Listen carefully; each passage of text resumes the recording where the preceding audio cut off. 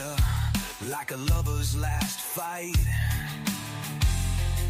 The air's electric in the neon light. A place where lies and truth collide. Order a double shot and swallow your pride. Smoke curls up like whispers from the grave. No redemption here, no soul to save. Each table tells a story etched in sand. The True Crime Cafe, where the end begins.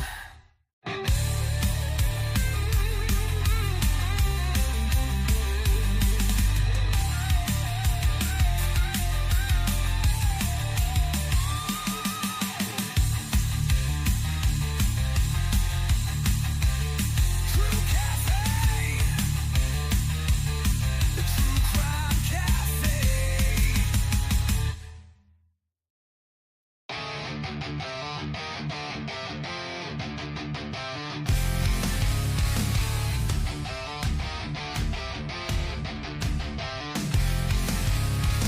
Coffee black like the sins in my mind. Sitting here where the lost souls unwind. Blood stains on the counter never fade. This is where the guilty come to trade. True Crime Cafe, where the secret's spilled. Every cup's a confession, every shot could kill. Underneath the neon lies a dark valley. Dancing with our demons at True Crime Cafe. The barista's got tattoos of broken dreams.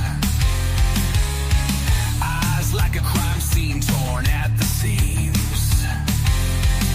The jukebox plays a dirge for the damned. In this twilight world where nothing is planned. True Crime Cafe, where the secret's spilled. Every cup's a confession and every shot could kill. Underneath the neon lies a dark valley. Dancing with our demons at True Crime Cafe.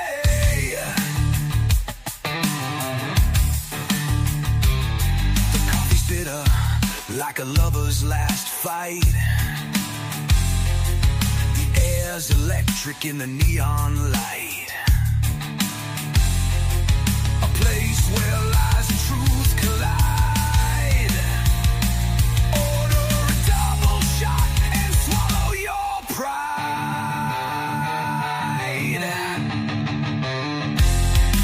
Smoke curls up like whispers from the grave. No redemption here, no soul to save. Each table tells a story etched in sand.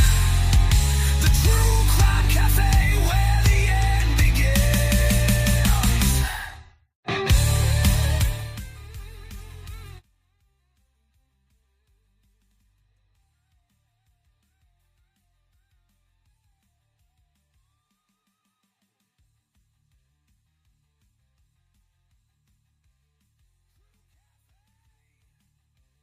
All right. Welcome back, everybody. It is so great to see you. Great to be back with you. I have missed you all so very much. I am happy to be here, guys. We are back in the house tonight at the cafe. Thank you so much for joining us. Yay. Guys, we are back in here to catch up, see what's going on, see what happened with Bryan Kohberger's situation in the Idaho 4 murders, of course, and just literally catch up because I have missed you all so very much. You have no idea. That being said, you know what comes next, guys. Let's do this thing.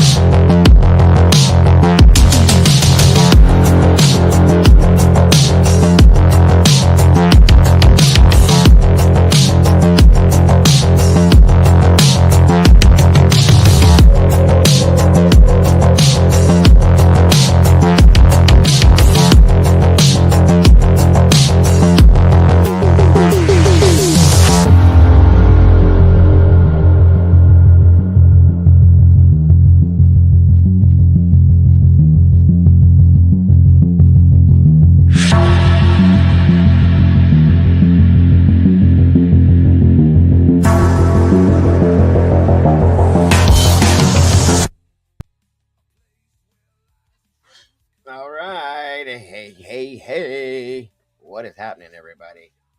It is amazing to see you all, and welcome back. Wow, that was a long week. Long week. You have no idea, guys. That can't happen again. Can't happen again. That was too long, too much, too wrong. No way. We're back. That's all that matters. Do what again, Moto?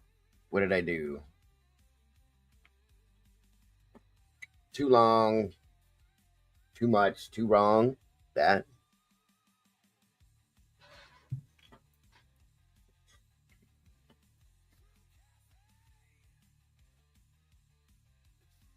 Come on in, grab a seat, guys, if you will, please and thank you. Is it raining? It's raining. Of course, it's raining. I don't care. I'm in my home. Welcome back, y'all. Welcome back. We're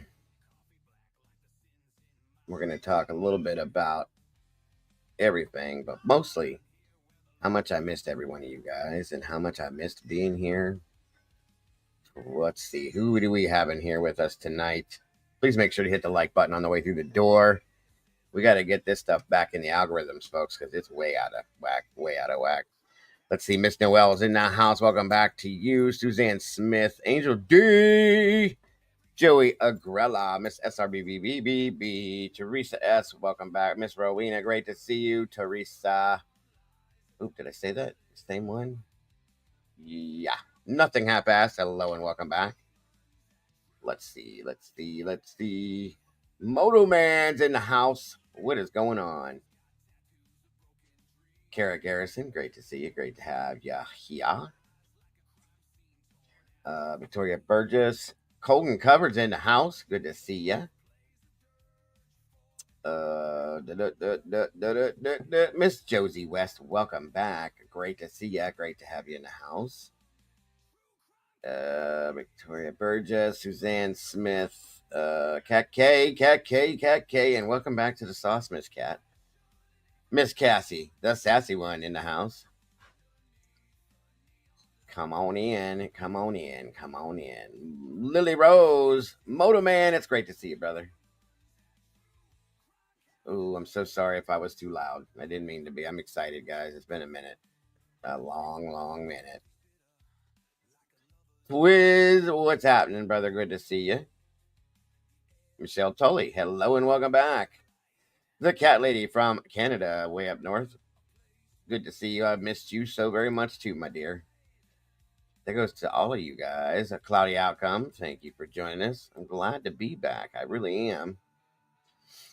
Candy girl, welcome back. Good to see ya. Missed ya. Come on in, you guys. Wow, you guys make me feel amazing. I swear to God, you do. Motorhead, no. That was something I made up as one of them AI songs, bro. Let's see here. Show. Who's joining us tonight? WB's in the house. Tammy C. Hey, good to see you. Mama 5, welcome back. Yes, I'm back. I am excited as well. Come on. Kara Garrison, great to see you back in the house. Justice, welcome back to you. CZ, hey, good to see you. Thank you for joining us. Come on in. Let's see. Alex, good to see you tonight. Miss Brandy B, our OG, Zakali, hey, welcome back. Good trouble, good to see you. Miss Paula, always happy to have you here.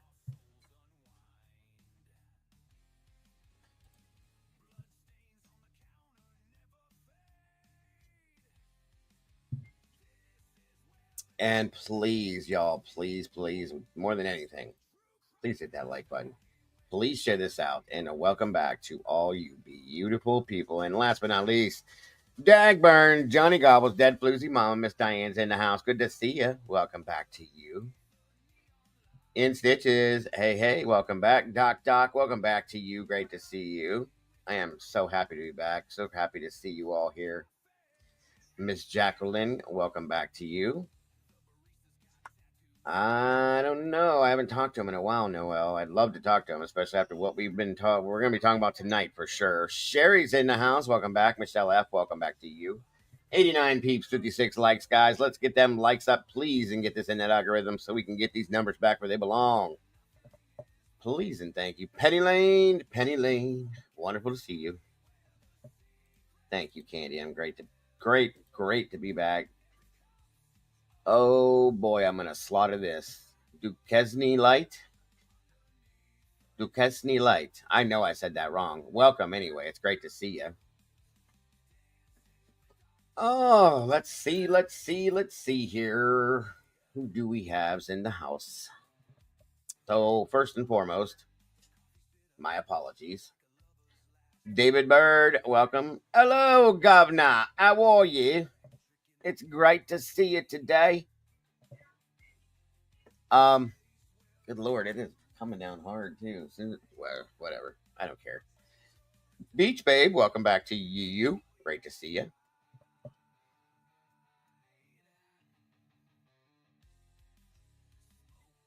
Yes, I am so happy to be here. So happy. Mark Schumann, brother, good to see you. It's me, myself, and I. Welcome back to you. 90 peeps in the house, 61 likes. We can do a little better than that. Come on, y'all. Help me out here, please. And thank ya. Come on in, everybody. Thank you for being here tonight. I know it's not my normal time, but what's been normal for the past week? Nothing. King Christopher, welcome back. Good to see ya. Um,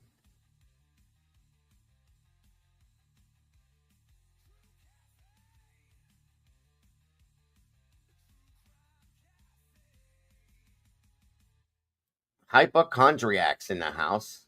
Ah, I like the name. That's interesting. Oh, yeah. Guys, it's gonna take me a minute to get back in the swing of how to run this stuff. It's been a minute. I tried to do this on my phone. Guess what? No, no, no, didn't work. Miss Victoria Burgess, CZ, yes. Oh, it's wonderful. Thank you for letting me know, SRB. Lisa J, hey, hey.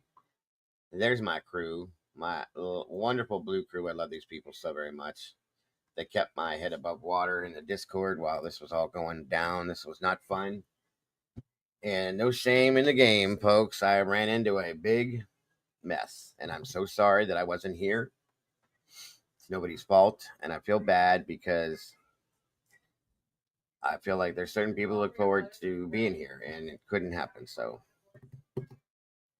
Moto Man, thank you. This case is dead. We got to turn the page, close the book, put a lid on it, bury it in the backyard. Thank you for that super chat, brother. Speaking of that stuff here, hold on.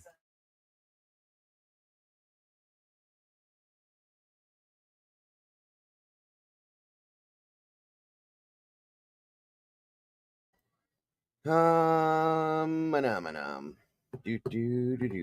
Crime Power Hour. Hey, hello and welcome. So, yes, I fell into a mess. There is Biff, Miss Lucy. I got locked. I got rolled up into one of those programs here in wonderful state of Ohio, and yeah, if you live here, don't do it. Just don't do it. They say, "Oh, we're here to help you. We're gonna fix your issues." People struggle. You know, my wife is working. I'm waiting on my disability to go through all this fun stuff. So things get expensive. My son just graduated. Blah blah blah blah blah blah blah blah blah. You know, this after Christmas is when I got onto this program. I think it was a year or two. I can't remember anyway. And it's this weird ass program that it sounds good in the beginning. And so if you guys see me running my Cash App, my Venmo, my PayPal tonight I'm doing it on purpose, guys, because I lost everything. So and I'm not begging. I'm sure people will say I am. But I will run those, and anybody that chooses to donate to support the channel tonight, I am grateful, folks, because I have nothing. So anyway, this program is you pay a percentage of your bill, okay, and they take whatever's left on that and tack it onto a balance. And if you make all your payments on time consecutively for 36 or 72 months or something like that, 48 months, something like that, um, they will wipe that balance out. But if you miss, I think it's two payments in that period of time, or you're late on two payments in that period of time, they bounce you off this program, and then you're legally responsible for that full amount. Whoa, boy. I did good trouble, and that's what helped me get back here. And thank you so much for that. So, um,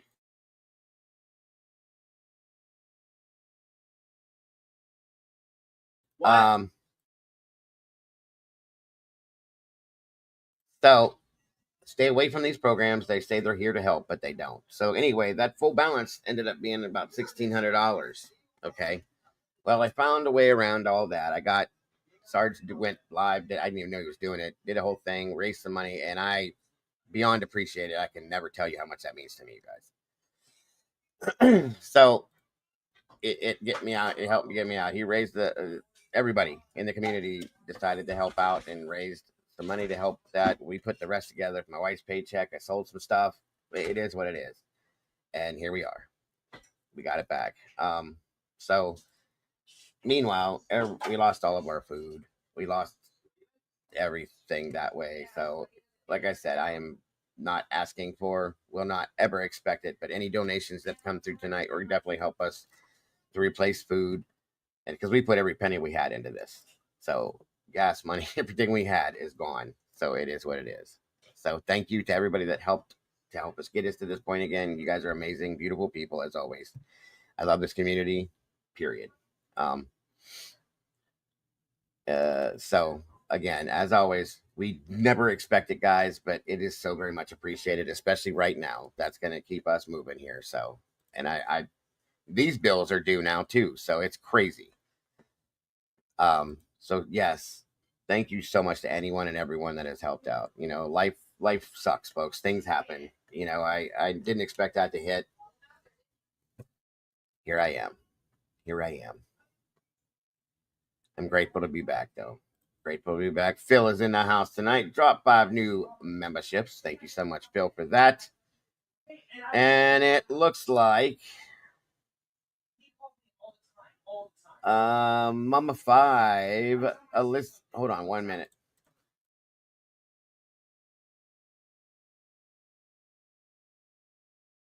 Mama Five, Dana Renee, Alyssa Cosner, Heather Mosher, the Snooper. I think that's it. But welcome back to the sauce for those of you that were here, and welcome to the sauce for those that you weren't. And Phil, thank you so much. God bless. That is so very much appreciated. That goes to Tom Jones. Good to see you. A lightsaber? Where do you see a lightsaber at?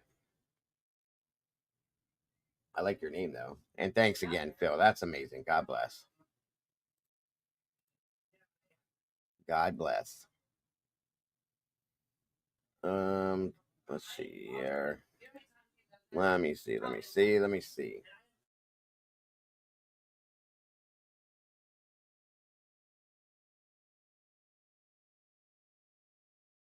Okay.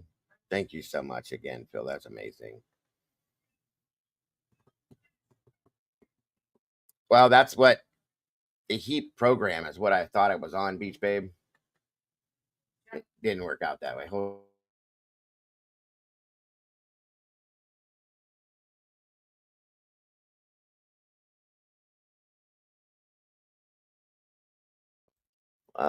Let me see. Let me see. Let me see. Show. Keep it reals in the house. What's up? The na something hurricane. Rock me like.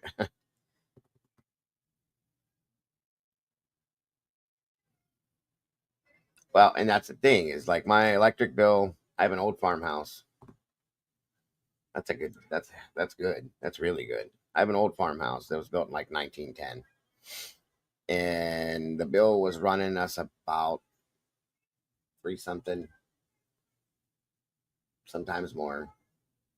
the air conditioning runs in the summertime, all that kind of stuff. So I got all that part worked out. I'm going to be going on something different for the future to deal with this. I will not go back on that again.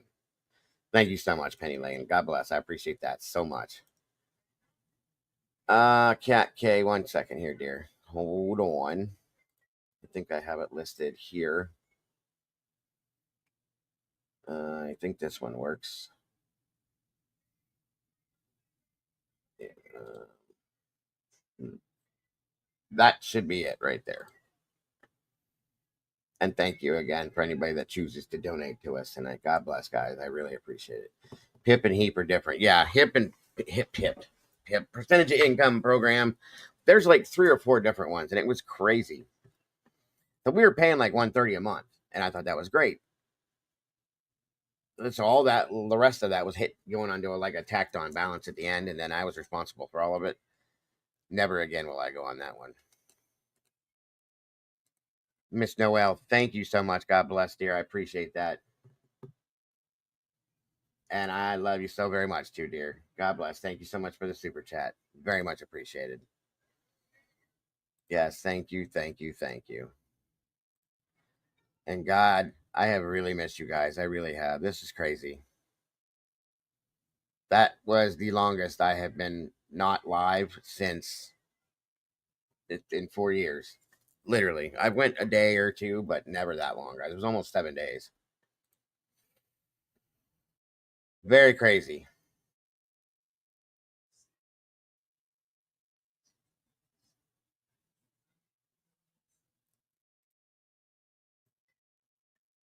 Again, God bless Noel and thank you.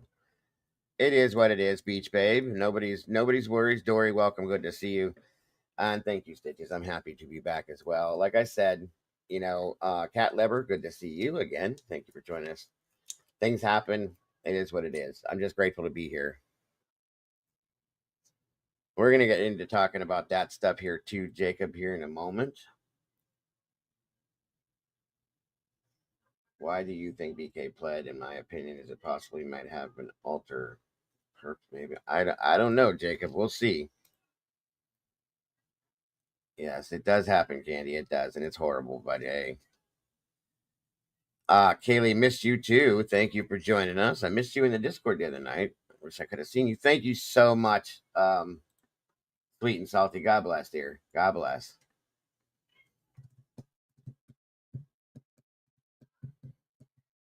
Yes, yes, yes. Thank you, Miss Noel. Sweet and salty. You guys are beautiful. I love it. Thank you so much.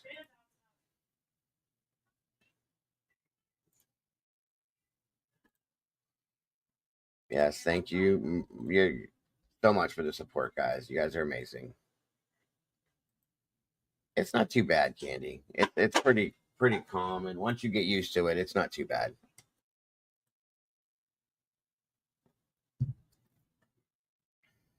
Well, it's a discount amount, Tara. It's a discounted amount. SW Music and Movies. Hey, welcome. Good to see you.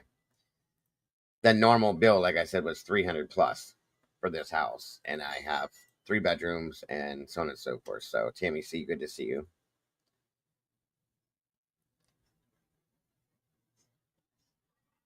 So 120 peeps in here, 81 likes, guys. Hit that like button. Thank you guys again for being here. And we're going to talk about that. And I should do this too, just because it's too bad Jesse's not around. I haven't seen him in a while. Hang on a minute, guys.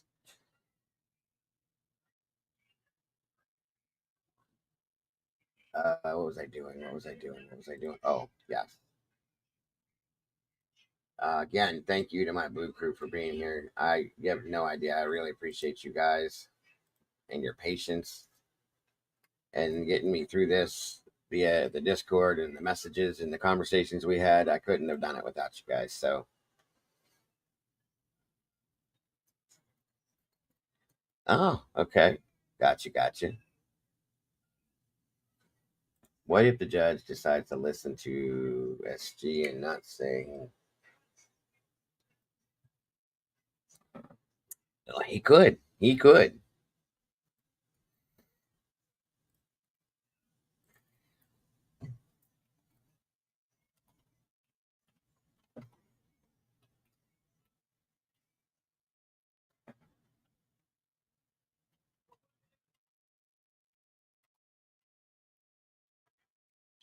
Oh wow, you guys are amazing. Cat Liver, thank you so much. Super chat, that's amazing. I appreciate that so much, guys. I will get those, just so everybody knows. The super chats, super stickers. I will get those next month when I get my YouTube AdSense pay.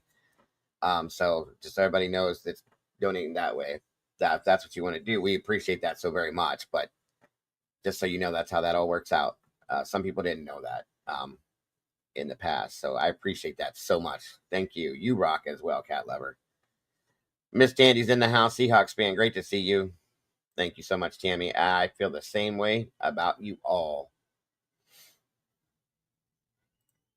Caden is actually working a job now. He just started it about 2 weeks ago. And I did get finally an email from my attorney's office. And I'm praying that means something good with my disability. It was only 6 months since I've seen it.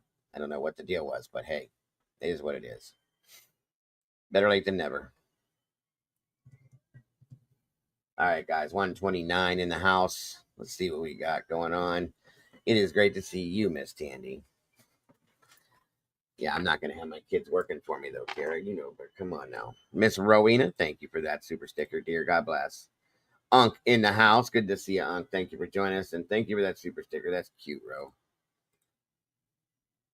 Legendary investigative journalist George Webb. His brother broke Iran Contra. Is boots on the ground in Idaho. He thinks there's a connection to Idaho. Really? That's different. Interesting. I'd like to see what that is. Oh, Kat, thank you so much, dear. That was so generous of you. That goes to anybody that sends anything via PayPal, Venmo, or Cash App. God bless, guys. We don't expect it, but it will definitely help my family here at this point. And God bless again. Thank you so much, everybody. My whole family thanks you. Thank you, thank you. God, it's so nice to be back with you guys. I went through like withdrawal from this, you guys. It's crazy. Let me see here. Let's see. Let's see. Thanks so much, Kat. God bless, dear. Candy,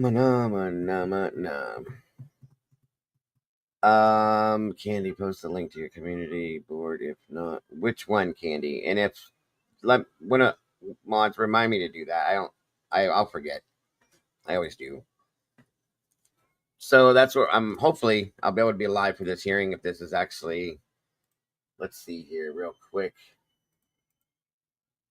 What a blow! I was going insane yesterday because I couldn't do this. I couldn't be live. I wanted to talk about this, and I was just like, "What in God's name is going on?" And oh my God, here we are. So, all right. So we got the hearing tomorrow, July 2nd at 11 a.m. Right here, folks. Documents dropped.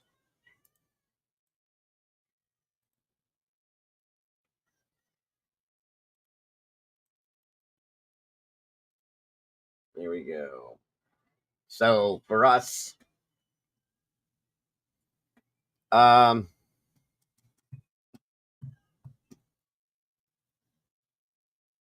thank you, Miss Paula. What do we got here? Hang on a minute. You might have to update Noel. Sometimes if you need to update on YouTube, it'll start doing weird things like that.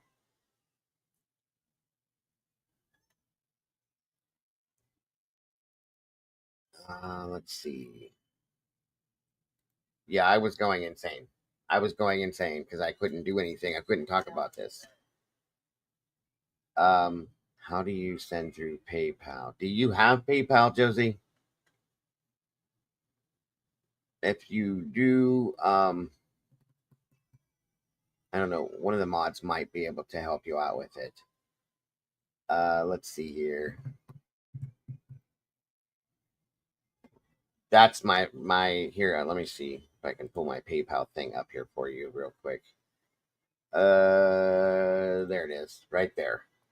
That would be the link to the PayPal.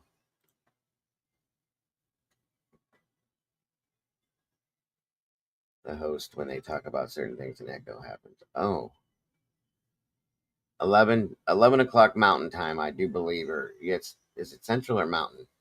So it'll be 1, like noon or 1 o'clock, I think. I'll find out for sure, and we'll be here. We will be here live with it. That's a fact. No two ways about it, folks. Believe me, with everything I've missed, it's Mountain Time. Thank you, Tomboy. Miss Bonnie Bailey, my love, wonderful to see you, dear. I am here. I am okay. Thank you. I've missed you so very much. I am okay. We just ran into a mishap. Catherine Ramsland going on News Nation. When is that happening, Twiz?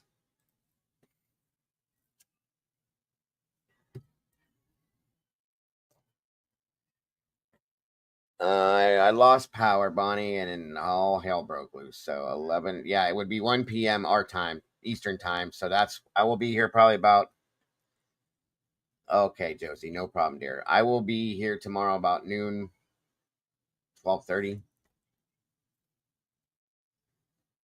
And I'm going to tell you here, let me do this too, because I want to talk, guys. I want to talk. I want to talk. I want to talk. I haven't talked in so long. We also got another document about order approving the pool still photographer for the courtroom stuff. That's another document we got. I'm going to drop my link and pin it. Anybody wants to jump up here and talk with us about what is going on before this hearing tomorrow? Lisa Vallejo, welcome back to you, dear. Oh my God, Bonnie, I hope you're okay, dear. Always praying for you, always thinking about you.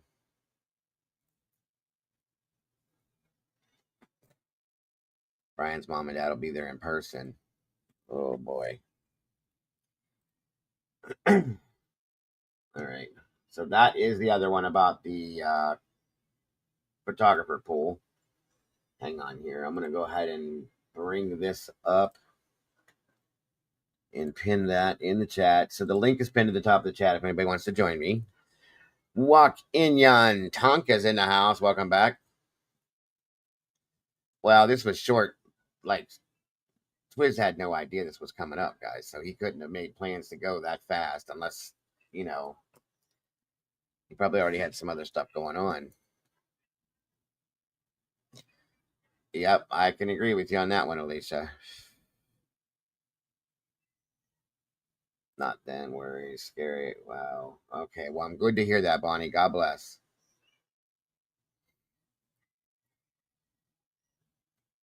Miss Donna Salamander's in the house. 122 peeps in the house with 91 likes, guys. Let's break that 100 and get me in that algorithm, please. And thank you. God bless. And thank you all for those of you that have donated towards the channel. For you guys are helping us so much right now. You have no idea.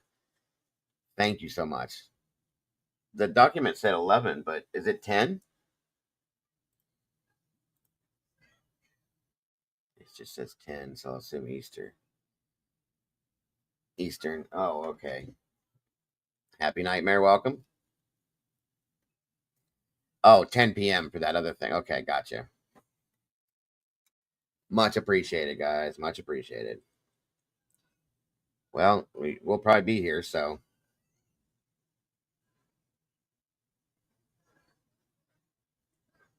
If it is, we'll bring it up. Cold and covered, it's great to see you in here. Scott Metalhead, brother, welcome back. Good to see you.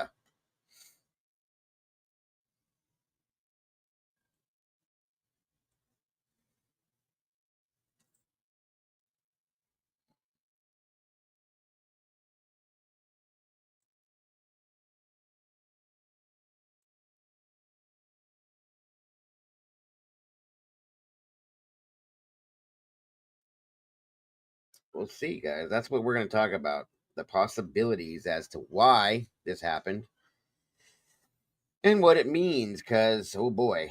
Oh boy, oh boy.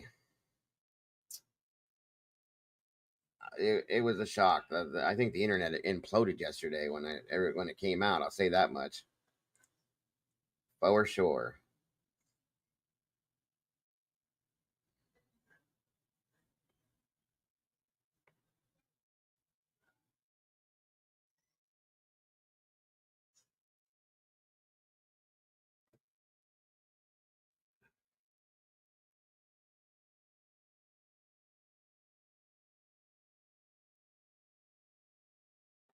Let's see here.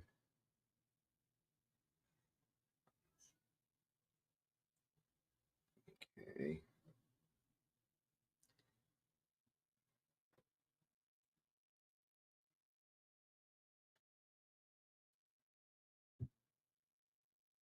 Yeah, I know. I can imagine, Alicia. I can imagine. I was like, what? No way. And I think a bunch of us were just like, nah, nah, no way, no way. So, yeah, it's still a shock. Like I said, we're going to talk about it. Anybody wants to join me, that link is pinned up there.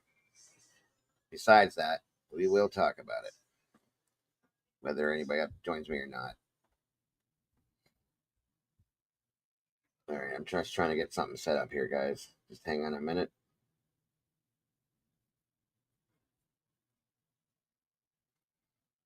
Mr. Donnie D's in the house. Yvonne Poole, welcome. Good to see you. If you want to join me, Angel, you're welcome to. As long as you behave, and you know you will. You're always good in here. So, Rach, welcome back, dear. Good to see you. Because I know you won't. That's why I said that. I figured you wouldn't. Smart ass. You are a smart ace. Smart ass. Let's see. Typically unique. Welcome. Good to see you. No, thank you. I appreciate that. Yeah, we'll probably be in here, so I'm gonna see if I can um run it. If that's the case.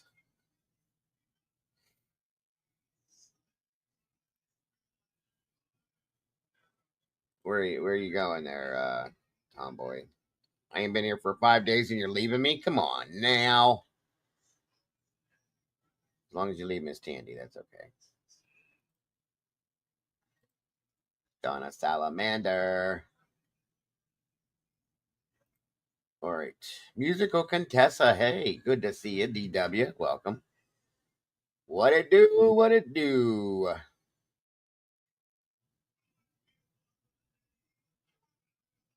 Hmm.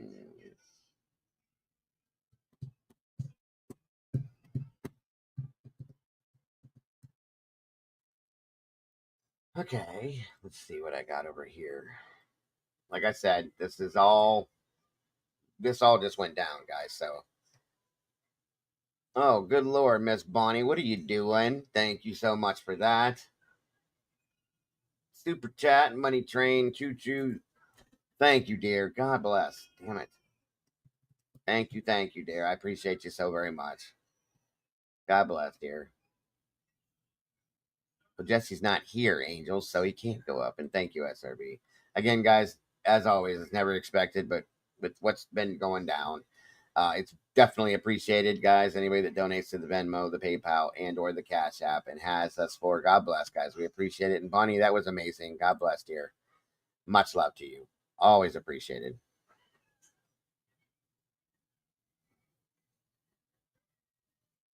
I would be impressed if you did, Miss Angel. So such a sweetheart, Bonnie. Kane's in the house. What's up, buddy? Thank you for joining us. Again, anybody that wants to join us, is the link is pinned at the top of the chat. So there's different people in different places saying that Bryan asked for a plea deal from the defense did, and I've seen it from the other direction.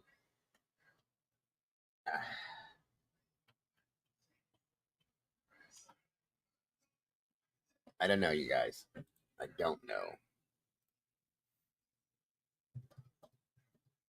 I need Jesse in here. Somebody go find Jesse. Well, first and foremost, I do want to see something I wanted to catch up with, but we're going to look at this first. I'm glad you enjoyed that, Kaylee. I was sorry that I missed that, but I was over there where Clark was. All right, let's see.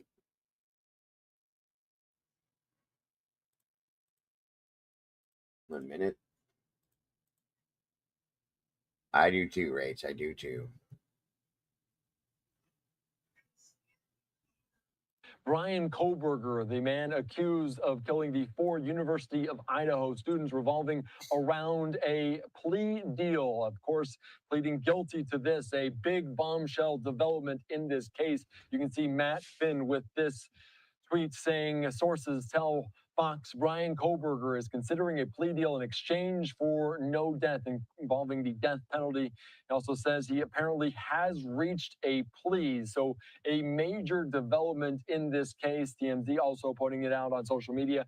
Bryan Kohberger reportedly accepted a plea deal in the Idaho murder case. Of course, this was a high-profile case that was expected to begin trial in just a few short months' time, as we are following it very closely since it began in Moscow, Idaho, as Bryan Kohberger has agreed to plead guilty on all counts in the killing of 4 Idaho college students, sparing him from the death penalty. Kohberger will be sentenced to 4 consecutive life sentences. And of course, a hearing scheduled for July the 2nd. The plea comes just weeks before Kohberger's trial was set to begin. Jury selection was set to start on August the 4th, and opening arguments were scheduled for the middle of August. Twiz, if you're not doing nothing, bro, jump up here. I want to hear your thoughts on all this, truly, if you don't mind.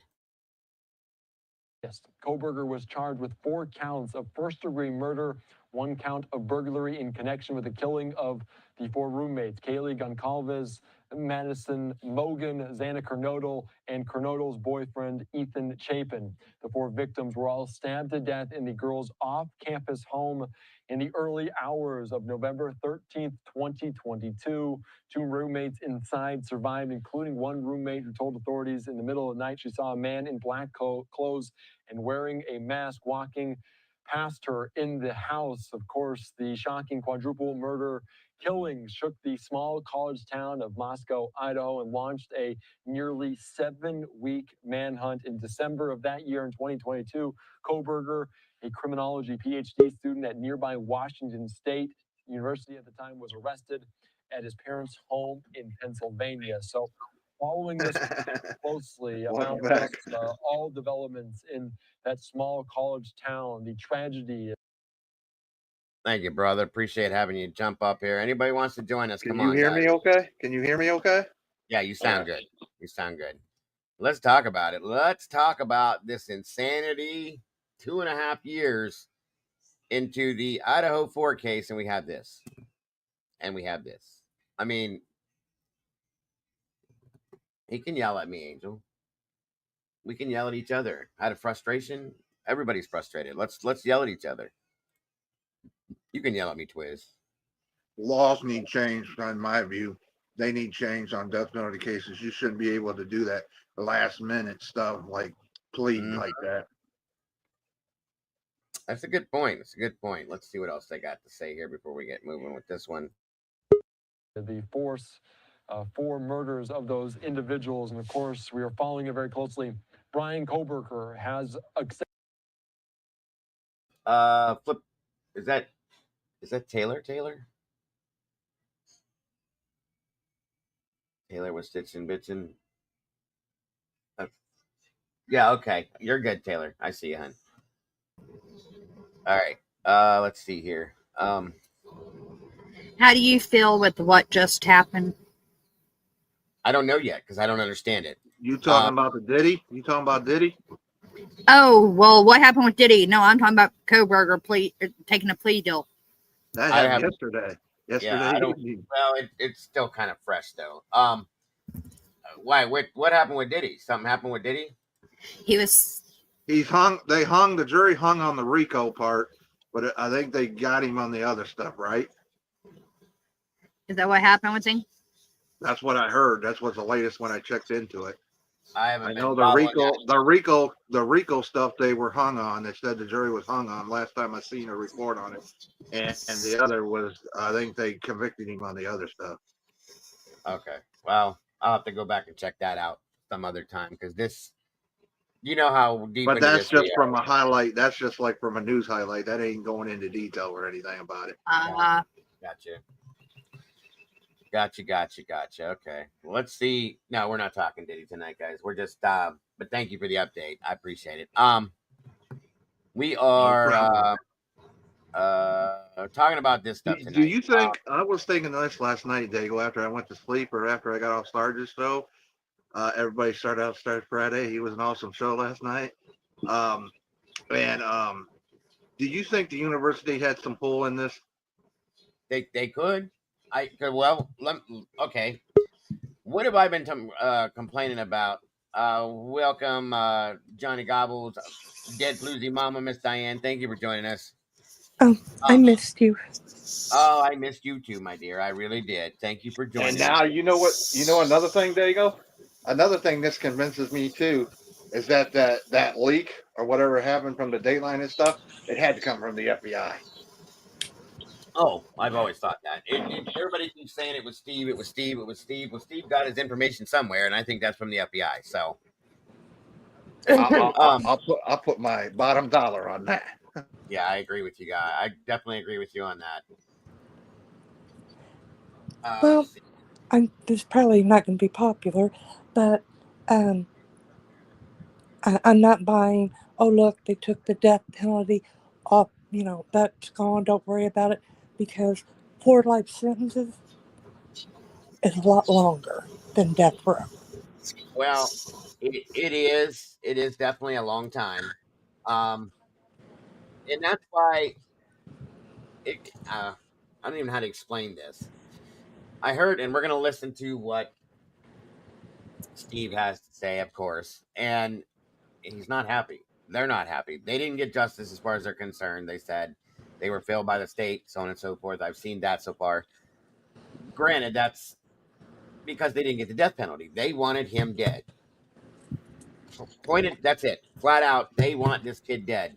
Yes. They wanted him gone. They wanted him gone. Okay, that's. There's no two ways about it. They want him dead. So like she said, 4 life sentences, guys. That's a long ass time. He's gonna die in prison. Okay, he's not gonna have any kind of a life. 120 years. When I added it all up, it's about 120 years. Yeah, welcome back, Carl. Thank you, and it's great to have you here. So that's a long time. You're not going to have any kind of quality of life in there because they're going to have to keep him, probably, in my opinion, at least, in some form of segregation. And it's not going to be a great life, but he's living and he's breathing every single day, and that's not what they want. A I life don't for a think he'll life is do. the way they I look don't at think it. But he might go 10. He might get 10 years. He might. I But don't here's think, the sad thing is it will, if we was to put him to death, it wouldn't bring back their children. of course not. It does not. But that's a fact. And But here's it's the justice point of it. It's the justice. That's how justice works in the America. If you kill Yeah. somebody, you should have the same fate. A lot of people believe that, Donnie. A lot of people do. Here's my point, though. At least it's my thought. I don't think if Bryan goes to prison for life, I don't think he'll survive a year. That's just my feelings on this. I'm not saying it's a fact or that I know something. What is that noise? Somebody shaving or running metal on something? No. No, that's the cicadas in my neighborhood. Let me mute myself. Oh, okay. And I think somebody is going to take him out. I just feel like he'd be in danger if they don't have him locked down tight. I have a bad feeling. I've thought that the whole time, that if he goes to prison, that they're gonna have to watch him tight. You know what I mean? So I think she fixed it. SRB. Thank you, Taylor. I appreciate that. Somebody's gonna go at him. There's just no two ways about that in my mind. But I don't think so.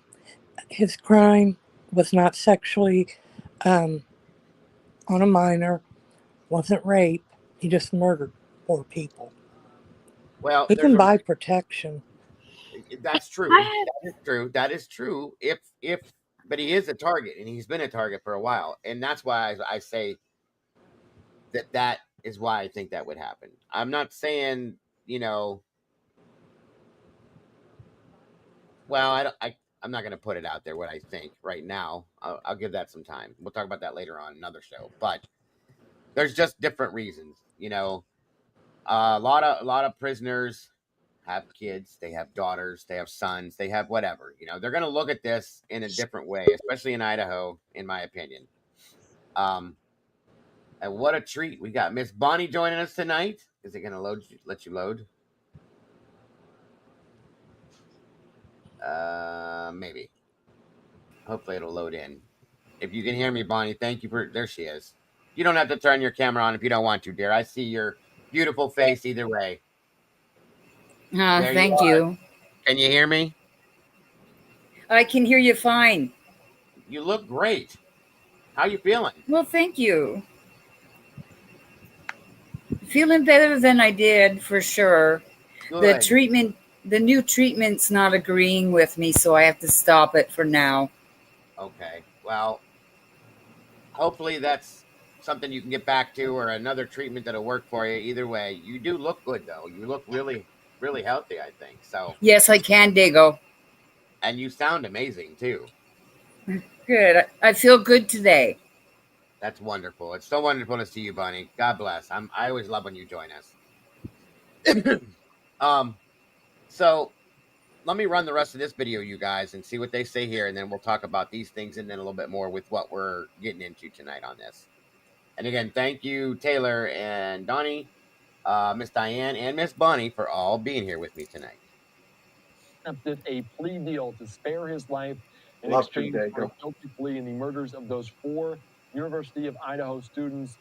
Of course, 2 sources telling Fox News Digital. So the report's coming in. We're going to speak to our legal experts about this, what this plea deal entails, what went through the mind of Bryan Kohberger potentially leading up to this. Of course, following it as it will be in exchange for his life. No death penalty in terms Great to of be with you. you will serve those sentences but not be put to death depending on the outcome, as we would have followed that case very, very closely. It was set to begin in just a few short months' time. Now, plea deal has been reached, reportedly. I'm Andy Mack. We're back after this.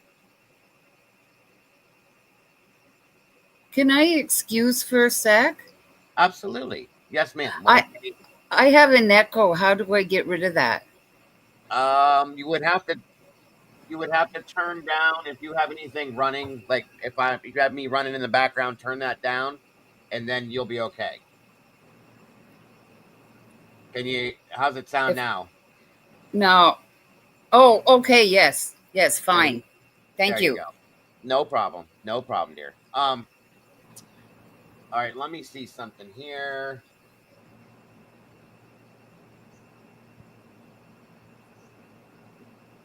Wow, I missed you guys. This is crazy. I can't believe it was that long. A week, almost 7 full days I was gone. Yeah, I was wondering what happened to you. Me It was a mess. too. It was a mess. I'm glad I am back though. That's a fact. Hold on here. Yeah, it was not the same without Diego. Well, I Well, appreciate that. No. I went looking last I night for him. When I heard the news, I was like, okay, Diego's going to be alive. Well, I would have been if I could have been. I promise you that. Everybody knows me. I would have been. Yeah, he was Especially, on Sarge Friday yesterday. He was on Sarge's. yeah, that was a struggle trying to jump in there. I sent Sarge a link. He must be sleeping or he's doing his own thing tonight. I didn't even think about that. Yeah, I think he's going on at midnight. I think, or maybe 10 or midnight, something like that. Okay. I'm not made up today. I look like literal poo, but You fine? hi. You look perfectly fine, Taylor. I've seen Can I do worse the on other thing that camera. triggers people? Yeah. Okay. Hang on a minute here. I want to find.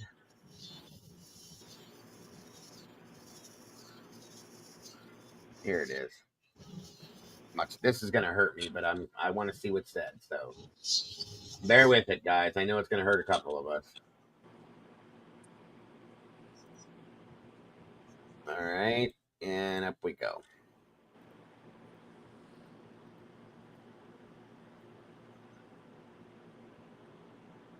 And Steve Goncalves. He is the father of Kaylee Goncalves. His attorney is Shannon Gray, who has stood by him steadfast from the beginning. Steve, I don't know what to say. You're the first person I thought of when I heard this news today.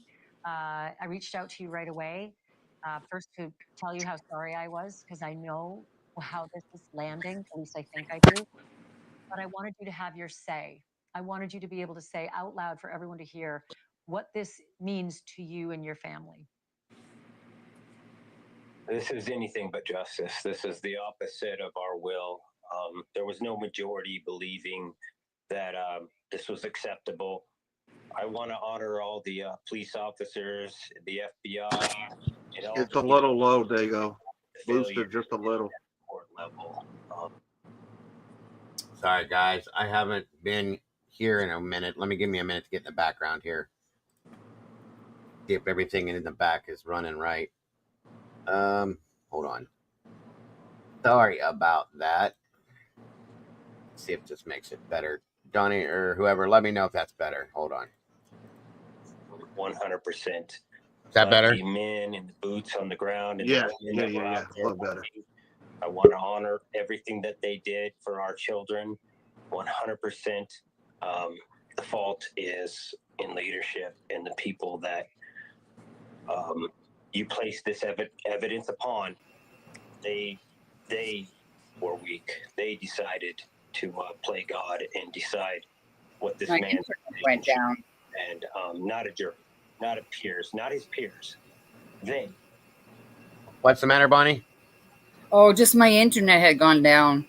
She's on Okay. a little bit of a delay. She's on a little delay. That's okay. Yeah, that's what I thought. It's just a tinge behind. We'll catch you up. No worries.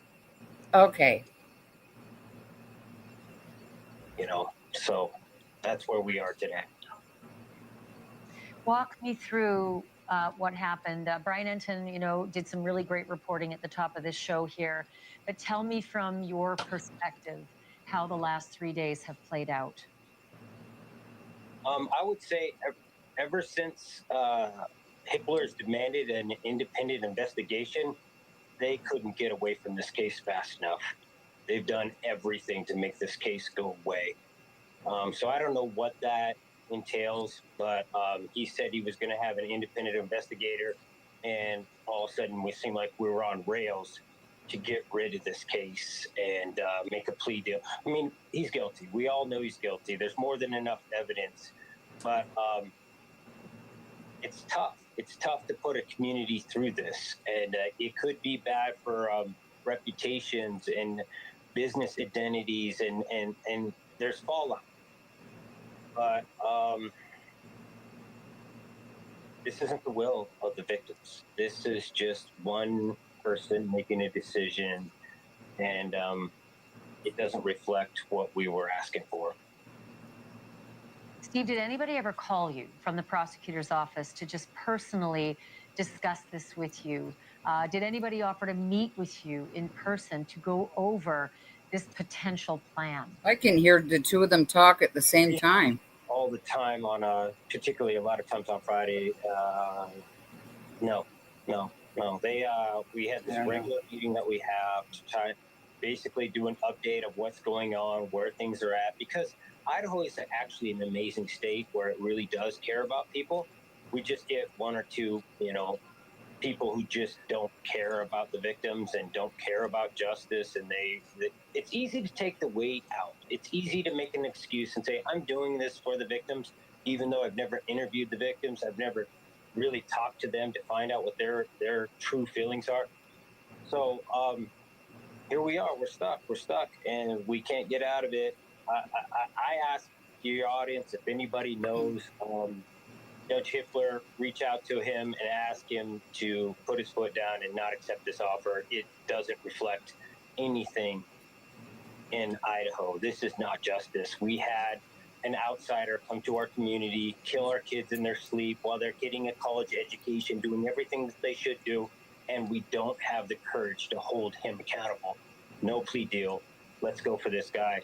100%. Let's do it. And that's how this family stands. Steve, I know that, it's no secret your daughter Kaylee was so close with Maddie Mogan, best of friends. And I know that you got to know the Mogan family as well. Have you spoken with the Mogan family, and do you know what their reaction is to this plea decision?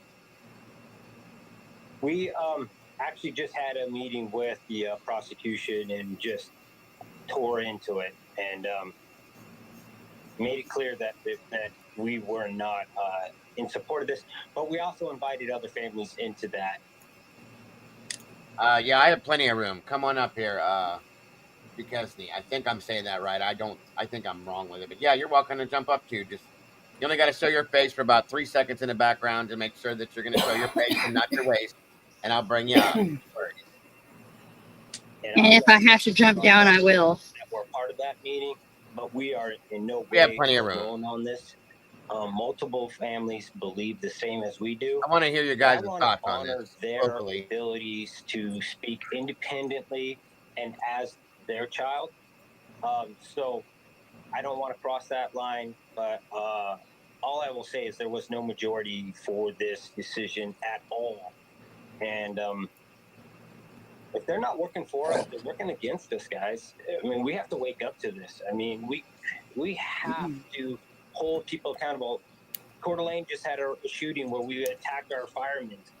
People need to stand up to these monsters and stop Welcome to freaking bowing down to them and giving them child care. I mean, prison is nothing but adult child care.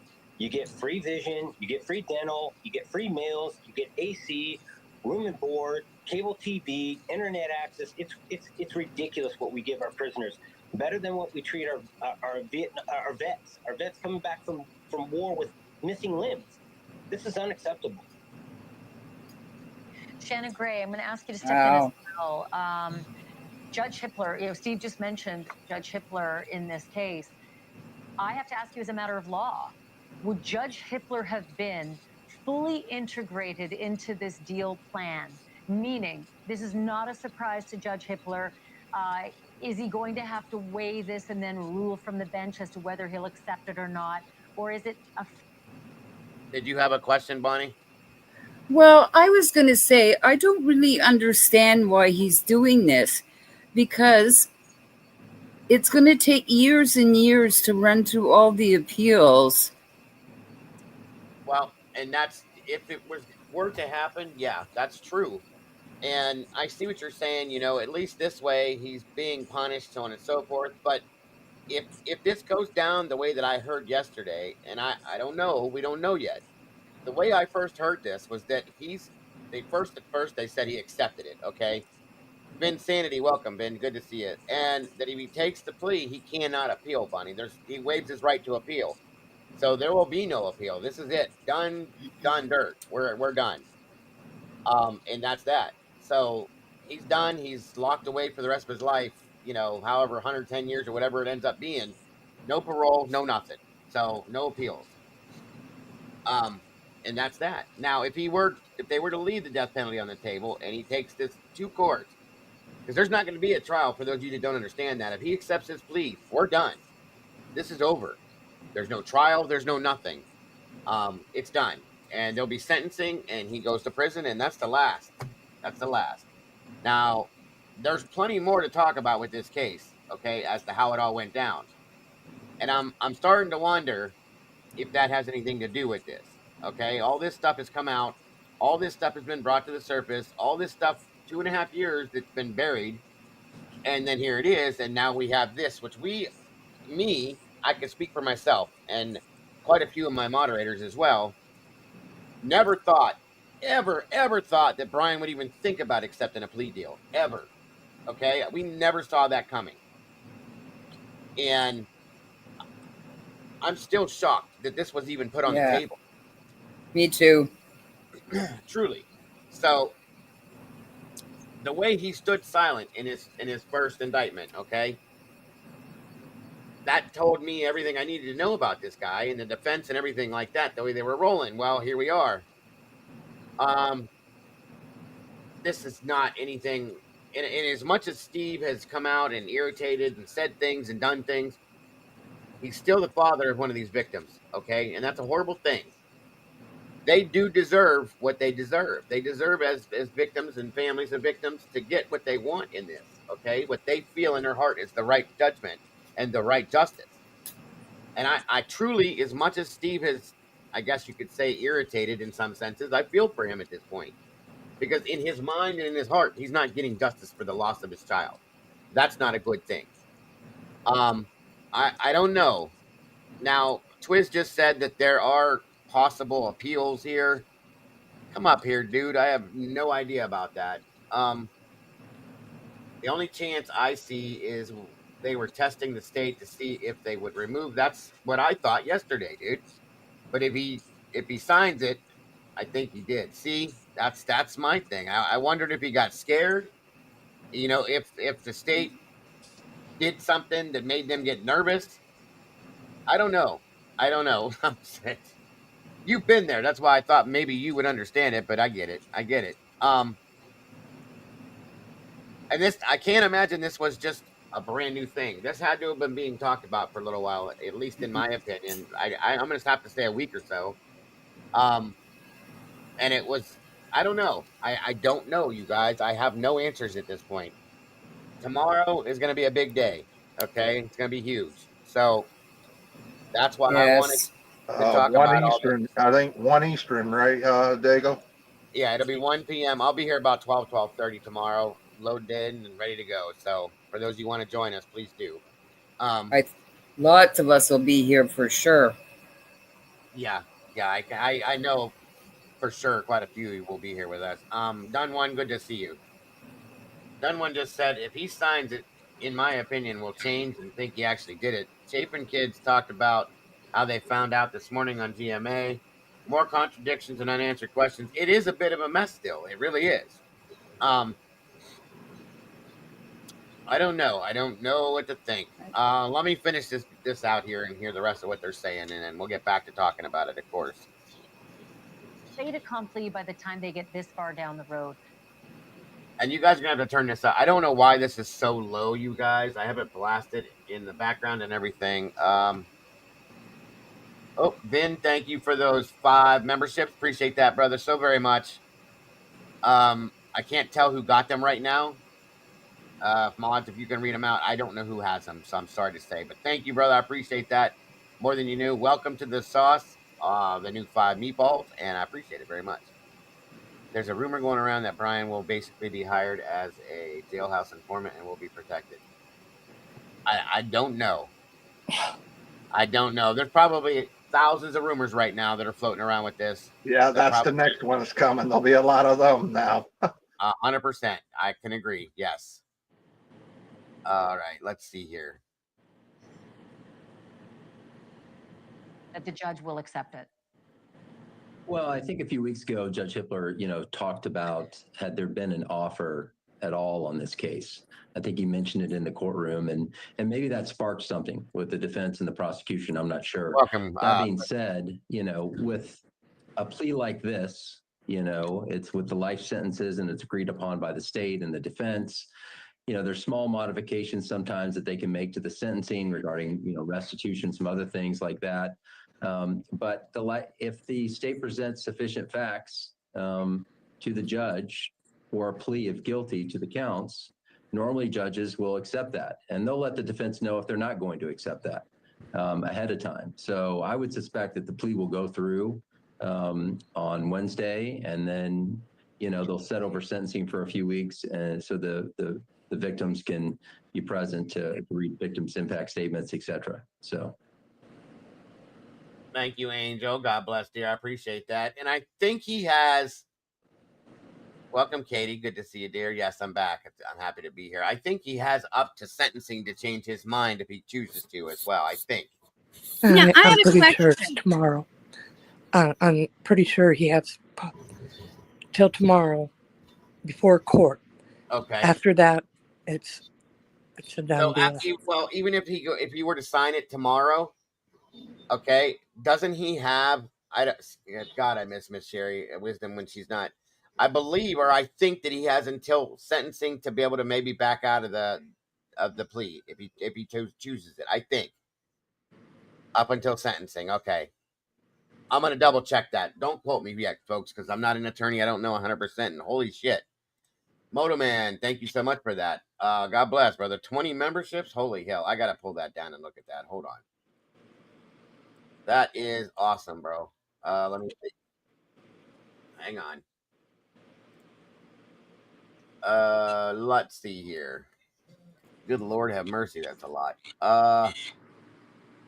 Where did it drop at? I think you're muted, Bonnie.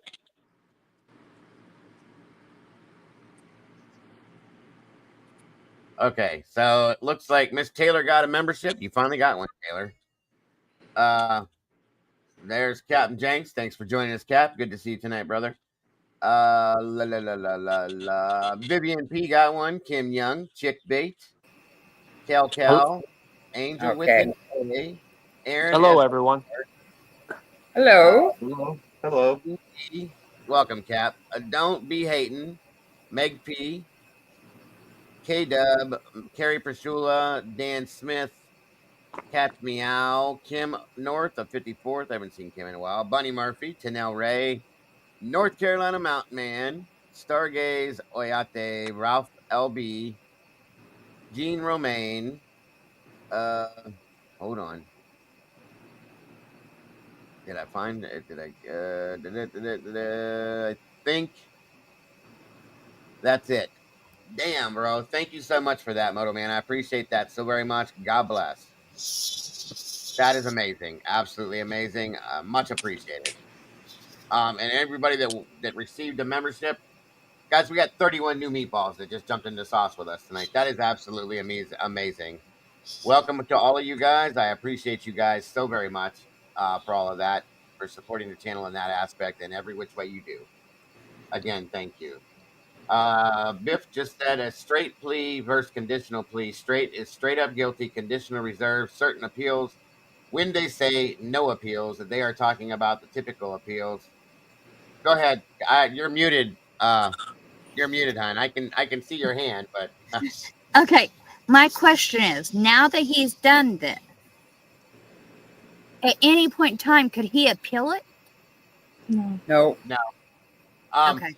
Now Twizzle said that there's some form of appeals. I don't know what The they only are. way that would change if they change the law. That's the only way.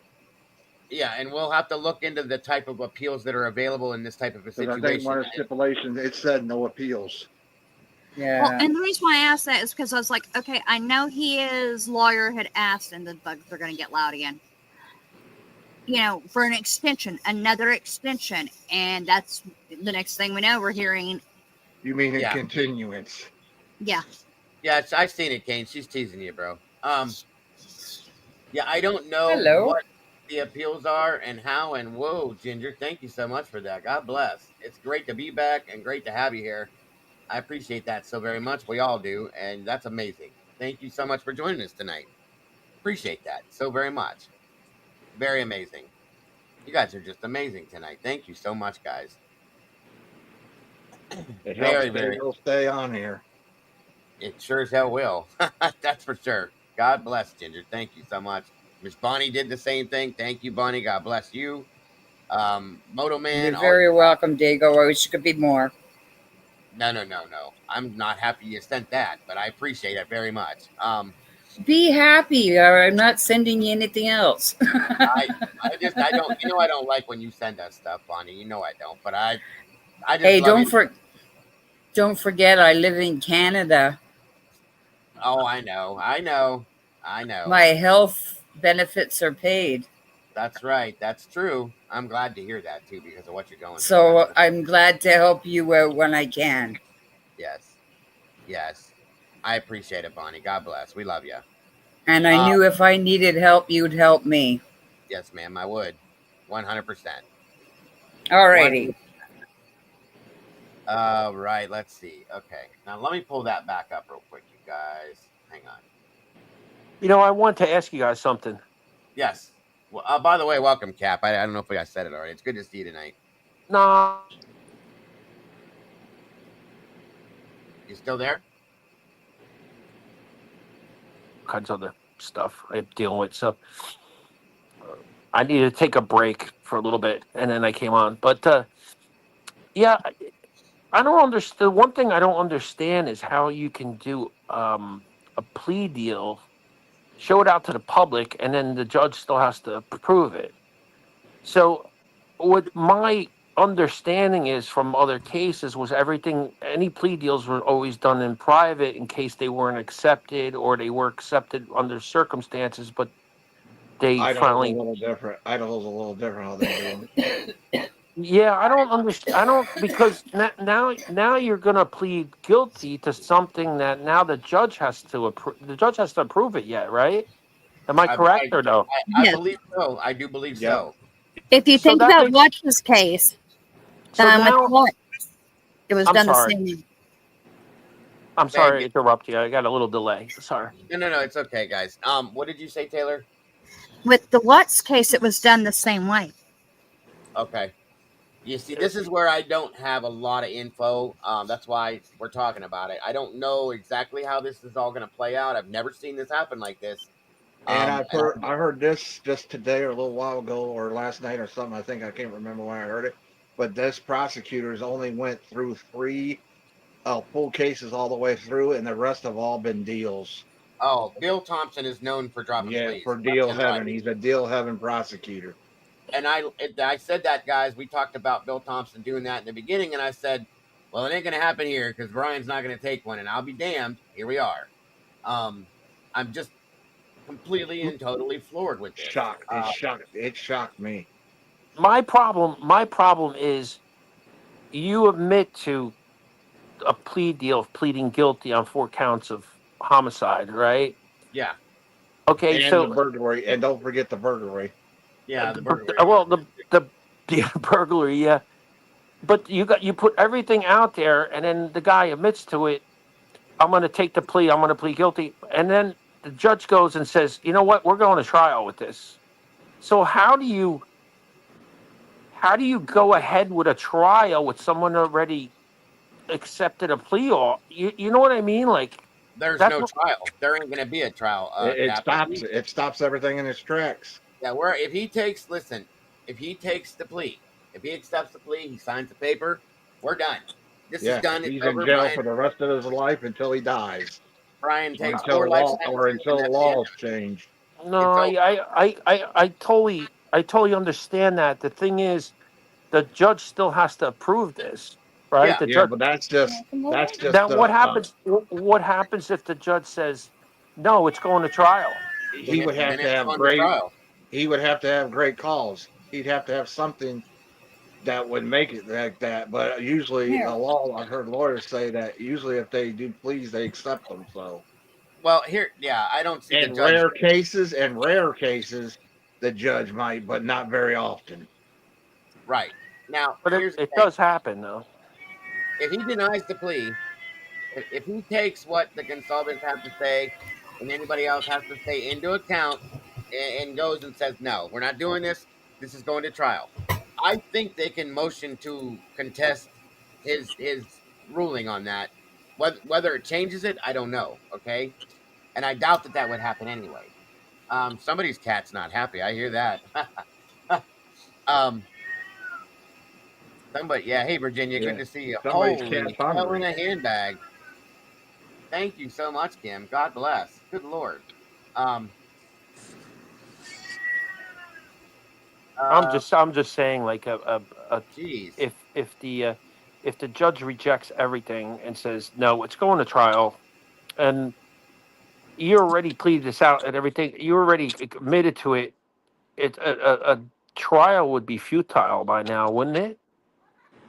You're already showing guilt, and Well, and here's the thing, though. It depends on why he's doing it, Cap. He has Real to quick. have cause or a reason, a legit cause or reason to put it at trial. Yeah. Let me. he Let would me. have to. He would literally have to come up and tell how everything happened, and maybe even where the knife is, and you know what Yeah, I but mean. we're Like, not going to get full details. And even when he makes a statement, it's going to be a brief, maybe like 5-minute statement, They're if not going to that. give up. He won't give up. He'll never Okay. give up that info. Let me address this real quick first, guys, and I'll get to that. Kim, sorry. thank you. Oh, you're okay. Thank you for the super chat. It says, welcome back. You have been missed. I hate giving YouTube, but catch that. I understand, dear. Thank you so much. God bless. I mean, God bless. Thank you so much, Kim. And then Mountain Man just dropped one too. One love, one heart. Thank you, bro. I appreciate you so much. All of you guys are amazing. God bless all of you. So here's the thing. I question why Bryan did this. I very highly question why Bryan did this. Did he do it because he got scared? And Ann said, "I don't think we can do this." Okay, and it said, "This is what your best bet's going to be." Yeah, I think it was offered on Friday. What I heard, it was offered. I think the defense went to the prosecutor and asked if they would accept that deal, from what Well, I heard. right, and I don't know, Bonnie. It's struggling to pick up your microphone and your camera, dear. You might have to go out and come back in again. I want to know why. That's my biggest thing. There's Sarge. Sarge, I sent you a link in Discord if you want it, sir. We might get that down the road, Dago, in an interview or something from a law person or something down the road. I'll think he'll be eager to do an interview or something after time fades. Oh, okay, Sarge. Hold on. There he is. That's what I think. What up? This man Here probably comes has the some answers to some of our troublemaker. questions. Well, at least now we now know who did it. That's fucking awesome. Yep. Crime is solved. Do what? The crime is solved. I mean, that's right. Yep. You can't come up with a better piece of evidence than the perpetrator admitting he did it. Per se. Exactly. I mean, it's celebration. They got the right guy, regardless of the inconsistencies and chaos that we saw. Unless he's trying to protect somebody. Nah. I don't believe that. Can't make excuses now. I don't believe that. Who the See, I hell heard that earlier. I can't imagine there being anybody that he would protect. He doesn't know anybody from that area. Right. He's not that social. I'm thinking of what Dago said, the why. You know, we have the when, we have the where, but we'll the never why. know the why. We'll never the get why. the why. Yeah. He didn't listen, Jay. He didn't say he did it, but if he signs this plea, that's him admitting to That's it. admitting guilt. Yeah, If you plead to anything, like Come me and on now. Sarge was talking last night, That's it. you That's What it. have I been saying for all this time? That you know, when something drops, it's beyond reasonable doubt. Yeah. And him admitting that he did it, and he's going to enter a plea that he did it, is beyond reasonable doubt of any reasonable doubt when he right. admits it. That's why plea deals are there. I mean, it's a shame he doesn't get the bullets, to be very honest with you. Exactly. I mean, in all the disagreements I had with Gonzalez, I got to admit that the bullets would be the fine ending to this kid. Well, and that's what I said. You know, as much as Steve is irritated with what he's done, I feel for him at this point because they have the right to want certain things for their laws. That's my opinion. Okay. Now, if Bryan really did this, I told you guys before, for all the haters out there and all the guilters, I've said it before. If it shows that he's guilty, do what you got to do. I told you, put the man to death. I get it. Okay. My biggest problem, right along with Sarge's and quite a few other people's, is how we got to this point in this case. It still doesn't make any sense. It still has some money, time, and all that. It's all bullshit. It's all bullshit. So, and I want to know, and I know we probably never will, but I want to know if he did it. I want to know how he did it. I want you to explain. I want somebody to explain and show how this kid did this because I don't believe it. We'll get that maybe in 5 years. What was there not to believe? It's because of the way it all went down, Sarge. The same question. Well, you know, there's a lot. Listen, in all fairness, too, there's been a lot of sealed hearings, a lot of sealed things that they discussed that we're not aware of. We may never know, but revealed. The inconsistencies that we were questioning were clear inconsistencies, and yet he's decided to tell us that he did it. And I don't know why that's so hard to accept. That's the reason. That's what I want to understand is the reason for it. That's all. I want to see all that unsealed stuff too. I want to see all that sealed stuff. You're not going to see it. You're not going to see it. We'll never see that. They won't unseal any of that. I don't believe at all. Bonnie, it's not letting me bring you back up there. You're having some kind of a disconnect issue. It says that your microphone and your camera's not connected there, if you can hear me. Listen, I think that settings on our computer. Is Eddie in here by any chance? Eddie? Well, no, he hasn't been around in a while. Critical just said, this is what I'm saying. There's going to be all sorts of rumors that drop until they show proof of it. I won't believe any of this. Right. Yeah, that's the next thing. Well, you don't need any more evidence than the fact that he's admitting he did it. What? Yeah. I don't know why they're going to turn this into some other conspiracy theory. The bottom line is there were legitimate things to question, and now the accused himself is going to come out and say he did it, right? If you know those other details, it's not going to change the fact that he's admitting to doing it. So you have to take the guy at his word. John Hancock on that paper, he's guilty. Yeah. 100%. And that's all there is to it. No matter what we talk about, no matter what we want to hear, no matter what we want to know, there she is.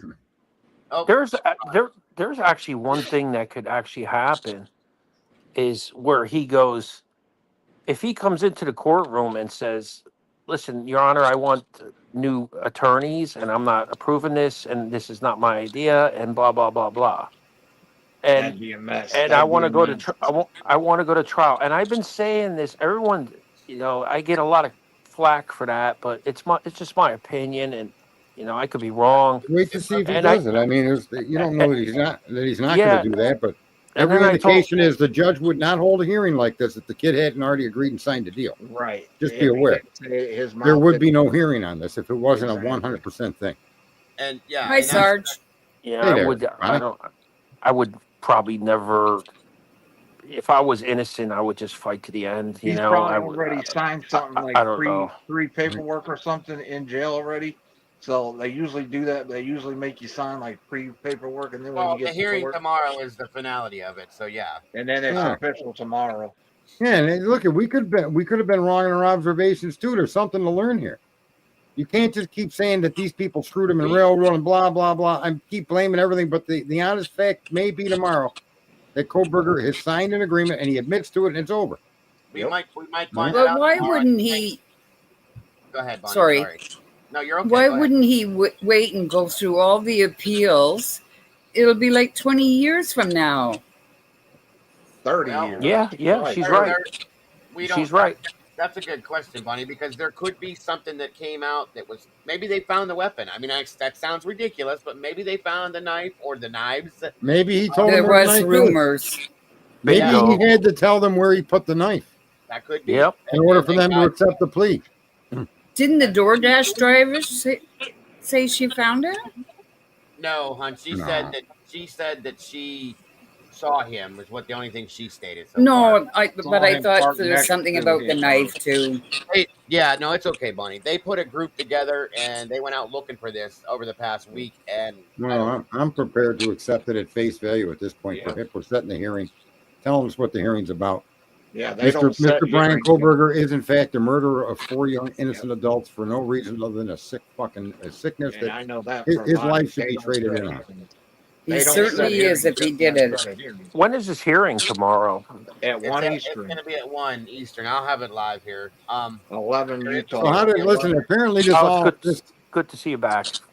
Dago. apparently it all worked out. How did that all end up, Dago? I know I had a part in it. Did you come up with that total amount? If so, how did that happen? Or did you renegotiate? Well, how did it work out? They gave me the ability to pay a certain amount, and I used something called a medical certification because I have like breathing issues and stuff, and I need certain things. So they gave me that option for a 30-day stay to be able to pay the rest of it at some time, so on and so forth. And I sold some stuff. My wife got her paycheck, and we threw the rest of it in there. And that was between what you helped with and all that. We're here, so I appreciate all of that. Whatever happened to Mr. Tran? Did he ever help out?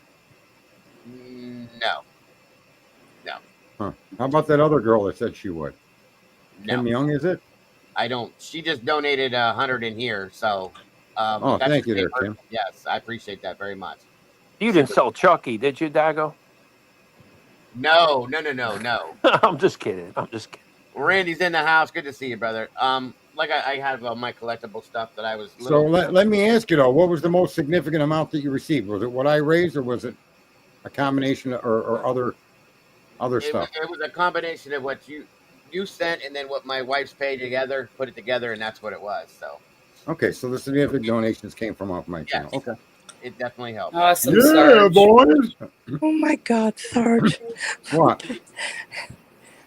What? You Say know, it. Don't You're say it. kidding. Like, hey, did Well, I? I want to know. I mean, I set out to help a guy. I want to see how effective my help was. I mean, Oh, it's very You know? helpful. I wouldn't be here if it wasn't for you, and I appreciate it. I don't just roll over and forget the woman. I ask her if it was good for her. If not, I can't do anything. I'm tired. Yeah. Oh my God. The balance is Jesus. I have to pull it up and look. It's written down in my one notebook back here. It's there's still a significant amount. I think it's probably close to 1,000 maybe. But I Well, promise then you, I don't ever get on that program ever. you didn't really add anything on top of what you collected because it was only 1,600. You said. Electric companies come. That was Anyway, it doesn't matter. that We'll was- talk in private about it. That was I the may minimum. ask for a fucking refund. That was the minimum, Sarge. There was a total balance on top, but that was the minimum what I had to pay there. There was still a little What is bit FFIS? What does that mean? for fuck's sake. Yeah, what's IS? Or no, Plus, he had to FFI. get food and everything. I don't know what that means. FFIS. I wasn't trying to feed the fat bastard. Just give him fresh air. That's all. Turn on his AC. Wasn't about his food, his nutritional needs. Oh, Lord. Joey Donut. Well, we got Kohberger going down. We need to find a new case. We need to find new information.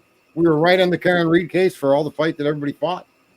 I think we were correct as far as the inconsistencies in the Kohberger case, but apparently Bryan told us, shut the fuck up. I did it. Sarge. Yes, sir. Sarge. Yes, sir. JFK, dude. JFK. You know, somebody posted, there's a documentary, and guess what they're starting to say now if they read all them papers? What's That's that? what they're starting to, that it was racially motivated. That his death and Martin Luther, everything that I postulated is now part of the narrative. And I think someone's going to make a movie about it now. Not because they heard me. What was racially motivated? The murder of John F. Kennedy. Oh. Okay, Yeah. I didn't hear that part of it. No, there was somebody, I got a link in my notifications on X. Someone said, look at this, Sarge. You were absolutely right. This person went through all the released documents. Gotcha. You know what? You know Yeah. about you know about item 9. You know what item 9 is? It's probably something on my tax return. What do I owe? No, it's item 9 is JFK's brain and the biological samples and slides put in a canister. Yeah. And it's called item 9, and it was moved to Langley, Virginia, to Maryland, and then it was locked. It was brought to the White House and actually locked in a vault.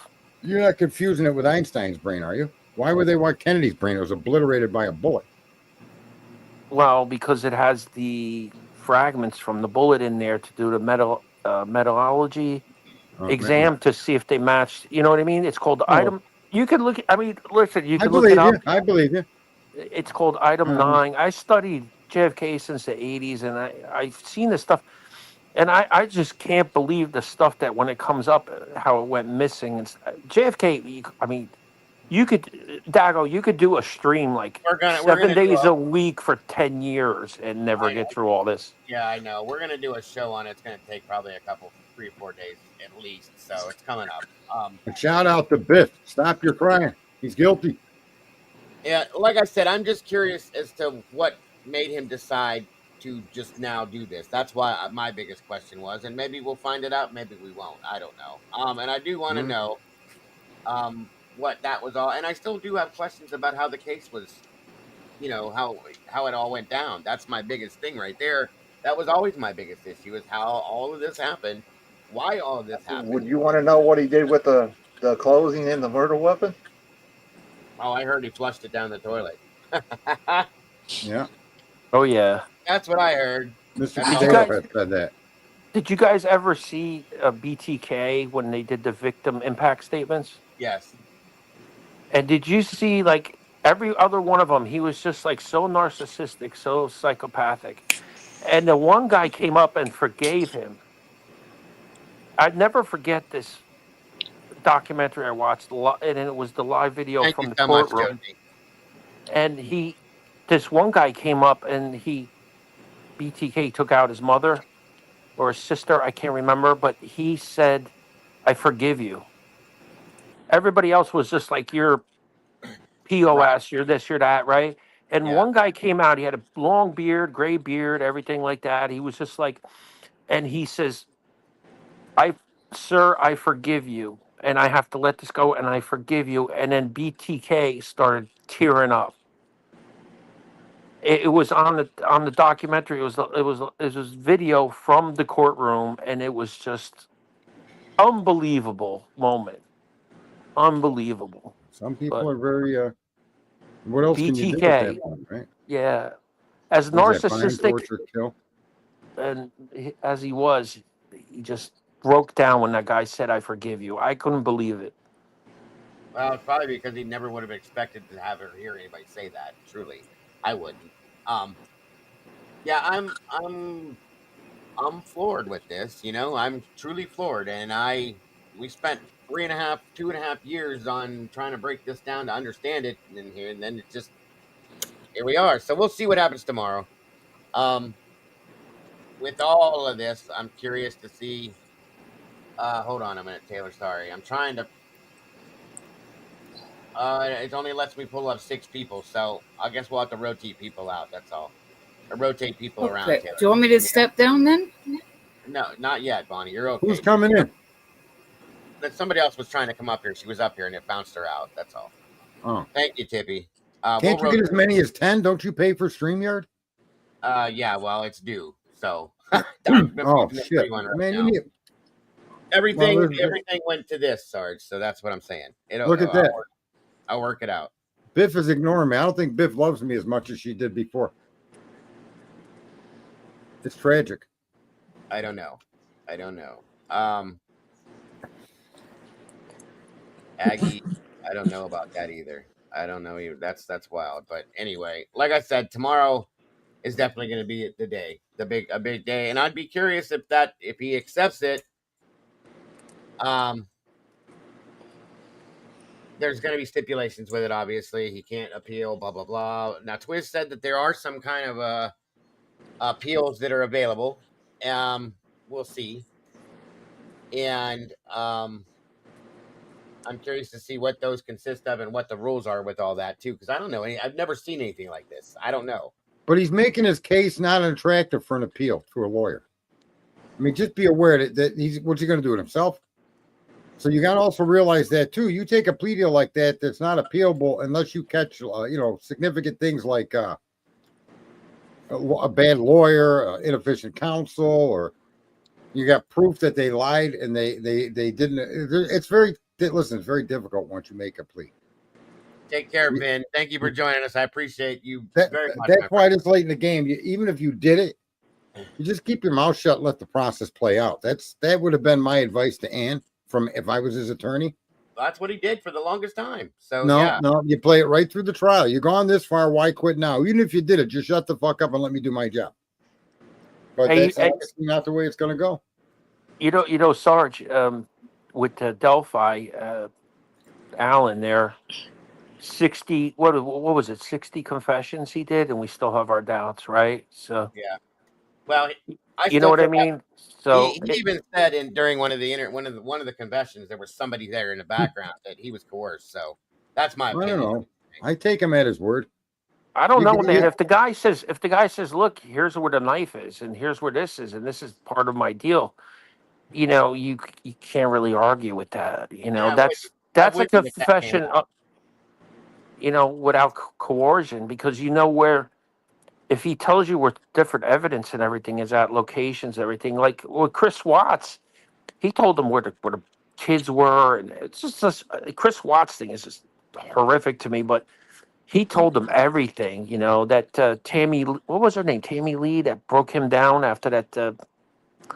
Used the technique with the polygraph and all that on him, and he just broke down, told him everything.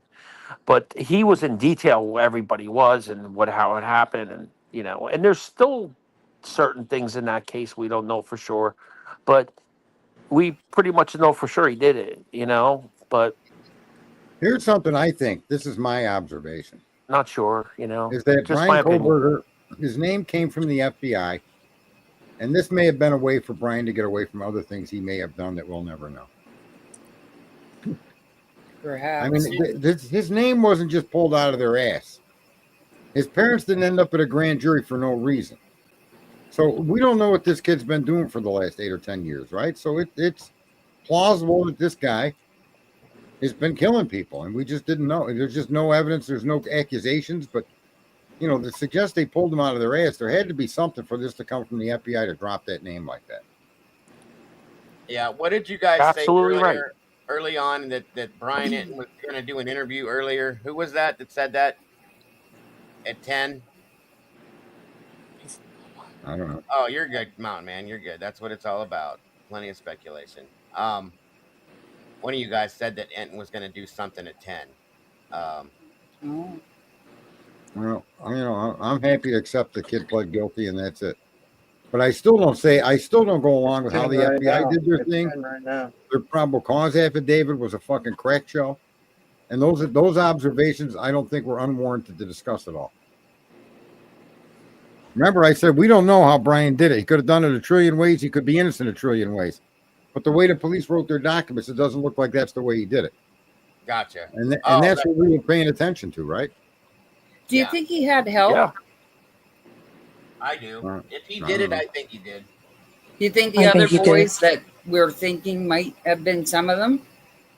I'm not sure at this point, Bonnie, because Yeah, I it's can't hard seem to find a hard to know. Yeah, right. it just seemed they seemed so suspicious, though. You know. Yes. Oh, okay, that's what it is. He's going to have to admit to being a lone perpetrator. He's going to have to admit to killing these people by the way of a knife, a single-edged weapon. That's what they're going to make him do for this plea. Yeah. Yes, that's Are they fact. allowed to make him do that? Absolutely. Oh, they have to. Oh. That's what the whole thing's going to be. Yeah, Bonnie. He has to say what he did. But like I said, I still struggle with the whole thing. Xana and Ethan died at the same time. Blah blah blah. The timeline. That's what's always bothered me is the amount of time it took for him to do it. Then he's supposedly in his car driving away at the same time. He's still in the house. I mean, it's just I don't get some of it. That's all. But like Sarge said, we have to. I mean, we don't have to. You don't have to, but let's be reasonable. We're not going to have a choice. You know what I say? We're not going to have a choice but to accept it. If it happens, it happens. That's it. It's over. What more evidence is there other than the kid saying I did it? I mean, how do you could say he's coerced and he's facing a challenge and uphill, but he's held on 30 months, so there should be no reason for him not to continue the charade, or the defense to be innocent. I mean, it's just you can't rationalize that out. That all of a sudden now he was pressured. He could have been pressured a year and a half ago. But he let it roll. I don't know. I think that your confession and then among what evidence that only the law enforcement and the perpetrator would know is the best confession. Where is the weapon? Where is this? Yeah. Where is that? What did you do with this? What time would you know what I mean? Like details and stuff that nobody knows. The public don't know. Anybody knows. And if he's able to do that, that's going to give your answer. That right proves it. Yeah. You can't argue with that, and No. everybody everybody went into detail. We went through the documents. We looked at everything. We gave him reasonable doubt. And now he's saying, listen, I'm going to plead guilty and all that stuff. And everybody did what they thought was right and went through the documents and everything. And, and I always was open-minded to everything. And it is what it is. You know what I mean? But, the main part is the families, the victims, and the justice, is the biggest thing. And they're not getting what they want out of this either. So I feel bad that it took 2.5, almost 3 years for 31 this. months. I mean, like I that's said, to me insane. It's insane. 32 months. That's what gets me is Why now? That's what I mean. All this time, and then all of a sudden, just Because boom. he's out of options. He don't want Yeah, to it's- do Scared God. him or something. Well, got look, to I'm going to him. say this too. Clearly, his phone can't exonerate him, or he wouldn't have just thrown the towel in. There's got to be something, folks, because for Ray to get involved, and now all of a sudden for the kid to take this path, there's got to be an explanation. And we could say he was railroaded and whatever, but I suspect there's a piece of evidence or there's You're saying there's information that solid he proof can't somewhere. overcome. You're saying What? there's solid proof somewhere. I would suspect so, or the kid wouldn't have do what he's doing. I mean, other than that, the only alternative is that this is a railroad conspiracy, and that's possible. you can't Yeah. prove if it is or isn't. Well, maybe the defense tested some of that DNA that's we've been crying about for a while here, and found something that they didn't want to find, and said, That's "Hey, possible. they got you on this. There's nothing I can do about this now." Or Discovery, or something in Discovery, they went through and seen that it nails him to the coffin. Yes, and that's. These are all possibilities, you guys. I mean, like I said, I'm still not convinced in my mind because of what we've gone through for the past 2.5 years. But no matter what we say, no matter what we do, Yeah, it's his choice. Doesn't matter. Whether he's gotten scared into it, whether he's just tired of it and he's over it. It's been almost 3 He's years, and he's doing it. like, you know what, I'm He's done. doing it. I'm done. He's gonna do it. If he does it and he agrees to it, that's it, guys. It's over. Yeah. We can talk about the rest of the case and the bullshit that went with it forever. It's not going to change the fact that this kid's going to be in jail That for he admitted guilt. It ain't gonna 120 change years. that. And he Right. admitted, yeah, that'll never change. So Listen, he quit on himself, even if he's being coerced. He quit on himself, and you can't really. What can you do with that? and she can't talk him out of it, guys. That's not allowed. She can say, "Hey, I would do this if I were you," but she can't say, "No, no, no, you can't do that, Brian. Don't do that, Brian." She's not allowed to do that, guys. It's his choice. She can only recommend. She can't demand a client do what sign anything. That's it. Yeah, we just have to accept what he says. Facts, guys. We don't have to like it, but we have to accept it because that's the way it works. And it's going to be something that's hell. It could like Twiz is right. If something comes out years down the road, Yep. we can talk about it then, folks. But at that point, it's just not. There's nothing left. Not gonna change the sentence. Not gonna change anything. No. We don't know. We don't know either what Taylor and Kohberger said in private. You know what I mean? Like Right. you, And like what went on? Was he like not cooperating with her, or was she not giving him the answers he wanted?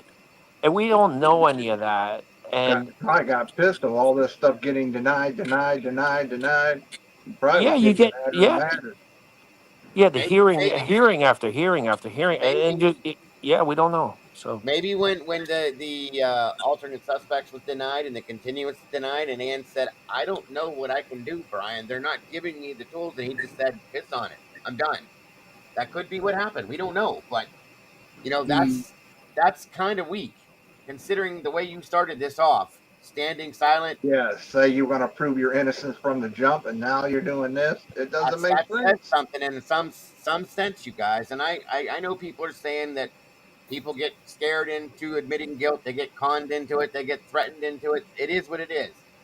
The Or kid fear, didn't do it. of being guilty and the death's coming. Yeah, That too.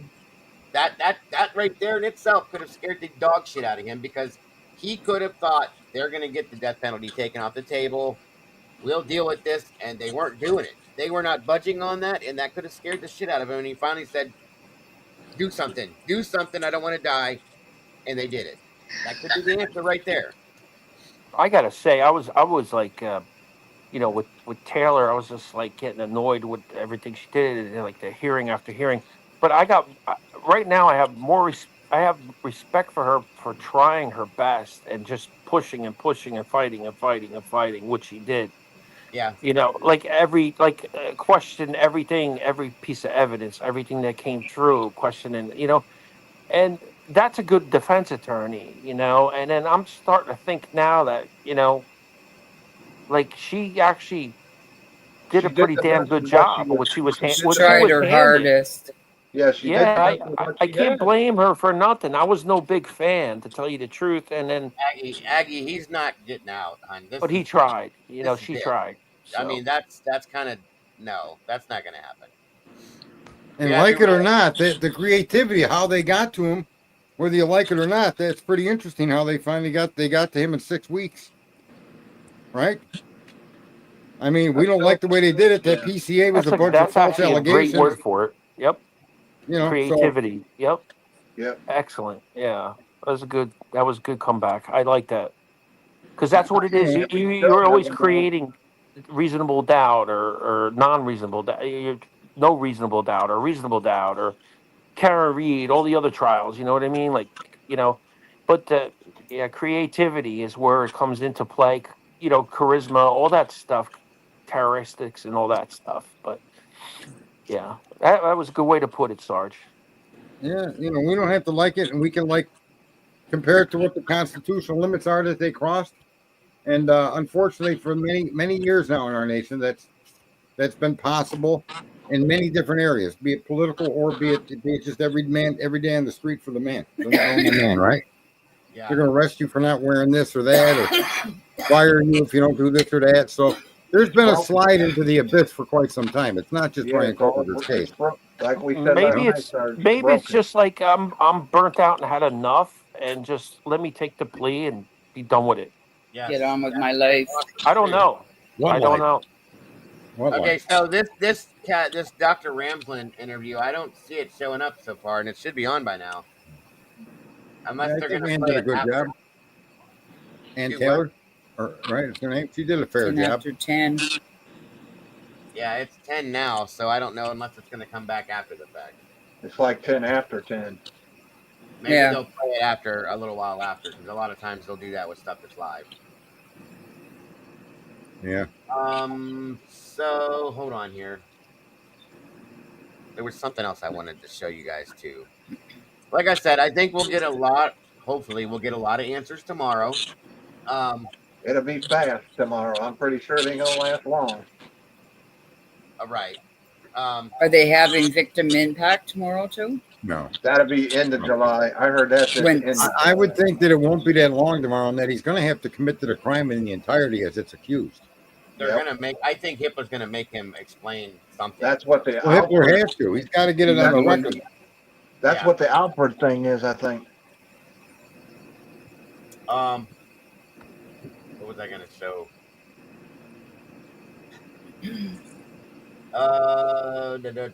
Well, I didn't get to go over this with you guys the other day before all this shit dropped, but still wanted to show this anyway because I didn't get to see it with everybody else. And I'm also going to point out to people, just for your own sake, that once he takes the plea deal and all these areas that he can use to make an appeal are appeals not based on innocence, but they're going to be appeals based on procedure.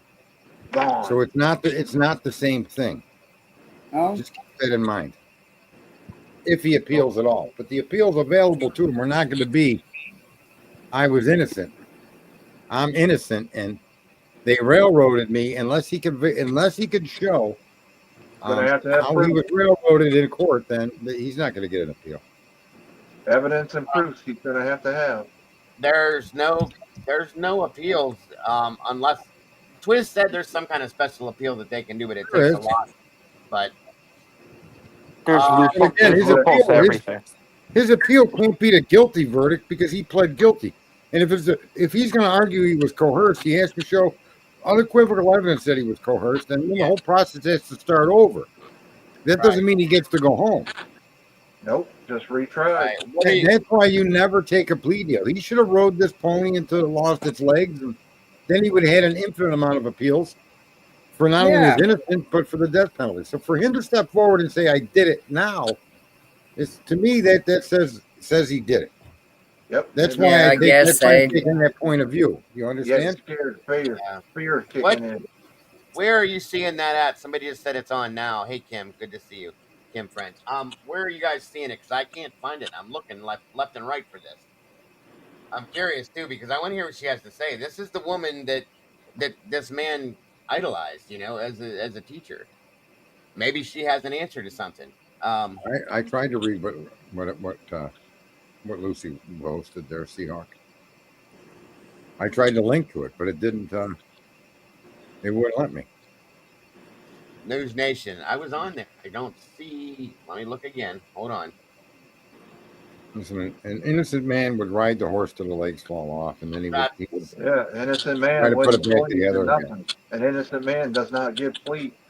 The only other thing, like I said, I agree with that full-heartedly, other than maybe being scared into it. But I still don't think that's enough. If you know you didn't do it, period. If you know with everything in your soul that you had nothing to do with this, I would take that chance and take it all the way through. I still say they got something. Like I said, they got something that made him do it.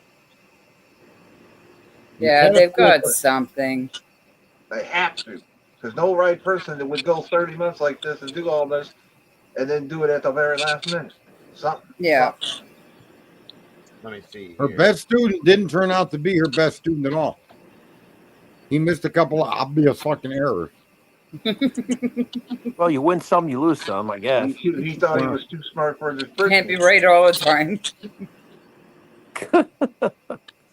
Yeah, I can't find it, SRB. That's I why I don't know. said you don't got to vote. You shouldn't argue for his innocence or guilt. You should argue against the process.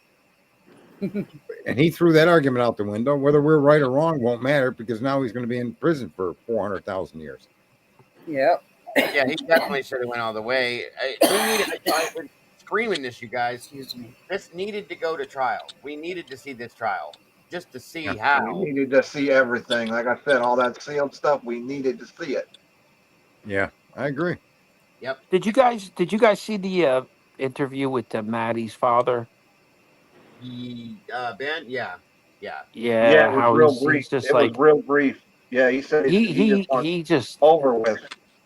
he was like he was just like, I'm just glad he looks so beat down. I feel so bad for that guy because he looks so just beat. Oh Like, man, he killed 4 people according to his own voice. You'll see. but yeah, but you know, with his daughter Maddie and stuff, it just he looks Oh, so I'm just sorry, beat the down. surviving parent. I'm sorry. I thought you Yeah. were. I'm sorry. I Yeah, was. the father, he was just like, yeah, I'm just glad, like, let him, you know, whatever, you know, he was just like done, you know, you could tell it's just, but it is what it is. I don't know.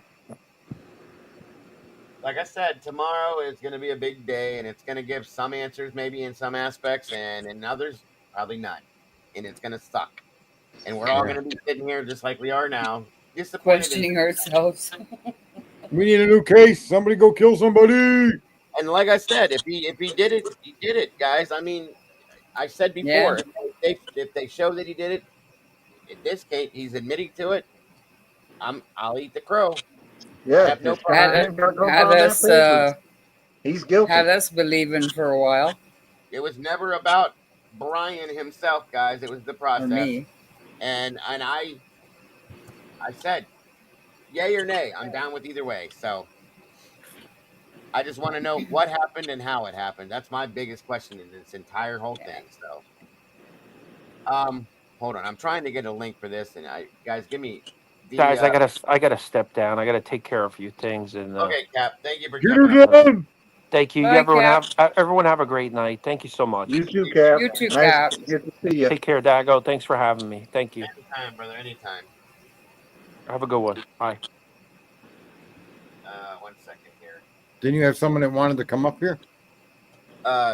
Taylor. Yeah, Taylor. someone did, but I guess they might come back up. Yeah, it only let me hold 6 people for right now. So Oh, I should step down and let somebody else take a turn. Okay, I'll from talk Jack, to you good tomorrow, stuff, right? Dago. Love ya. well, you too, Bonnie. Thank you so much for joining me, dear. And like I said, you're looking great and you're sounding even better. So I hope that's working out for you. Either way, we're great. Great Going to have you. good day today. That's all I want. That's what I like hearing. I do definitely like hearing that. Night, everybody.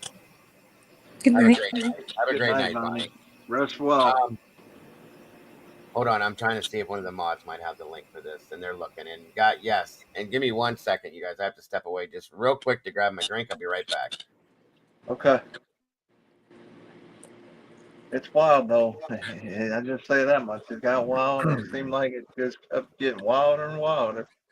Yeah, there's got to be Something. other evidence or something. And the sealed hearings may have been an attempt. And we don't even know what's to- under. We don't even know what's under the other 3 victims' fingernails. Right. That was a big thing for me. I wanted to know if we get that info. Will we ever get that info? Was there any under anyone else's? That's the question. We don't know. Right, exactly.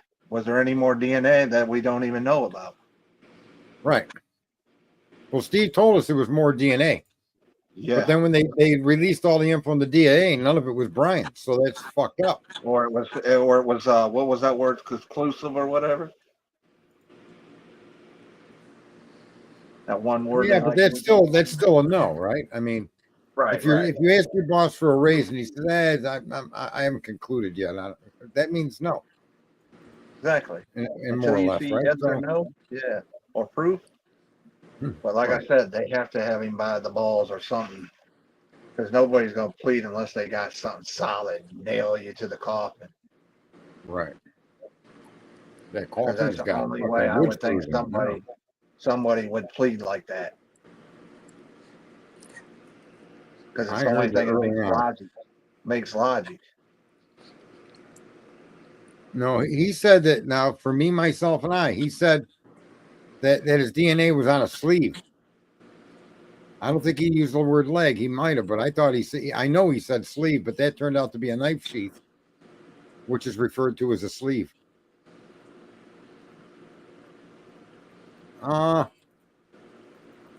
It depends. How many millions does the state want to pay to provide for his attorney and his defense to fight the firing squad? Right? They don't What's offer cheaper, plea eh? deals. Stay in They do. prison They've than- already spent millions on this guy. I don't know what one's cheaper. Brandy, that's not the right one, hon. I'm looking for the Dr. Ramsland interview that they're doing on News Nation tonight. It wasn't showing up. So maybe they're behind and it'll come back. Or it's being taped in there later, or it might be up on video later. That's what I mean. But that was a good link too for another show, Brandy. Thank you. I appreciate that. Hold on.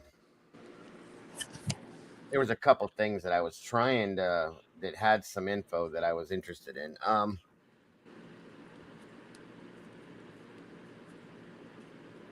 right, me, myself, and I didn't see that interview. Which one was it? No, he did back of Maggie's leg, her bed. Ethan, there's a channel Seattle 13 posted. Oh, okay, that's interesting. On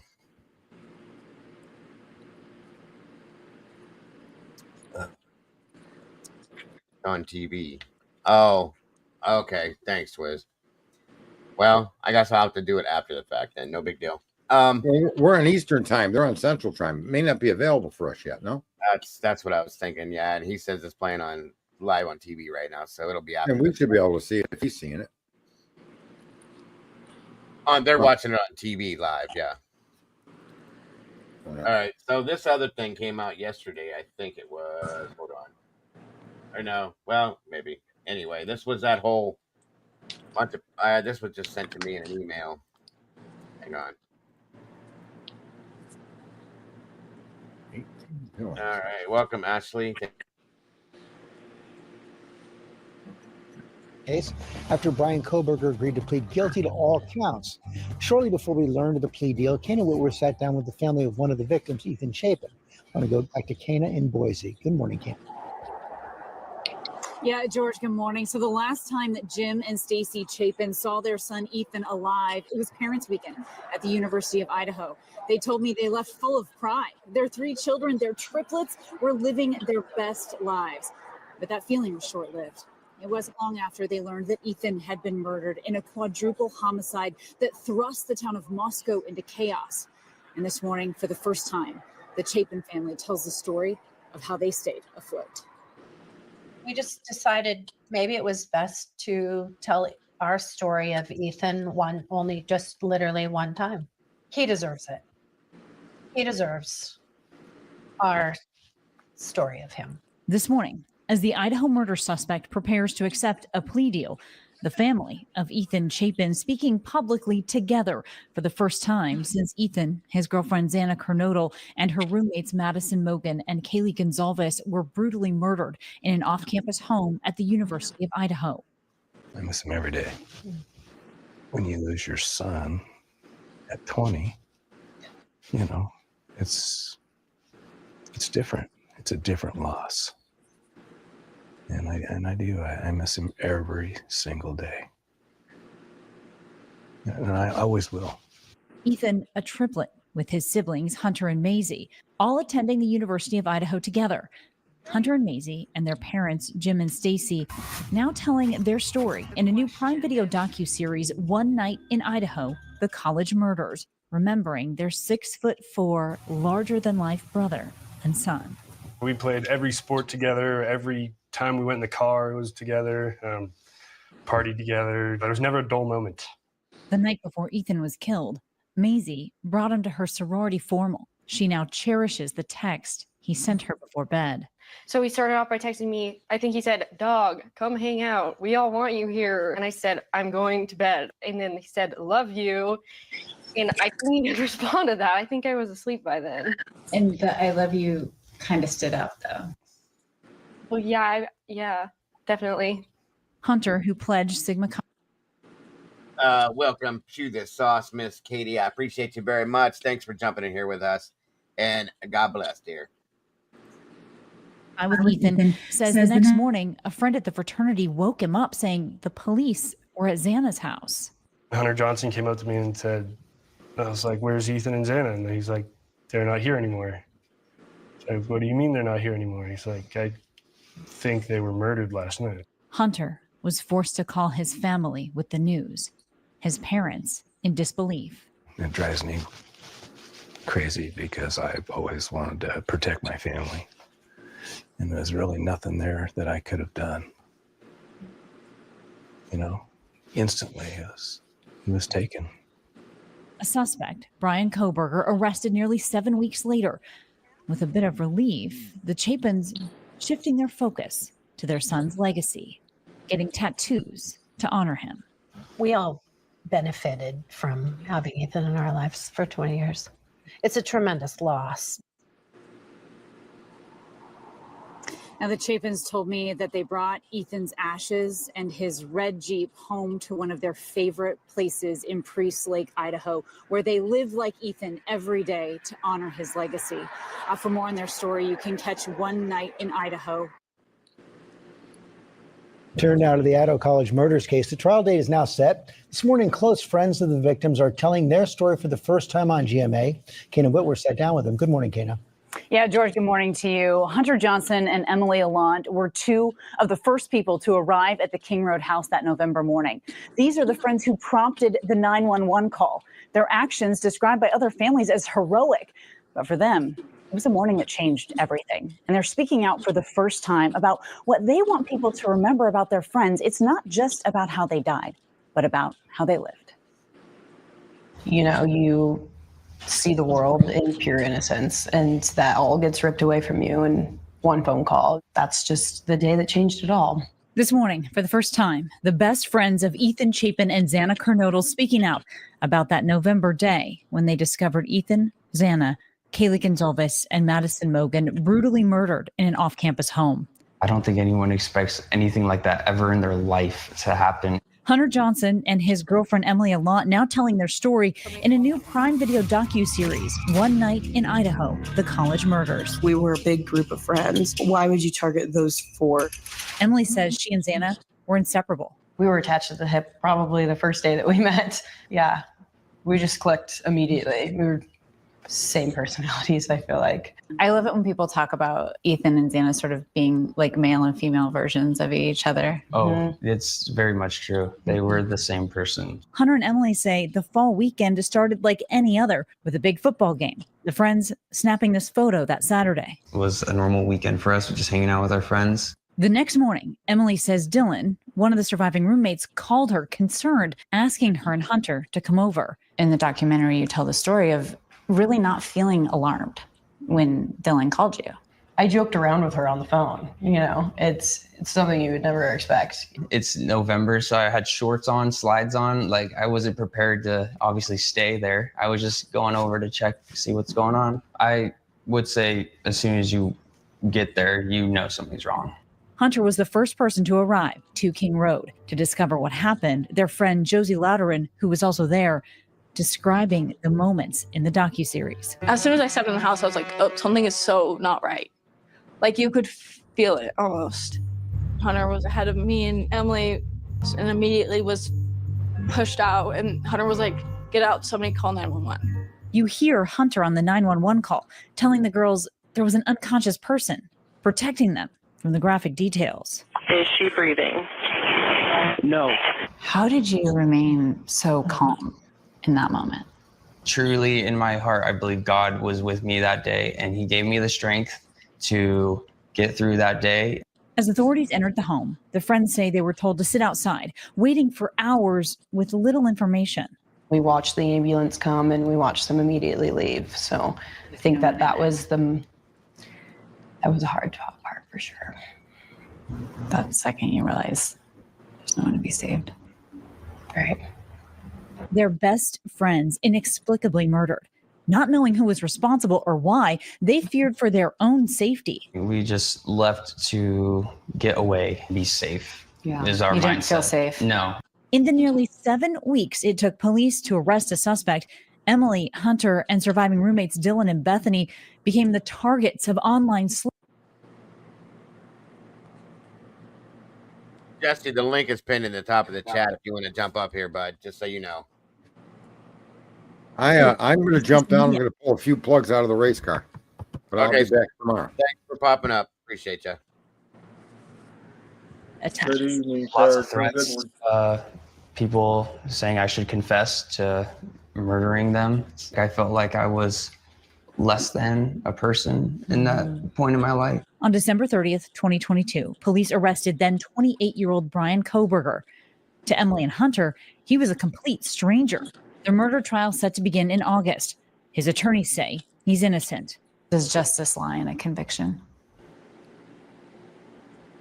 I don't think there's going to ever be any justice. I mean, yeah, we can have justice for the conviction of it, but I don't get to still hang out with Ethan.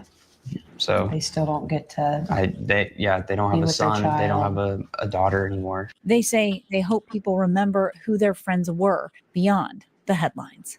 Who they are as people is so much more than the Idaho 4, and they shouldn't be known as the Idaho 4, and they shouldn't be attached to, the name of who did that to them. And I just think that, hopefully one day that they're just seen as who they are and not what happened to them. Yeah, Emily went on to tell me they are so much more than their last day. Now, they joined Ethan's family to speak in this docu-series One Night in Idaho, The College Murders, which premieres July 11th on Prime Video. Also, keep in mind, guys, we're closely monitoring a Pennsylvania court today where several potential witnesses for the defense will learn if they need to testify in Idaho when this trial is set to start in August. Guys. All right, Kana, thank you so much. And we continue just to think of the families, all the families that were impacted by that tragedy. Yeah. Breaking news I tonight. don't. Oh, no. You don't get to talk on my channel tonight, Nancy. Sorry. I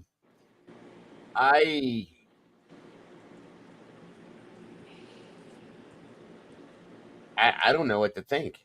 I just don't. Like I said, we may have to, unless something crazy goes down tomorrow, we may have to just say, okay, you did it. As much as we don't like that, because we don't like most of what a lot of us have looked at, guys, is how this case has all gone down. Not really Bryan Kohberger himself, who did it. Yes, we want to know, but this is so strange to me. I did not, by any means, expect this, you guys. I don't think any of us did at all. And this is probably the last thing I think any of us that have talked about this for these 2.5 years expect, Will we ever get the details that we expected to see in the trial? I don't know. Would I want to? Do I want to? 100% I do. So yeah. Because I want to understand this. I truly want to understand this case. Okay, so Brainy dropped me a different link in here. Tonight there is outrage and. I think this is different. Let me see what it says here. There's a lot of this bouncing around right now because of the way it's all happened over the past 24 hours. But Larry McWilliam, hello and welcome. Miss Katie. A lot of people are saying the same thing, Katie, that a lot of people are not ready to accept this until we see more evidence. I'm with you. And as much as I say that, and I want to see that, and I want that to happen, we're not going to have much of a choice. If that's what he chooses to do, like I said earlier, we're stuck with what happens. That's it. Let's see here. Anger as accused quadruple killer Bryan Kohberger is all set to take a plea deal in court tomorrow. It was first reported here on News Nation that the deal would spare him the death penalty. Kohberger is accused of killing 4 University of Idaho students in November of 2022. The father of one of the victims, Steve Goncalves, is furious, calling the move anything. Exactly, Heather. That's my biggest beef with this whole case.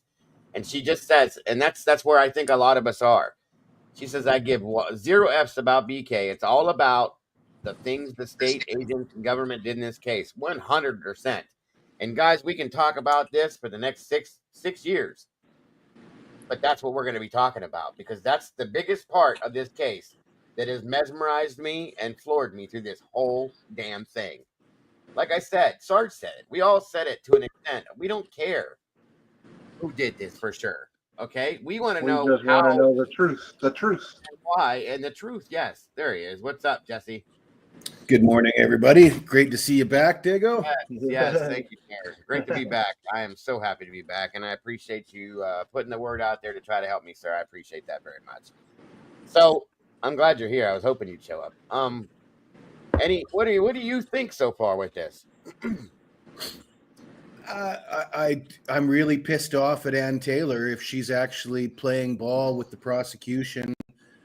And we've talked about that a lot here on this channel about, we've wondered, is Ann Taylor got tricks up her sleeve? We've all sort of hoped and speculated that, she's going to come with the goods. Well, if this is true and they just accept a plea deal, then she had nothing. She never had any tricks up her sleeve. And it's hard to argue with people that were critical of her. And let's face it, she's a University of Idaho grad, wasn't she in a sorority? She's tight with Bill Thompson and all the powers that be in Idaho. Mm-hmm. And I don't see how this is the right move for Bryan Kohberger. I mean, I don't either. And I want to know, did she talk him into it? Did he just crack? Is he, Well, in the back, good point, Jesse. I'm glad you said that because I said earlier, Ann's not allowed to talk him into this, but we don't know what goes on in the background. Okay, we don't It see what has they to do. come from him. Yeah, it has to come from him. But we don't, like I said, in the public's eye, we don't see that. We don't know that she didn't say, holy shit, Bryan, I can't. They wouldn't give me the continuance, and they're not allowing us to bring in this third party defense. I don't know what to do for you. And said, here it is. This is what you're probably is going to be your best bet to keep your life. But in the end, through everything said, it's got to be his choice. She can't force him to do it. So he probably told him. And if Bryan did it, the theory behind Bryan doing it, especially if he did it by himself, you've got a guy who seems quite stoic, not afraid of death. I mean, he's risking his life by doing this. Yeah.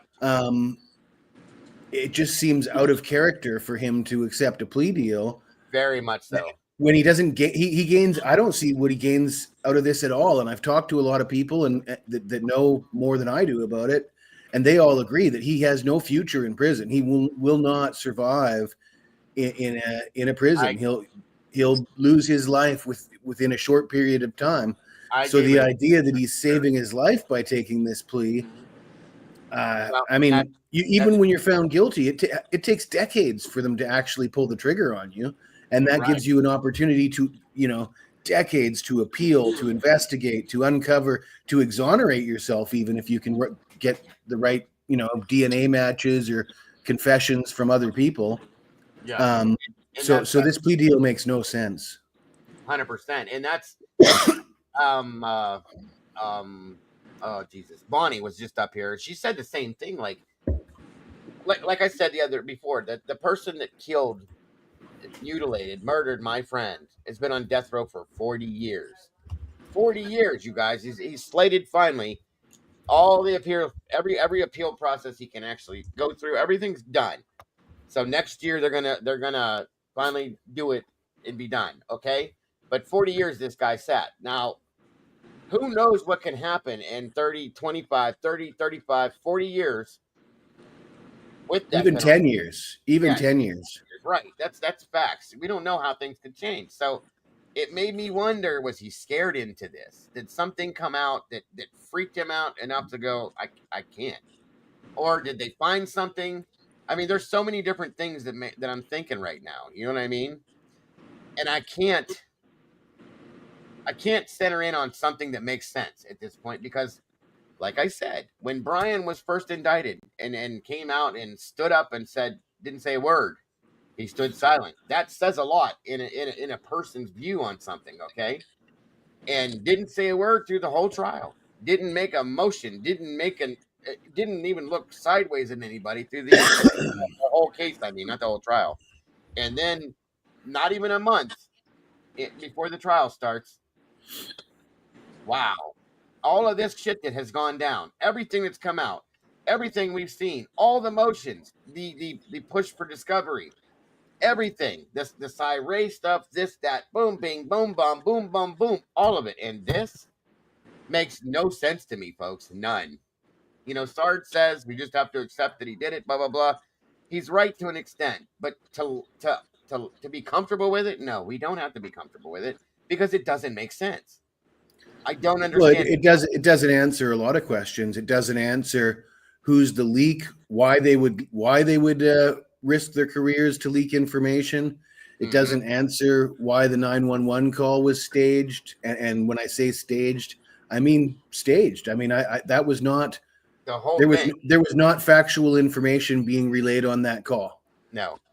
The information being relayed on that call that we've all heard is factually incorrect, and I find it hard to believe that people didn't that a large group of people, that's the other key thing that nobody talks about this, the fact that it changes a lot when you have Dylan and Bethany who might have been in shock, and that was used to explain the 911 call and the delay and the lack thereof of their inability to handle the situation properly was explained by them being young and scared and in shock.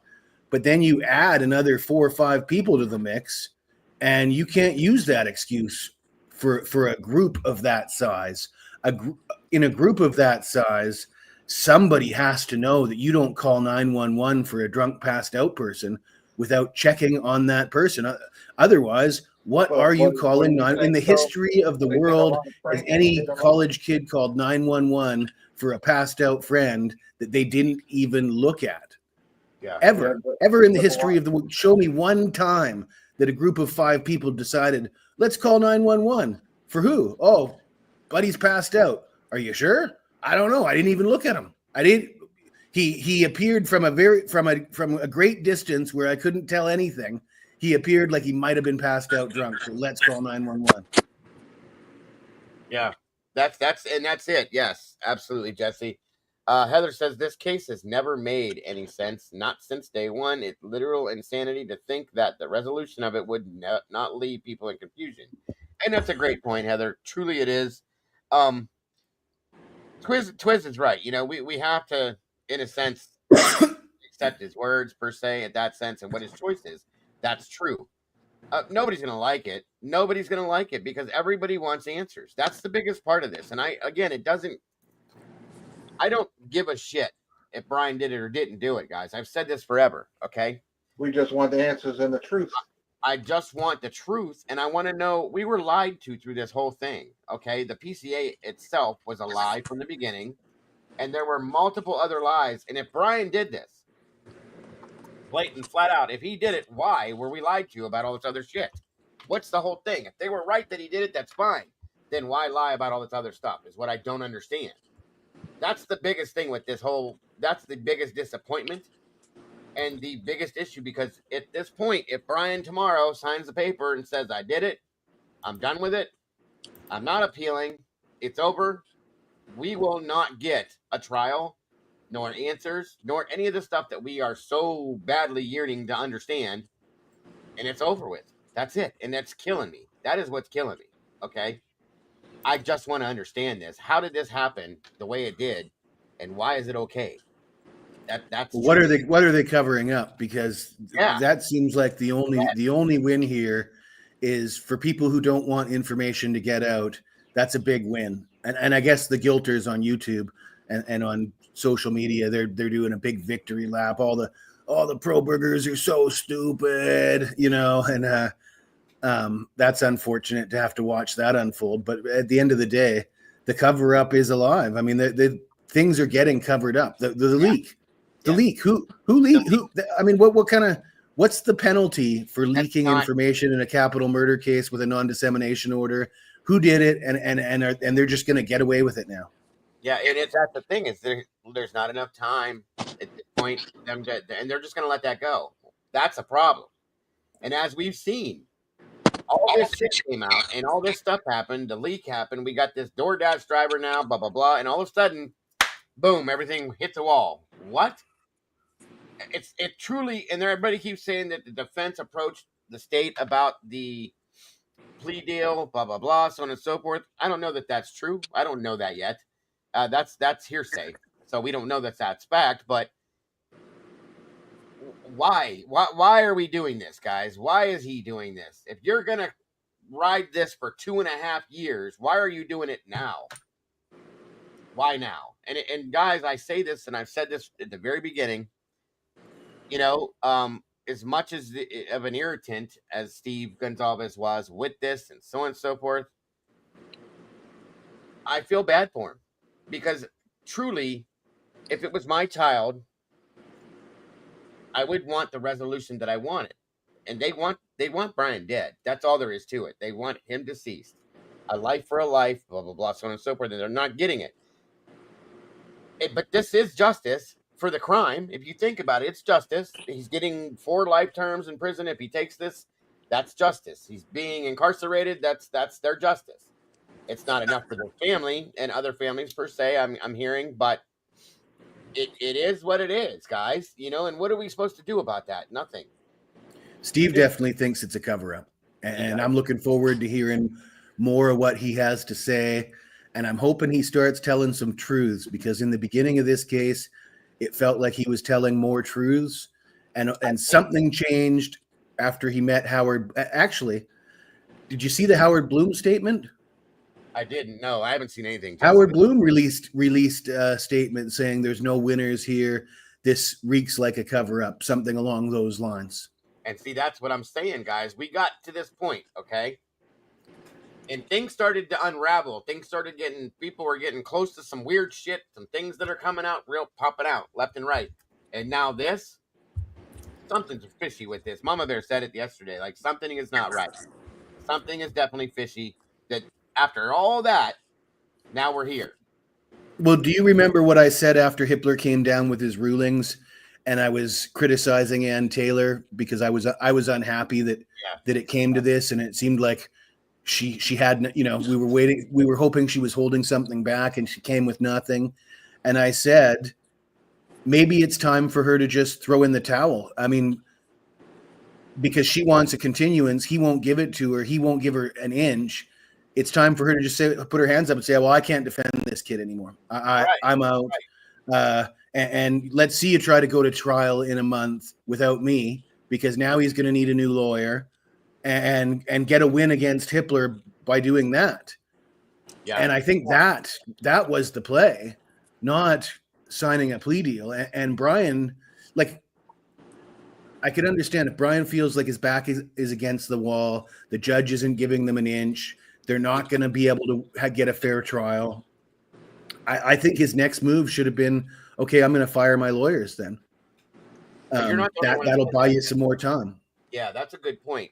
And like Sarge said, it's just what it is. I think Sarge has washed his hands now, and he's like, I'll just take it. I'll take his word. He's saying he's guilty. That's the end of it. And it's probably out of frustration, like the rest of us. That's fine. Time to move on is what he said. And I get it. A lot of people are feeling that way.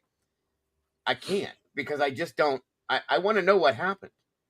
I want to know the truth, guys. That's what this has always been for me. I want to know the damn truth.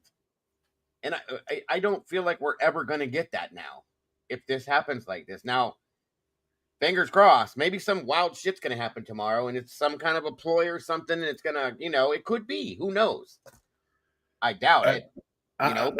My fingers are crossed, and I'm hoping Ann Taylor's going to walk in there, and he is going to fire his lawyers and just say, hey, I'm out. Hitler, I can't do this. You've screwed me. Now, here's my thing, Jesse. That's a good point, though. I wonder, because Ann, when she was hired on as a public defender, and he's in the public defender's office as their client, okay? If he were to fire her and the team tomorrow... Well, I think it delays trial for like a year.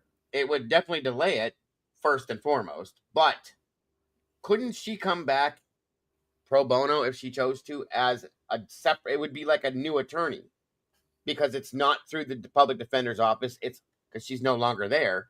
She's a private attorney now. And could that be a possibility?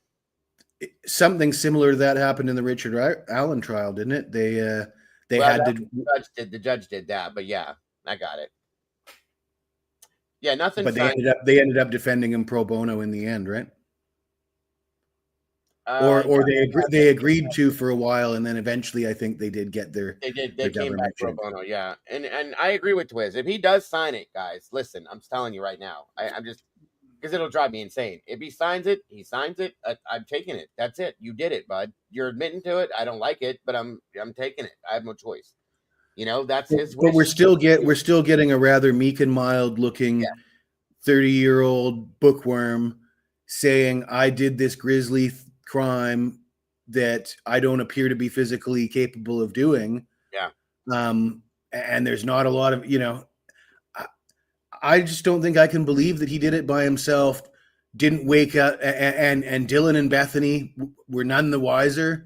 Right. And it was so quick, and Dylan and Bethany were none the wiser. I'm just not buying it. I mean, if him signing it means I have to believe the PCA was mostly true, I'm sorry. I'm not opposed to him being guilty or involved or implicated, but I'm completely opposed to, I don't care who signs what, him doing it by himself with a K-bar while Dylan and Bethany didn't even notice.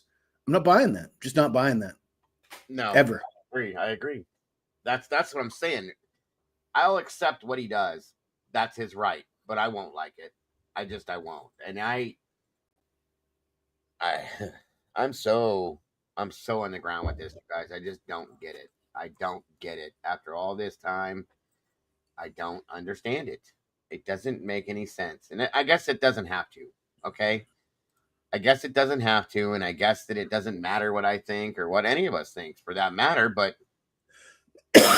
well, it matters because if the government's sweeping something under the rug because they don't want us to know what actually happened, and this isn't just this case. This is a ton of things going on in our society these days.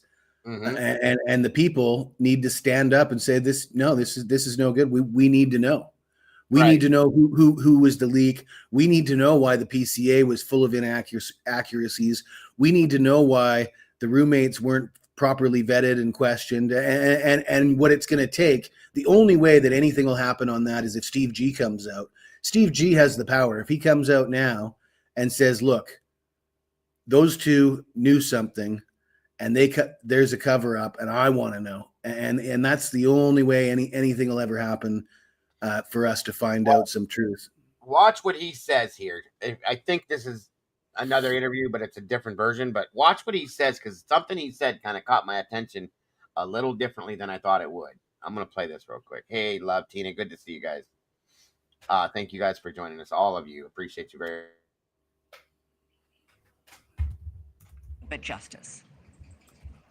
This is the opposite of our will. There was no majority believing that this was acceptable. I want to honor all the police officers, the FBI, and all the people that work their tail off. The failure is at the court level, 100%. This plea deal marks a stunning turn of events in a case that is attention. Steve Goncalves says prosecutors never consulted the victims' families about the plea deal, which came just weeks before Kohberger's murder trial was set to begin. The agreement calls for Kohberger to plead guilty to 4 counts of first-degree murder. In exchange, he would spend the rest of his life in prison with no chance of parole. Goncalves is also pushing for a full confession from his daughter's accused killer. The judge is expected to rule on the plea deal tomorrow. For more, News Nation's Bryan, who first broke the story yesterday, joins us live from Idaho. Bryan, these family members want to know the whys. Why did he do this? Is there any chance the judge will order Bryan Kohberger to finally reveal and answer questions about why he did what he did that night? Yeah, that's a really good question, Elizabeth. It's possible, but based on what I have been learning today, I don't think it's likely. I've seen some of the paperwork going back and forth between the families, and there's nothing in the deal that is going to require him to confess in the sense that he gives any new information, that he says where the murder weapon is, that he says what the motive is. That was not part of the deal. Now, where that could come into play, though, Elizabeth, is the judge. You know, the judge is in control tomorrow. I mean, he's the one who gets to say whether this deal sticks, and he can also ask Kohberger a series of questions to make sure he understands exactly what he's pleading guilty to. And I'm told as part of those questions, he can ask him some details about what happened with the murders. And that is where we may get some new information about, you know, what the motive was, exactly what went down, what the timeline was. The judge could require Kohberger to get into some of that. Could the judge be as explicit as saying, why did you do this? Why did you target these 4 kids? It's possible. And it's possible, too, that the judge is seeing the anger and fury from the family today because they've been posting on social media. Now, that's an interesting point, too, you guys. Does that mean because he has the right to do it, like we said earlier? Judge Hippler can deny this. And Goncalves and other families or members are saying things like, we don't like this. This is not what we wanted. They're all pissed. Is that enough to get him to say, no, I'm not accepting it? And if that's the case, we're back in the running. Yeah, I'll pull that up after this one, you guys, the Ramsland interview that was put up through News Nation. I really want to see what she thinks on this, too. Steve Goncalves did say that since Hippler introduced a special prosecutor, that everybody involved has been trying to tank the case. They don't want to have anything to do with this case after that, which is interesting because it is. We all believe Steve is the leak. Really, the leak was leaked to him, and then he leaked it to the rest of the world. So, you know, he's got his hands all over that. And I guess, I mean, does he not realize he's pointing the finger at himself? But that's a good point. That's a very good point. Which would lead you to believe that there's something else in that story. That he, you know, there's a good chance that after tomorrow's hearing, if he doesn't like what happened, a lot of stuff's gonna come out of his mouth. I would be looking forward to that. And I agree with you, but is it gonna be real, Jesse? Is it true? That's the struggle we've had with Steve through this whole thing. Is a lot of the information we received ends up being not like the real deal, you know? And I hope it is. I hope that it would be if that happens. I agree with you because Steve seems like, you know, he's done this before. If he doesn't get what he wants, well, I'm going to do it my way. And he does. Okay. Hence the Steve Goncalves World Tour, things like that. He put things out there. He went along with law enforcement at this point, and he feels that the court's failed him at this point. Okay.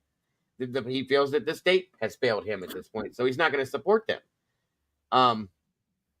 So I have fingers crossed at this point that Hippler's going to say, no, I don't accept this, and we're moving forward with this trial. So, and if he doesn't, then yeah, I think you're right. I think it's going to open a door that's going to spew all sorts of crazy shit. Truly, I think it will. He's not going to accept this. Steve Goncalves will not accept this and just sit down and walk away from it. He won't. If anybody, it's going to be him that will say, no, this is not justice, and I'm not good with this, and I'm not accepting it.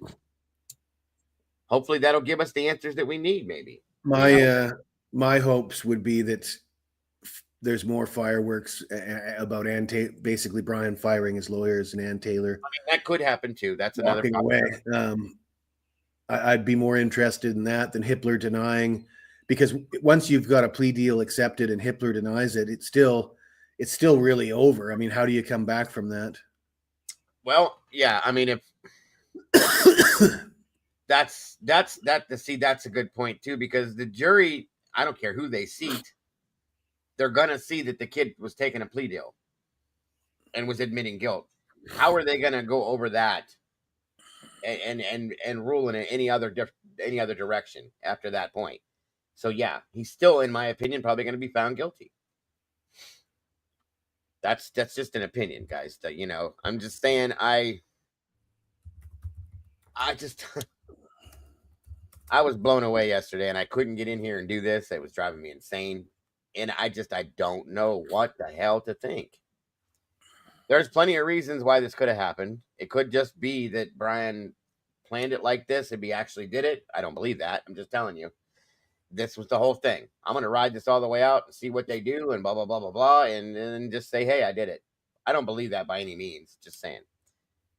Oh, yeah. I mean, the whole wanting the fame, wanting to be notorious for doing this. Again, though, I mean, why go into a house with 6 people? You could just go into a house with 2 girls, make it a lot easier on yourself, probably get away with it, or even if you're taking a lot less risks. I mean, 6 people, party house, tons of vehicles in the driveway. I mean, if he really did, right, if he really did stake out the house, then he would know the high traffic involved, and if he didn't, then he wouldn't know what to expect in a house in a party zone. It doesn't really add up to me. A lot of unanswered questions, and we saw the pictures the next day. His hands are pristine. There's no injuries. A lot of it just doesn't add up. And that's the only way it adds up is if he's, like I say, if it's a 3-man crew and he's just one of the 3. Okay, maybe I could buy that. But what are the odds, Jesse? I don't, and like Bryan Enton just said, I don't think he's gonna sit there and say what he did, a full confession, what he did, what he used, how he did it. No, none of that's gonna come. None of that's gonna come out. I do not believe that's gonna come out tomorrow. That's probably part of the whole agreement. Is we don't want any of this come. We only want, it's only you. You have to say you did it by yourself, and that may void the plea. Okay. Or because if somebody like Kopaka was involved, they wouldn't necessarily want that. That's just too much drama for them. Then there's more things that they need to explain about what happened to him. It's all way too convenient for the state. This plea deal, way too convenient. Right. Absolutely. Let me finish this video up here and we'll talk a little bit more here too.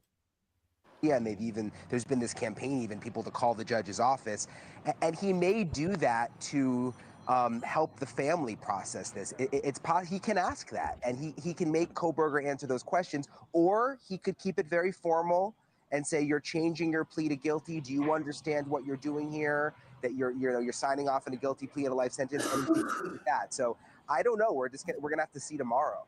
Because there's so many questions there was speculation that he may have been stalking one of the young women that he is now set to plead guilty to killing. There's a question, there was another girl, a roommate, a student in that house who opened her bedroom door when she heard something and looked out and saw the killer, why he spared her life. There are so many questions that these families, I can't even fathom what it would be like for them to have to live the rest of their lives without knowing the answers to these. I know, it's terrible. What I have been told, though, Elizabeth, is that so tomorrow is the plea hearing, then there'll be a sentencing at the end of the month when the families will get up and have their victim impact statements, which will be very emotional. But I am told after that when this is all said and done and signed off on, that the investigators and the prosecutors are willing to sit down with the families. And I've seen this happen in other cases, and tell them everything. Tell them everything, because they don't know anything because of the gag order. Yeah, really excruciating experience for the families. Bryan, have you been able to confirm that all 4 families were not given a complete heads up? One family is saying they learned about this in an email, this plea deal. So I know that several of the families learned about this through an email. I know that, I was texting with Ethan Chapin's mom today, Stacy, just a wonderful woman and a wonderful family. And she is supportive of the plea deal. So it's different than what the Goncalveses think. She is going to come here tomorrow. Yeah, I see your stuff, Larry. Anything that, the word Nazis being thrown around in here a lot, YouTube don't like that. So, we got to keep that kind of out of the chat. That's all I'm saying, guys. She's in Boise. She's going to come to the hearing with her family in support of the plea deal. And remember, Ethan was a triplet, so she's very focused on her other two kids and them being able to move on from this. I have also confirmed just a little while ago that Bryan Kohberger's family is going to be here, which is significant because they haven't been at any of the hearings in Idaho. The last time I saw them was in Pennsylvania right after the arrest. So that's also going to be sort of interesting to witness. Yeah, you've got to wonder what they're thinking. Bryan Kohberger was saying as recently as 48 hours ago that he was completely innocent and that 4 other people he was ready to name were the people who actually did the murders. So you've got to wonder what he was telling. And there is another huge issue right there. They were all about bringing forth multiple alternate suspects in this case, putting it out there. Just that had a closer relationship, I guess, for lack of better terms, to the victims. Now, all of a sudden, that's just nothing, and I did it. What? Who cleaned up the crime scene? Yeah, there you go. Who cleaned up the crime scene? I mean, are we saying that Bryan, in addition to being a single perp, doing it so fast and so quiet that Dylan and Bethany were none the wiser, and he also was he's a Mr. Wolf. He cleaned it up as well. Not to mention killing Ethan and Xana at the exact same time. Come on, what the hell is going on? It makes no sense. No. Being anti-Nazi is not the problem. It's YouTube doesn't like the word Nazi for some reason, and they remove the comments usually. So that's what I'm saying. It's easier just to keep that word out. That's all. Now, there's nothing wrong with being anti-Nazi. I'm the same way. It's just they don't seem to like that. I don't know. They're very particular about stupid things. So.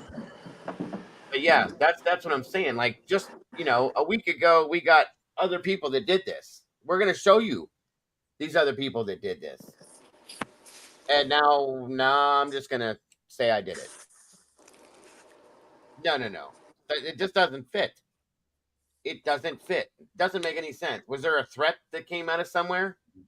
I mean, with everything else we've seen, I can't say anything surprises me. Did somebody get threatened? Was there, I don't know. I don't know. But something has to make some kind of sense. Because this sure as hell don't. That's all I'm saying. Telling his own family as well. Bryan Enton, live in Boise, Idaho. No problem, Larry. It's all happening tomorrow. Thank you so much, Bryan. Appreciate it. Thank you for watching. Subscribe. Ooh. That was loud. So yeah. Heather's saying, and all the people out there saying that Bryan accepting a plea means he's guilty makes no sense. It doesn't. That doesn't mean he's guilty because guys, do you know how many people take plea bargains that have no guilt whatsoever? That are sitting in prison right now that have no guilt whatsoever? It happens every single day. There's reasons why people take deals. It's not just because they're guilty. You got to keep that in your mind as well as we see this. Or they're guilty. It's one or the other, okay? But that's why the Innocence Project exists. That's a fact. So, just saying.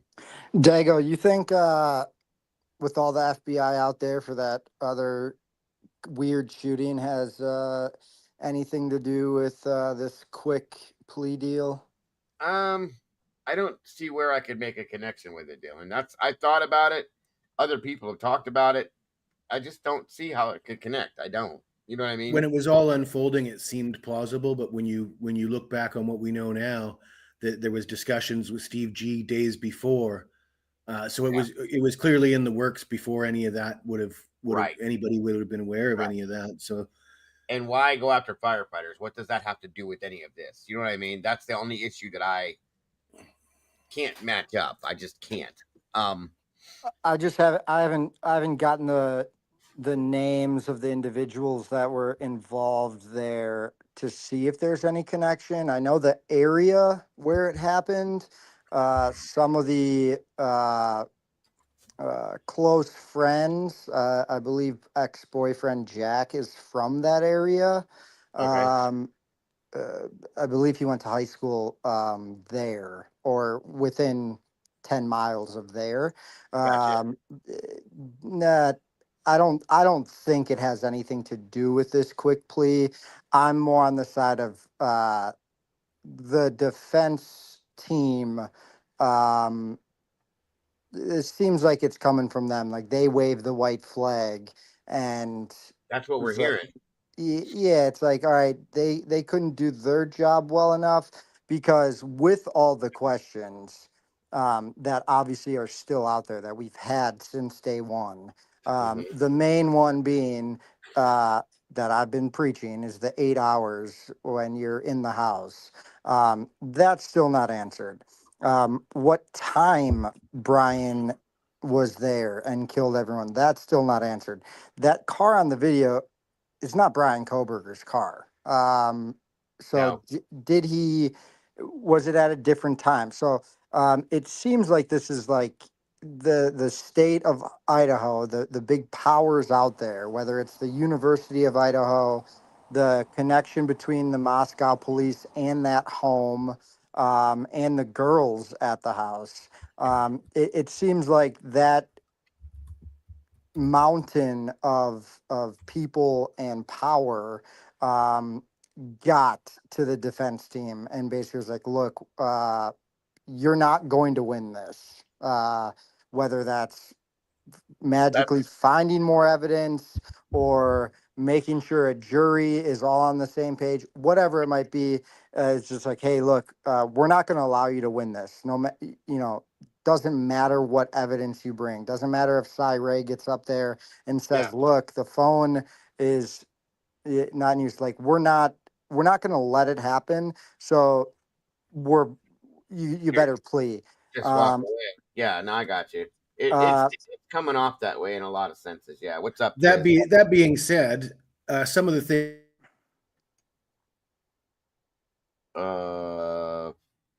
Frozen Jesse. Hold on. Oh, Twiz has a little pit bull too. Hell yeah. Jesse, can you hear me? Yeah, I do. That's my dog, and my dog only. Nice. I got a little one too. Jesse, you there?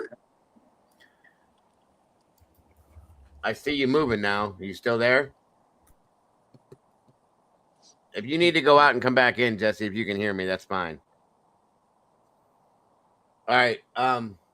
If you can hear me, Jesse. Yes, you're in frozen shock phase right now. Yeah, just jump out. Oh no, he pulled the frozen shock phase on him. Oh no. All right. Hey, what's up, Twiz? Can you hear me? I can still hear you. I don't know what's going on with these other yahoos. Speaking of Twiz's dog, I'm still looking for answers on Murphy. Twiz, can you hear me? Yo. There we go. Okay. So I was in the middle of saying, I was agree with what everybody's saying about how daunting it looked, and that you were never going to get a fair shake from Hitler. You were probably going to lose the trial because you weren't going to be given an adequate. You weren't going to be adequately allowed to defend yourself. However, a lot of the things Hitler was doing was setting up perfectly for appeal. That comment about the car, all the legal experts, the lawyer, all the proper lawyers, the Andrea Burkhardts, they all said it. That's way out of line. That alone, that comment about the car is instant appeal material. And I mean, I don't think they were ever going to be able to actually take his life for this, regardless of how many trials he lost. I think there was always going to be appeals. Yeah. Based on the fact that this story doesn't make any sense. And I mean, at the end of the day, you only need one juror to think the way we do and say there's just too many inconsistencies in the paperwork and the PCA in everybody's story that I can't vote guilty. So I just don't see what he's actually gaining from this. I don't know. Me neither. What do you think, Twiz? What are your thoughts?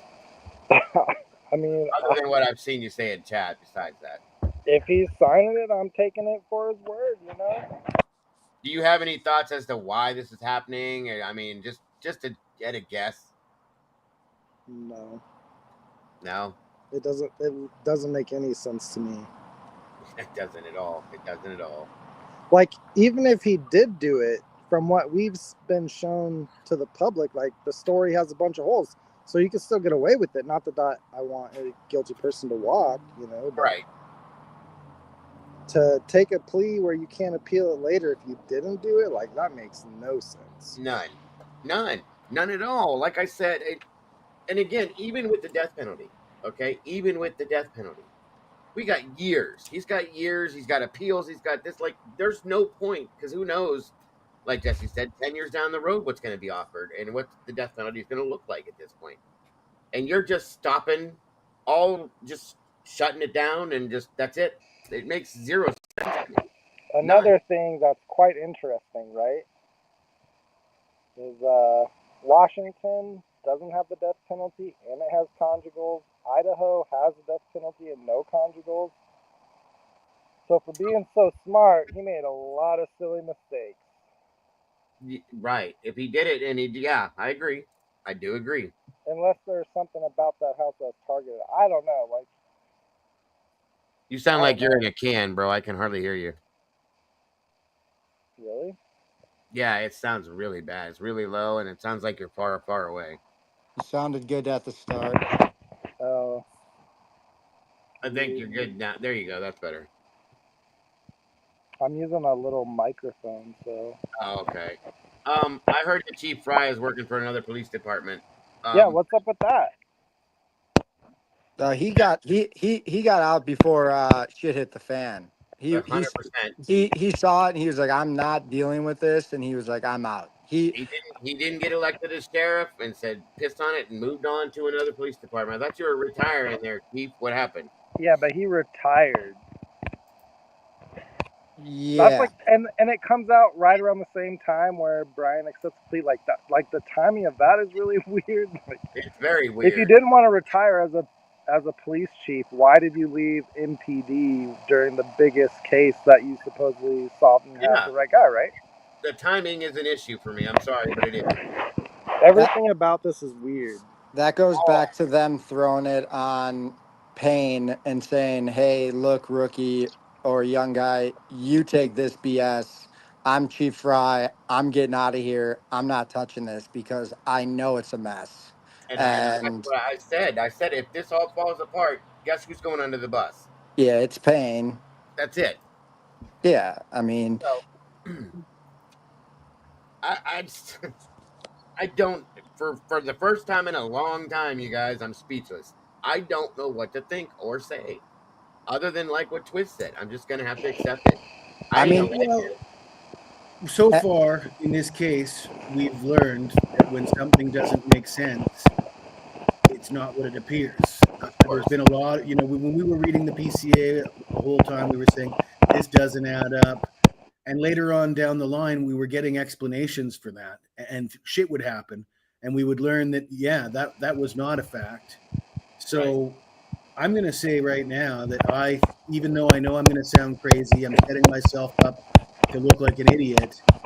As a betting man, if you could get good odds on fireworks tomorrow and no plea deal being signed, if you could get yourself 10-1 or better on something else happening other than what we're being told is happening, take the 10-1 odds, because when it doesn't make sense, often there's a reason for that. And this doesn't make sense. And I'm not going to be surprised at all if they walk into that courtroom tomorrow, Bryan Taylor fires his attorneys, Ann Taylor throws up her hands and says, I can't do this because you're not allowing me to represent my client. We're not signing anything. Fuck you all. Maybe that's wishful thinking, but it does make more sense than what we're being told. It would definitely be interesting. Do I think it's going to happen? I don't. I'd love to see that happen, but I don't think it will. But I think that would fix this. It would definitely fix this. I don't see the point, though, because the state either has the evidence or they don't, and the defense either has the reasonable doubt or they don't. So why is the state even offering then? I mean, if they have the nuts, the state shouldn't even be offering anything. I don't know. The The only possibility I could see is that the defense is seeing how much they can get off the table and being like, this is how strong your case is. Unless he did it and he wants to sign the plea. Or he just wants to sign the plea and he didn't do it. Either way, I'm going to take it that he did it. And what if he, what if he signs and doesn't say anything and they allow him to do that and he just goes and you just. That's exactly what they want him to do, I think. They Yeah. don't want him talking.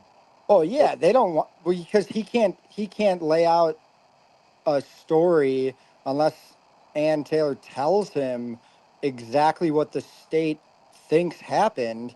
He's not going to be able to walk him through that timeline, I don't think, of. But if he did it, then just say what you Yeah, like did. I pulled up there shortly after 4. That is my car, and I did use the knife, but again, based on autopsies and Dylan being there and the evidence left behind, it's like not even he, I don't think, could tell a story that would be believable to us on the outside, right? Like, wait, how did you pull that off again? Like, where's all the blood? Like, you changed that quick and you sped away? Like, what?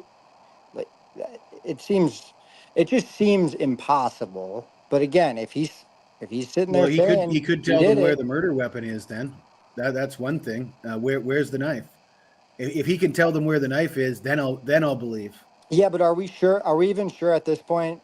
Because we haven't seen evidence that it was one weapon, one knife, one K-bar. I don't necessarily believe that. I don't necessarily even believe that everyone died within 5 minutes of each other, like the state's laying out, or 7 minutes, or whatever it is. I think it was potentially 2 different time frames. One happens shortly before 2:30, and then one happens shortly after, all before 3:15, and then it's cleanup for 9-10 hours and running around again. Him sneaking in and out, and then we're still saying Dylan doesn't see any blood and is shocked that a man's in her house, and she walks down to Bethany and they don't go upstairs ever again. They just And walk they recruit outside in the another morning. handful of people to back them up on that story. Yeah, it's like, okay, yeah, they were in the bedroom, they came out. It's like, okay, guys, even Bryan can't explain all of the holes in the case. Like, for instance, at 6:30 No, all he can do is a.m., say what he where's did. Murphy? That's all he can do is say his part in it, if he had a part in it.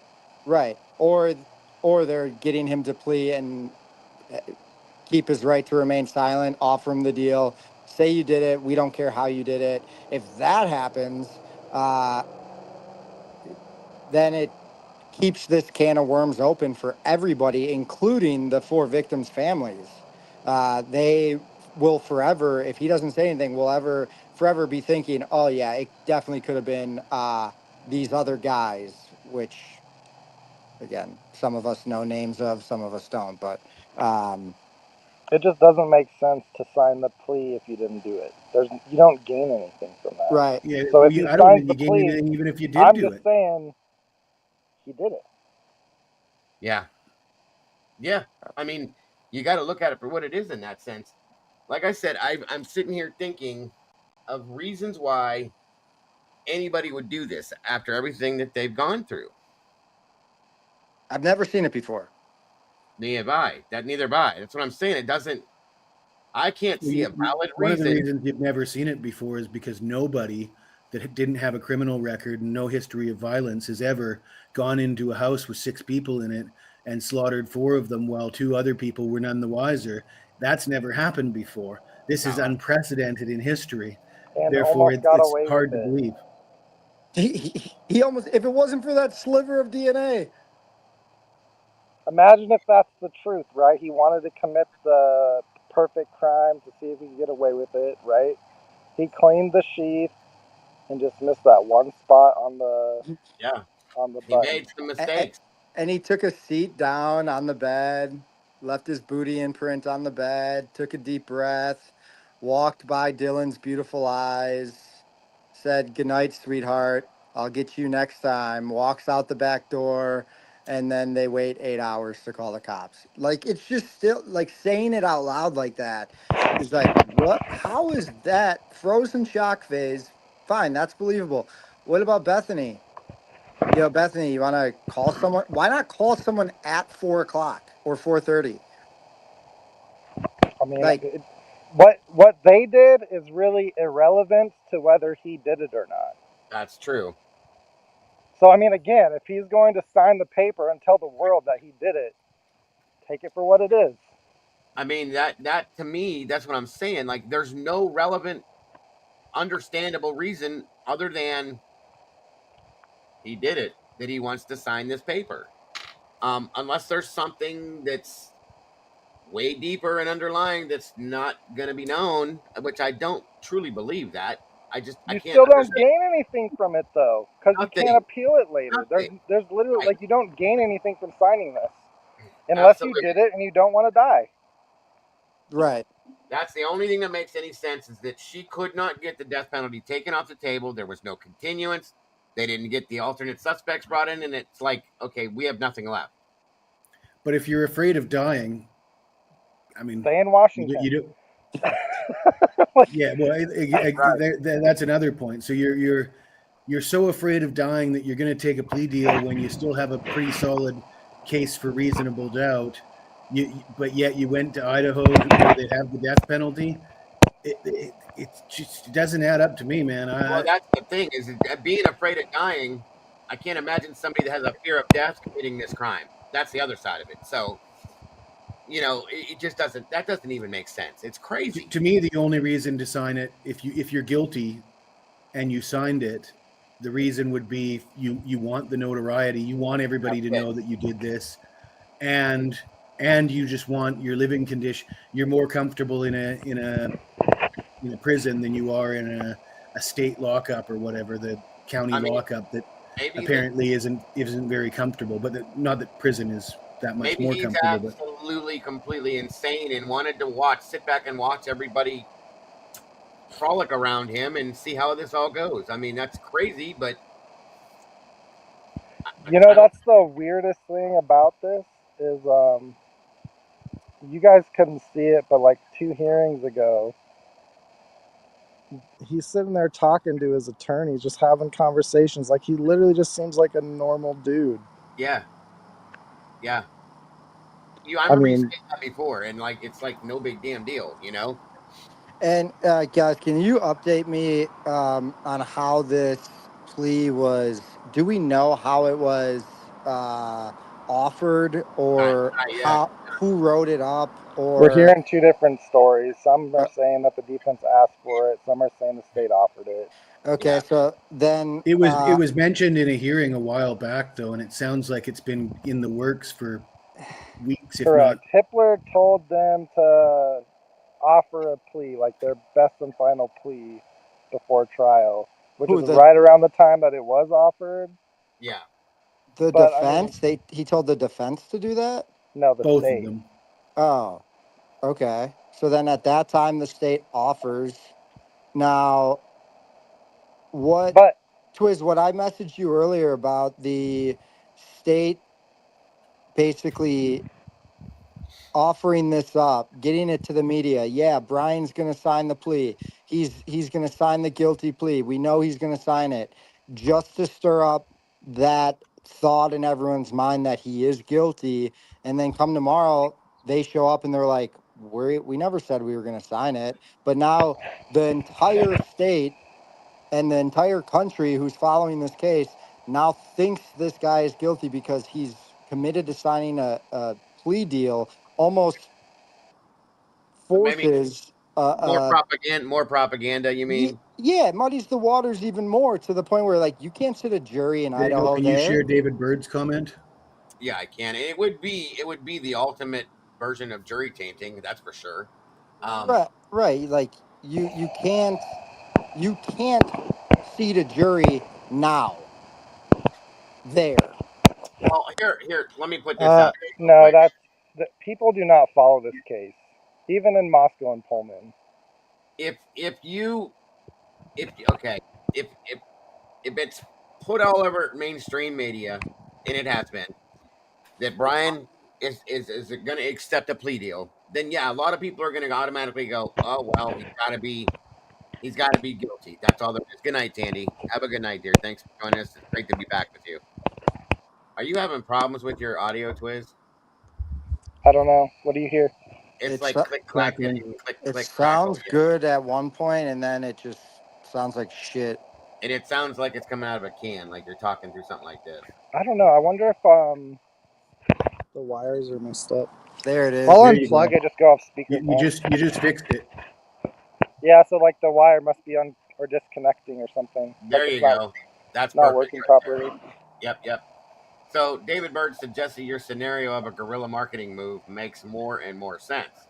I didn't understand what he was talking about, but I guess he's talking about the plea deal being a ploy to, gain attention. That basically there'll be fireworks tomorrow, and that whole hypothesis, I think, is what he was talking about. But Well, I'm running a couple polls. The one is Bryan going to accept this? Yes, no, or unsure. The other one's going to be, is he going to come forth with a full confession for Steve Goncalves? I don't think he will. I don't think he's going to say a damn word other than what he's signing. If he does it, that's it. He's going to walk away. But here's the thing: if the plea involves something like that, obviously they're not happy. Up, your wire must have got loose again. If they're not happy, that's another thing I wanted to ask you too, Twiz. Do you think that Hitler could deny this? I don't think he will. Bingo. Good. How's Good. that? You sound perfect now, dude. Way Perfect. I better. think it was going off the microphone on my phone, but outputting to my earphones. I don't know. I got now you. you're coming in loud and clear. Very good. Perfect. Yeah, I mean, he can. So you don't think he will? Okay. I don't think he will either. You don't think he's gonna stare Steve in the face, and Steve's gonna be eyeing him up, saying, "You better take this to trial, buddy." You don't think Hitler's gonna be intimidated by the one Steve? Fuck no. They don't. No. For one, they don't care about the victims. They don't. The U of I certainly doesn't care about the victims. They put out a People call statement them yesterday, G's. and I'm like, you made it quite clear a long time ago that you don't care. The trials will be long. It'll be expensive. If they have a way to sign a plea and get over it, they're gonna get over it. Think about how much money they've already put into this, guys, and then now that's before the trials even come to town. So they put. And then just imagine this, right? Trial comes, you got one juror that won't convict or whatever, then you have to do it again. Like, they ain't risking that.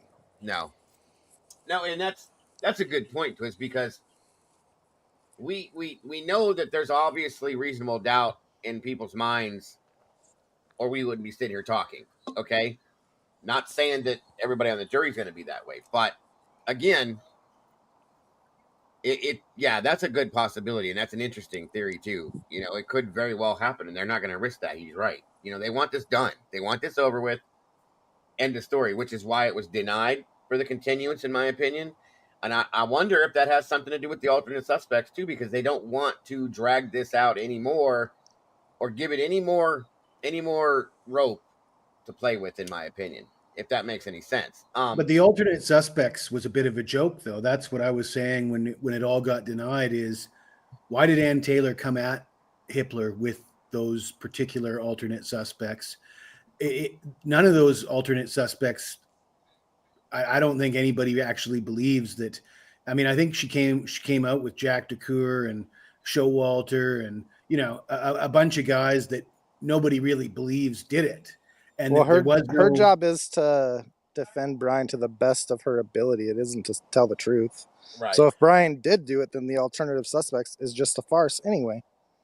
Yeah, fair enough. That is true. Fair enough, but there's no point in coming with a bunch of alternative suspects that he's going to smack away. And it was very predictable that if she didn't have some solid evidence, so therefore, I mean, from a public relations standpoint, it would have been better to come with no alternative suspects than come with a bunch that look like you make them look guilty by coming with a bunch of bullshit. And that's what it seemed like she did. Yeah. And there was other alternative suspects. I mean, you could have come back with suspect, like, unknown male DNA 1 is our alternative suspect. That. Yeah. Right? Without Yeah. naming a name. And then that reserves you the right to try to match Do that you to think somebody Hitler in would the have allowed future. that, though? Do you think he would have allowed that without pulling a name? Nope. I don't at all. He doesn't. can't stop it because you're just crossing the investigators basically on how they did a poor job. He'd absolutely allow that. Well, I Can't just don't stop think it. But Whoever was at Jack in the Box at 4 a.m, according to their alibi, you can keep your eye on them. At this point, I don't think I would want Ann Taylor representing me in a DUI case, let alone a murder case, to be honest No, with you. she did if he's signing that plea deal and he did it, she did the best that she could. that's the last ditch resort, and that's I mean, the obviously- odd thing to me, especially now with the announcement of the plea deal, is she's been arguing for a continuance for the same reason, the amount of discovering it keeps getting shut down, but she keeps going back to it. Yeah. She might have done the best possible job on planet Earth. We just don't know it because we don't know the evidence that she was working with. Now, and like you said earlier, if something comes out 10 years down the road that somebody gets a hold of Discovery and finds some shit in there, and then now what? You know what I mean? Oh well, that's it. It's done. There's no way. There's no appeals. You can't overturn that. So you're just, excuse the phrasing, but he's just fucked. That's it. If he Unless he signs doesn't that plea, if he signs that plea and he didn't do it like that, that's the stupidest thing It is so to dumb. do. It is so dumb. That's right. It is so dumb. And that way you can't, Kelly. You can't ignore the injustice, but what are we going to do to change it? We've done that. We've talked about it. We've shown it to the world multiple times, and it's not going to change it. We can continuously What do that. injustice are we ignoring if he did it? Nothing. Well, hold on though. You're right to an extent. I agree with you on that, bud. But I still feel like the case itself was presented in a horrible, horrible fashion. It was very corrupt in some senses, whether he did it or not. But that's the other problem. If he did do it, why all the lies and all the bullshit? You know what I mean? Well, that's the other thing though. If he did, like, the investigation on the outside, it seems like it sucks. It seems like there's a easy, reasonable doubt all over this thing, right? Yeah. But he's still signing it. So how is it an injustice? Like, well, that's why I'm questioning why he's signing it. Is he? And I'm deeply questioning that. Is it truly because he did it, or is it because Bryan is just tired?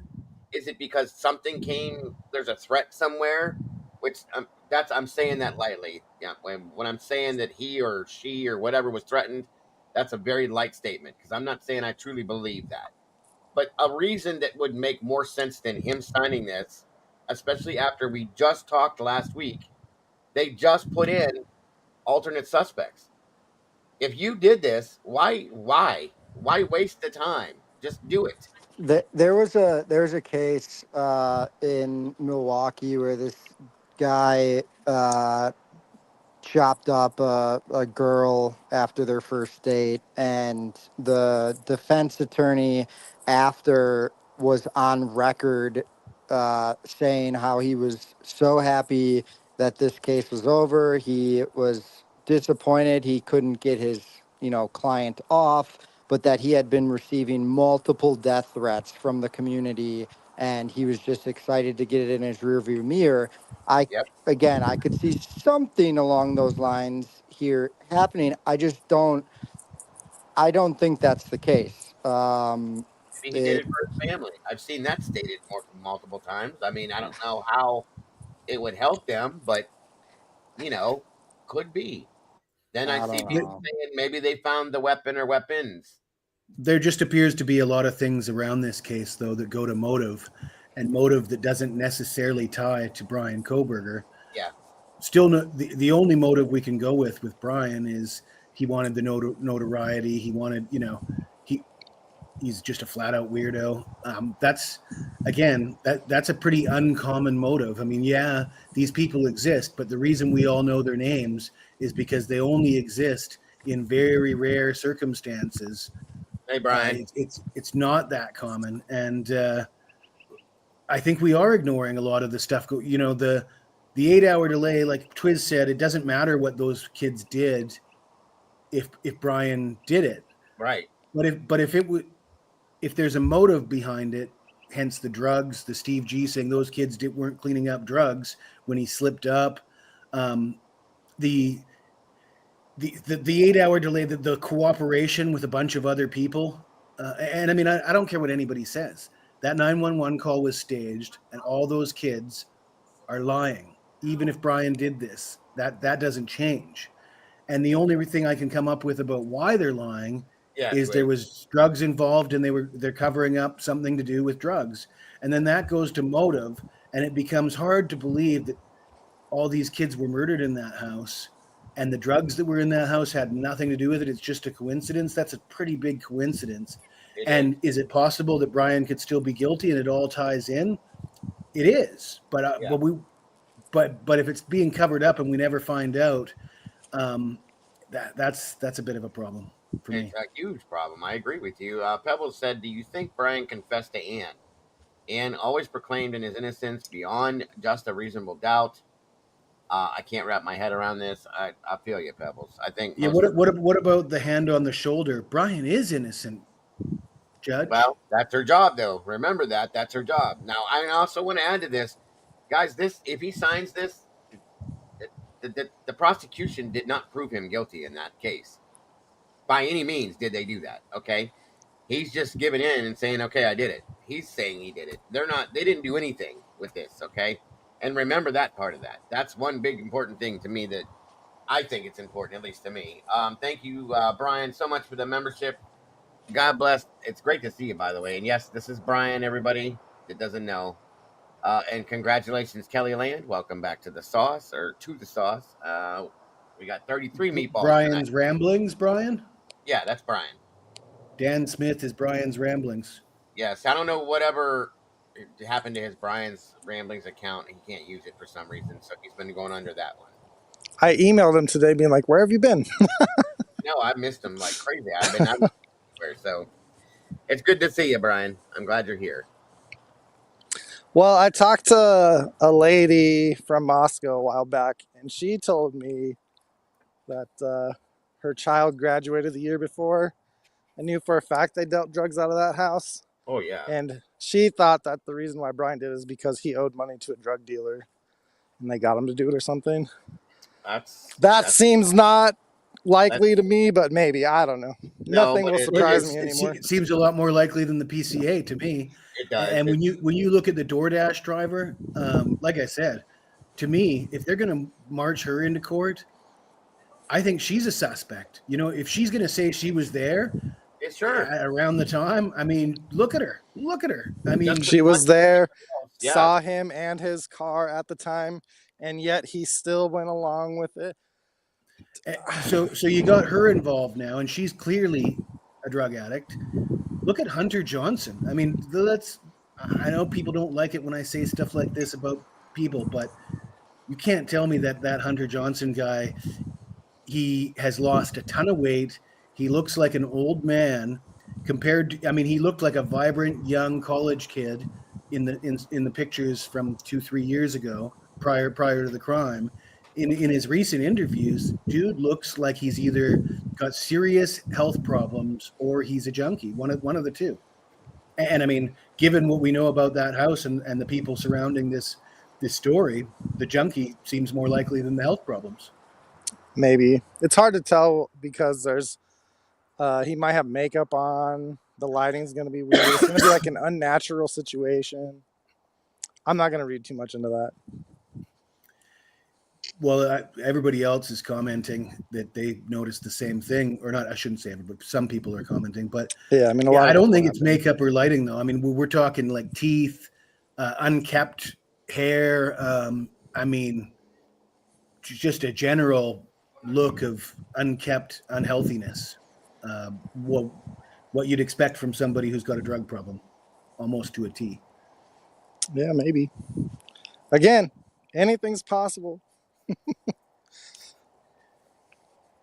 But yeah, I guess my overall overarching point was the 911 call, all the people involved in the 911 call, is that to me, is a cover up. It's clear as day, and they're covering up something.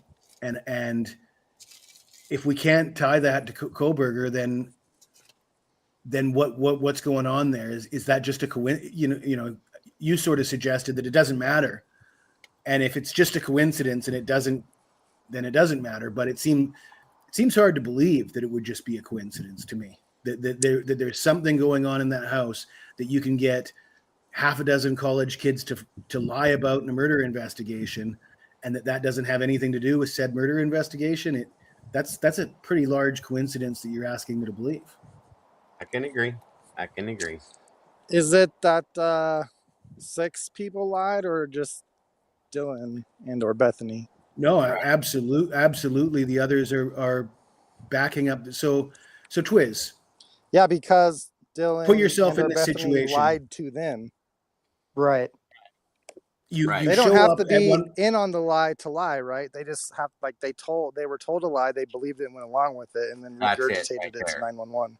Yes. Well, I disagree, because they were called when we've heard the Hippler story of Hunter goes and gets a knife. He says, "Get out, get out, get out," and then that is reenacted on the 911 call. And to me, everybody who's saying we thought Xana was passed out is lying, because how could you possibly? I mean, picture it, Twiz. Name any one of your friends. You go over to their house. You're summoned over. You get there, and they say, "My buddy Bob passed out, drunk. We're gonna call 911," and you end up talking to 911 on the phone. I don't see how you don't say, "Hey, well, what do you mean? Is he passed out? Did we check his pulse? Did we stick our finger in his mouth? Is he breathing? Can we do CPR? Can we slap him to see if he's awake? Is he just sleeping? Like, what do we know? Wait a minute. Why are we calling 911? That doesn't make sense. And anybody who's going along with that, especially college students that don't want the cops coming around, they don't call 911 just because somebody might have passed out without dealing with that passed out person. And in the entire conversation, nothing's brought up about the other roommates that are also deceased. And they're all well aware that those other roommates are part of that house and should be involved. And nobody's talking about that. To me, they're participating in a cover-up. They're all lying, because I don't believe for a second that any of those kids that were present at that house believed that Xana was passed out drunk and we're calling 911 because of that, because that is just not a plausible story. In the history of the world, when have any college kids ever called 911 because their friend passed out and they didn't even bother touching their friend, checking their pulse, shaking them and asking them if they're okay? Do I need to call 911? Has that ever happened in the history of the world? I think not. They called their dads 3 hours before they called the cops. And their mothers too. And their mothers. And at you 8 put that a.m. in context with the WSU Kim and the Dave Snapchat stories. It all lines up with everybody who was at that house, at that 911 call, present for that situation, is lying. That's what I'm saying right now. I believe that. It's possible. Phil wants to know what the name of the town that Bryan was in. I don't know what she's talking about with that. Moscow. Like, She must be talking about Lewiston. I mean, yes, Lewiston. That's right. I love it, Phil. I don't know. Well, based on what you've spoken to Cy, we've all heard what Cy has said. How does that fit into this at this point, you guys? Think about that. It doesn't if he signs it. No, it doesn't at all. Agreed. So there's a reason why he's doing this if this happens, okay? And that's what it is bothering me. To be able to pinpoint the actual reason why he's doing this. And I don't believe, in my heart of hearts, I'll just tell you, even though I will have to accept it, that he's doing it because he's guilty. I just don't. There's something else going on. What it is, I have no clue, okay? Because I can't find, like Twist said, whatever he's going to do, if he signs it, makes no sense in any way, shape, or fashion. He's not gaining anything out of it. Nothing. Life. That's all he's going to get. Yeah, that's only true if he did it, though. Right. That's if he did it. That's true. I So mean, again, maybe he did do it. It's just not the story that we've been told in the PCA, right? that's a good point. That is a good point. And because I've always said there's somebody else, at least 1 to 2 other people involved in it, in my opinion. So Maybe he I don't know. I mean, there's lots of possibilities, but like maybe the timeline is off, and he either didn't drive his car, had someone else drive his car as like a distraction. I don't know. Yeah, there's just a lot of question marks, and if he signs it away without answering anything, and Hitler agrees to it, prosecution agrees to it, even though some of the victims' families don't agree. They'd like to see a trial. They'd like to see the death penalty, and we don't hear anything. It's like, well, how much of the evidence is going to be available for the public? Because there's one thing we can do with multiple eyes is look at evidence and say, okay, guys, we can at least put a timeline together, right?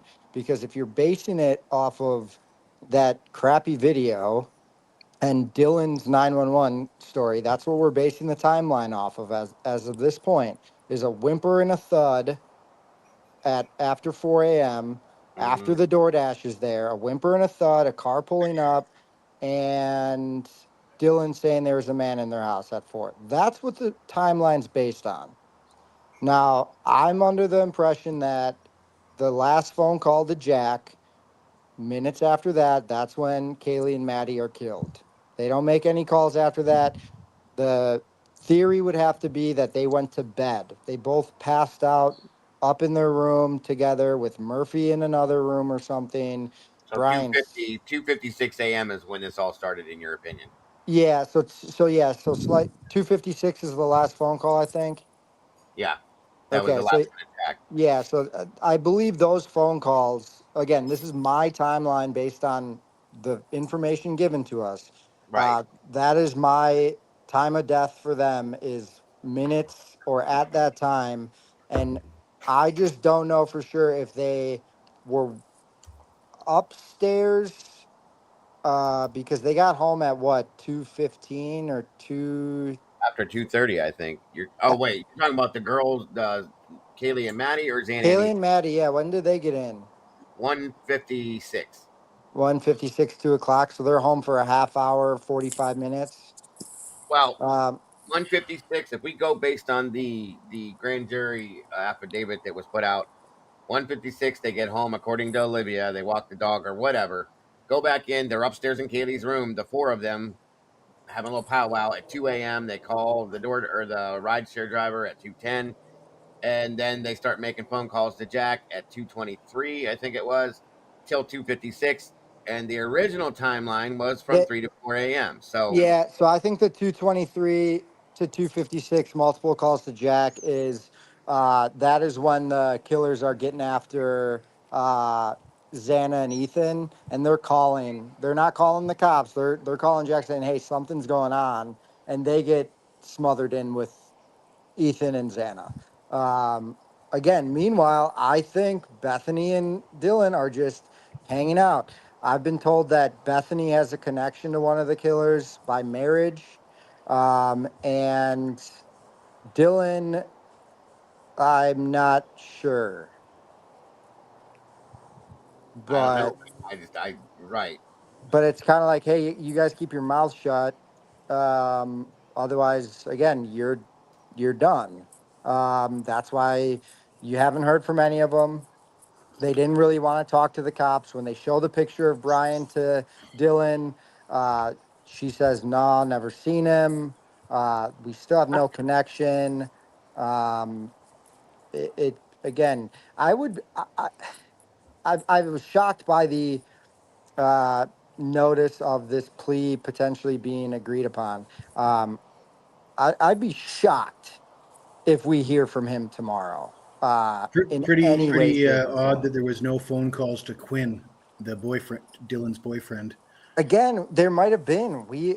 They only showed us. They only showed us what they needed to arrest Bryan, they didn't give us full video of that same camera from 2:30 or 2:15 until 4. They don't show us a camera angle of the DoorDash driver pulling up.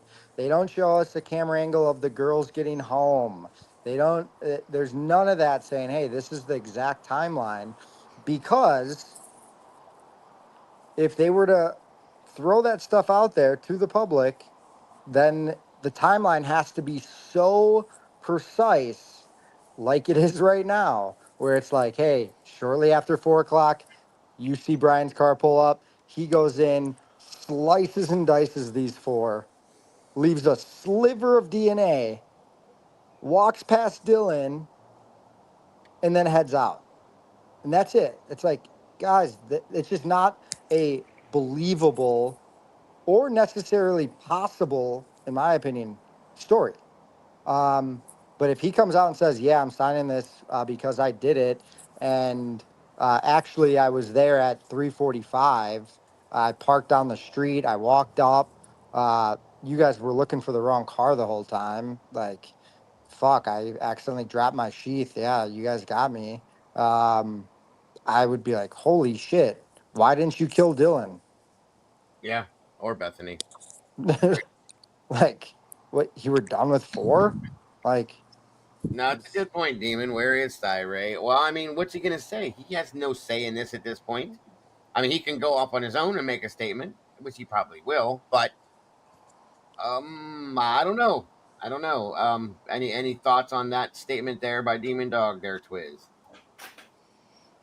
Nope. Hopefully, we'll hear something sometime. I mean, he's an expert witness, so it's not really his. He's not expected to be involved in any of this process, right? no, No.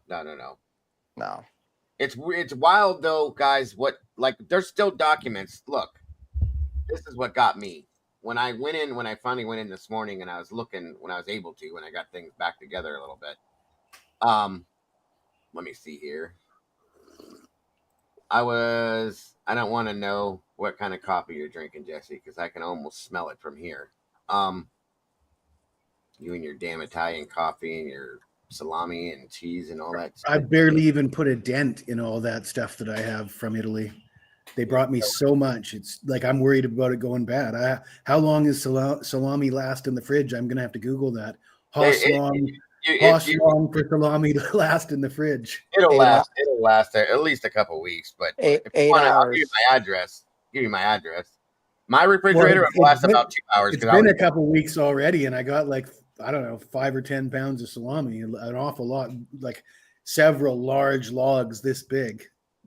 Okay, my address is going in the back chat, bro.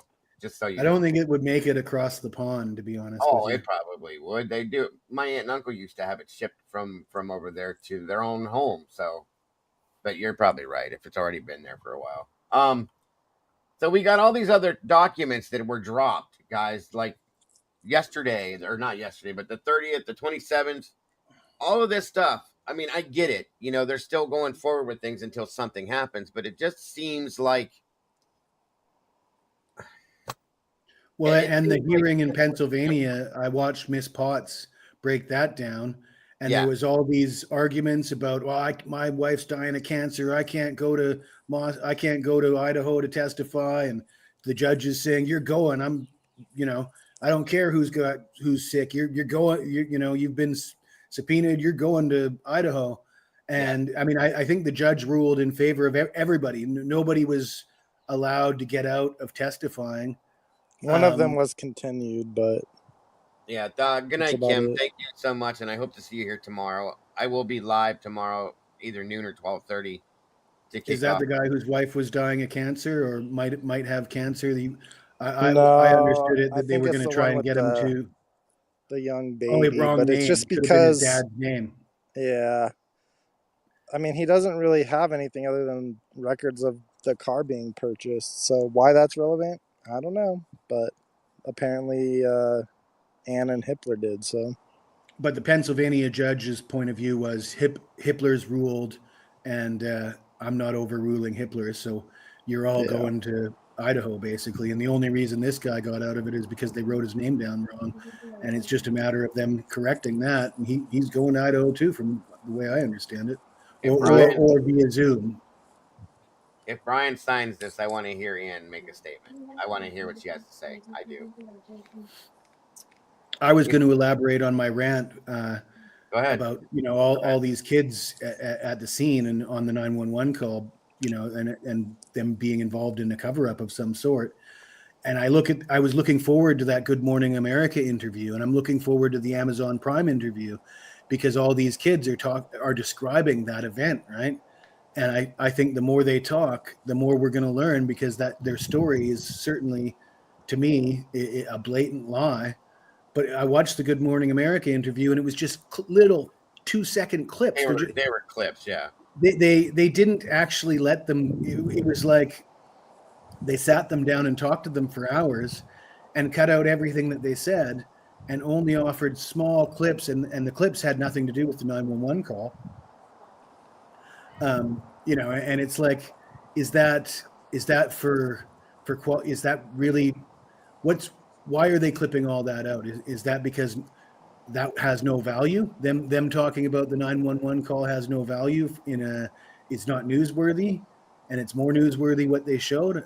I don't really believe that. And I'll point towards the Ashley Bamfield interview on her own channel with Steve G compared to how she interviews him on News Nation. And on News Nation, it's, everything's heavily edited, and we don't want any truth getting out. But when she had a chance to sit down with him on her own channel, she called him out. She's like, well, the 911 call, you told us a big story, and it turns out that none of that's true. So can you please explain it? And she called out the fact that the story doesn't make sense. You're asking us to believe that Bryan is a genius, but then he made all these mistakes. Do you have any answers for that?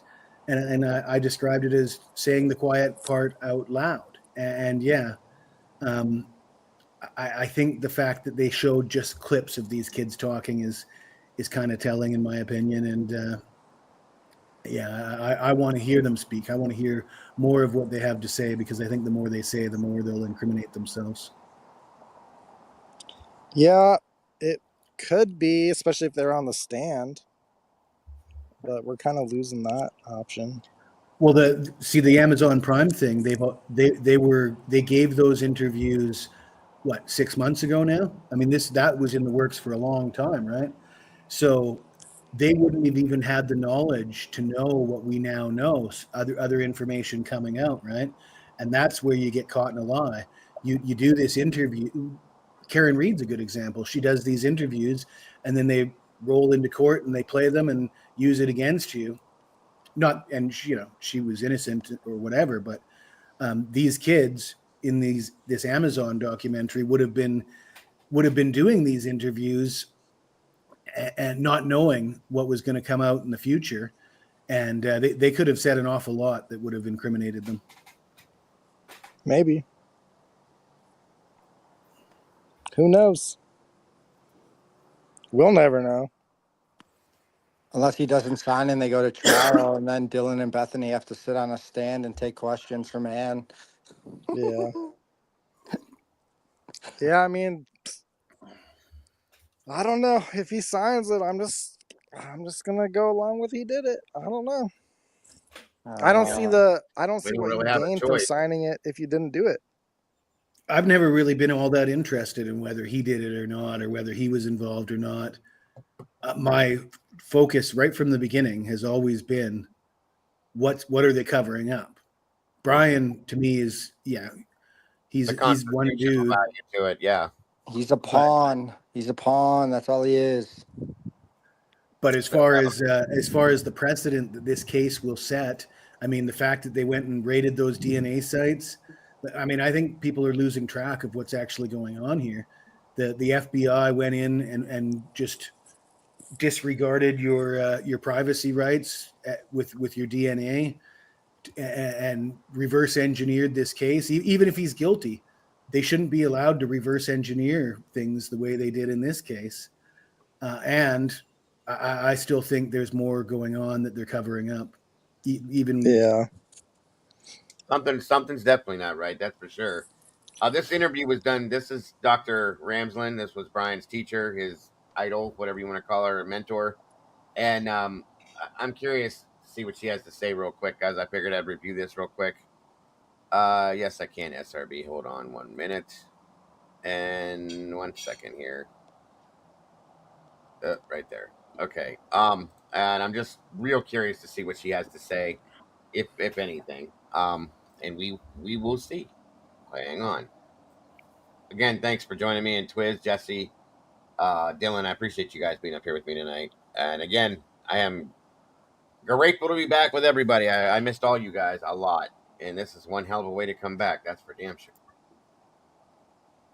As you may know, she was Bryan Kohberger's professor and advisor at DeSales University in Pennsylvania. She has not spoken publicly about Bryan Kohberger until now. She's been on this show talking about other cases, but she's been very, very careful not to talk about Kohberger because of the trial, because she was going to be a witness at the trial, and she now feels comfortable to open up to us. And we've got so many questions, Dr. Ramsland, that I've got so many questions I've wanted to ask you for so long. I want to start with, how did you first meet Bryan Kohberger?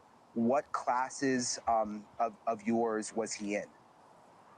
Okay, I want to be just clear that I'm still within the FERPA limitations that protect students and student information. So I will talk within that. I met him in the fall of 2018 when he came to DeSales University. He had an associate's degree, and he was going to get into our 4-year program as a psychology major. He selected the forensic track, which made him an advisee for me because I managed the forensic track. And he was also in my class that semester.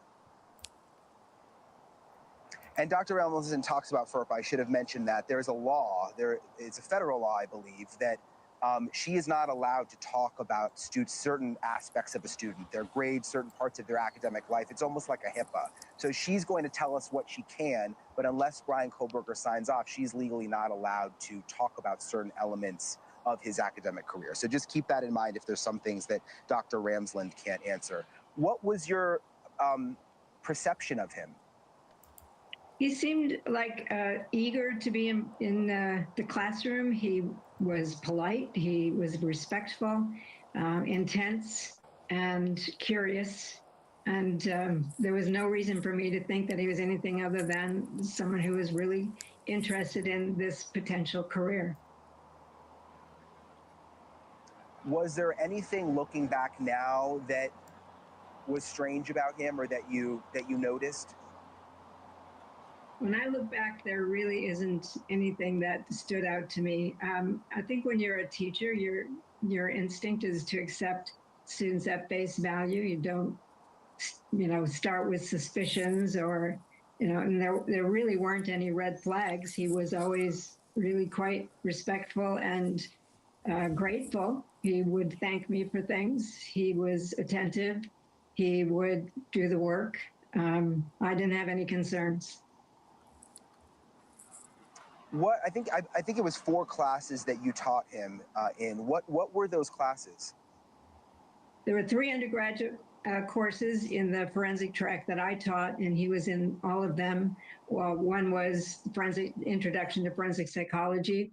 Another was my death investigation class, which was called Psychological Sleuthing. And the third one was called Dangerous Minds, the Psychology of Antisocial Behavior. And then he got into the graduate program in criminal justice for a master's degree. And he took a course with me called Behavioral Criminology. Is there anything, Dr. Ramsland, when you look back and you think about the curriculum of those classes, and not getting into his specific experience, but when you think about what you taught in those classes that you think, oh my gosh, he may have used that in what he's now accused of doing here in Idaho? Well, the antisocial behavior course involves serial killers and mass murderers, and we do a lot of case analysis. I use two books that I wrote. One was written with the BTK killer, whom you just mentioned, and his decision process and his the crimes and how he thought about them and felt about them and what was it like for him, to be caught. So that's a very intense book. And also I have one called The Mind of a Murderer, which was about various behavioral experts over the past century who interviewed killers, mass murderers, and serial killers to get as close as possible, spending a lot of time with them to get as close as possible to their process of becoming a criminal. And so he would have been exposed to that. I think now looking back, I would look at maybe some of the things that interested him as being, something that gives me pause. But we always have to think about, we all know, everyone in this field, forensic psychology and criminology, know that we could have students who might become offenders. But we also know that the vast majority of our students will not, and will instead go into a field like law enforcement, FBI, Secret Service, that make the world better, that protect us. So we know that there's always a risk that we're attracting somebody who wants to do something terrible. Hoping we won't ever have that, but in my case, I did. Can you say, Dr. Ramsland, what it was looking back now that sort of raises your eyebrows specifically in terms of things in the class? I think just the idea of wanting to study offenders and what their thought process was, how they felt about wanting to study that, and then finding out that this is a person who then is now saying he's guilty of doing these things. I have to look at the framework of what I taught and wonder, did I inspire him in some way? Did I, but I can't second guess that, because I may have inspired somebody else to become an FBI agent. And that's, unfortunately, in this field, that's what we live with. I mean, you've been studying serial killers most of your life, but when you talk about the fact that what you taught may have inspired this, that's got to be hard for you to process, I would imagine. It's terrible, very hard. And it's not just what happened to the victims. I really thought Bryan Kohberger was a promising student who really could have made a mark in this career, and in a very positive way. I thought that. So disappointed, angry, and very shocked that this is who he turned out to be, and horrified for the victims and their families. Just horrified. I mean, I worked with Dennis Rader closely for 5 years. I met the victims' families. I saw the devastation that these kinds of acts can have. And I have to always keep that in mind when I'm teaching these subjects. What did you think when you first heard that Bryan Kohberger, your former student, was arrested for this? I was completely floored. I didn't believe it. And his demeanor that we saw on media was that he was confident that he was going to be able to prove his innocence. So I wanted to wait and see. I wanted to give him the benefit of the doubt. But as months go by and he kept saying that he had an alibi, and I wondered, well, why are you sitting in jail? Give us your alibi, get out. And that wasn't happening. And then it was really when he said his alibi, and it was clearly not an alibi, and he would have known that, certainly from all the classes that he had through undergraduate and graduate work. He would have understood that wasn't really an alibi.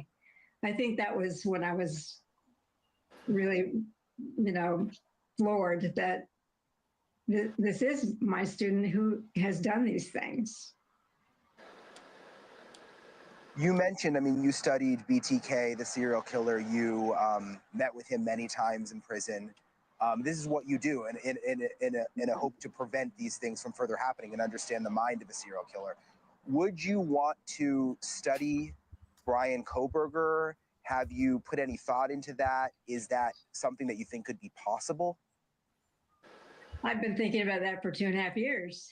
I would. I mean, this is my work. If he wanted to do that, I would. And within the framework of this is what we do to try to look at developmental trajectories, the triggers, so that we can see the red flags faster. We can prevent people like this from wreaking the havoc that they do. So if he wanted to do that, I know that he's got the intellectual capacity to do it, to be self-reflective, to help think through how his life came to this.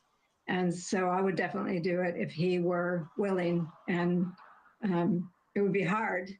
But I think because I have so much material from him, I have questions for him that I think nobody else but me could ask. And just my last question, Dr. Ramsland, I mean, you are the person that I think of who, if anyone could see through someone and see that they have a secret side, I would think it would be you, because this has been your life's work and trying to figure that out. And in a sense, it almost feels like Bryan Kohberger even had you fooled. Well, I study the ones who are really good at it because I want to truly try to understand what can we see in the constellation of behaviors that will tip us off earlier, because people who are really good at passing as normal and keeping their dark side hidden can fool people, can fool all the experts for a long period of time. I think anybody in my field will tell you they can be duped by a really skillful, predatory type of person. So, I'm not going to say I'm the person who can spot this. I can see things like if you have a rigid personality and you're threatening, those are red flags that are very clear. Or you have a mental instability and you're drawing, violent images. These are things we can see and we can anticipate. But if somebody's presenting themselves as a completely normal human being engaged in life the way, that according to our expectations, it's really hard to see through that. And as a teacher, I am not initially suspicious that students are there for the wrong reasons. And so I think some of us have what I would call a cognitive disadvantage, because we are giving the benefit of the doubt to students. And I think that's certainly what happened. That's why I would want to work with him and study him, because I want to understand how he was able to completely fool me. Well, it'll be interesting to see as this moves along, if that indeed ends up happening. Dr. Ramsland, appreciate you coming on tonight and sharing this insight into your former student. Thank you so much. Thank you. That made me sick.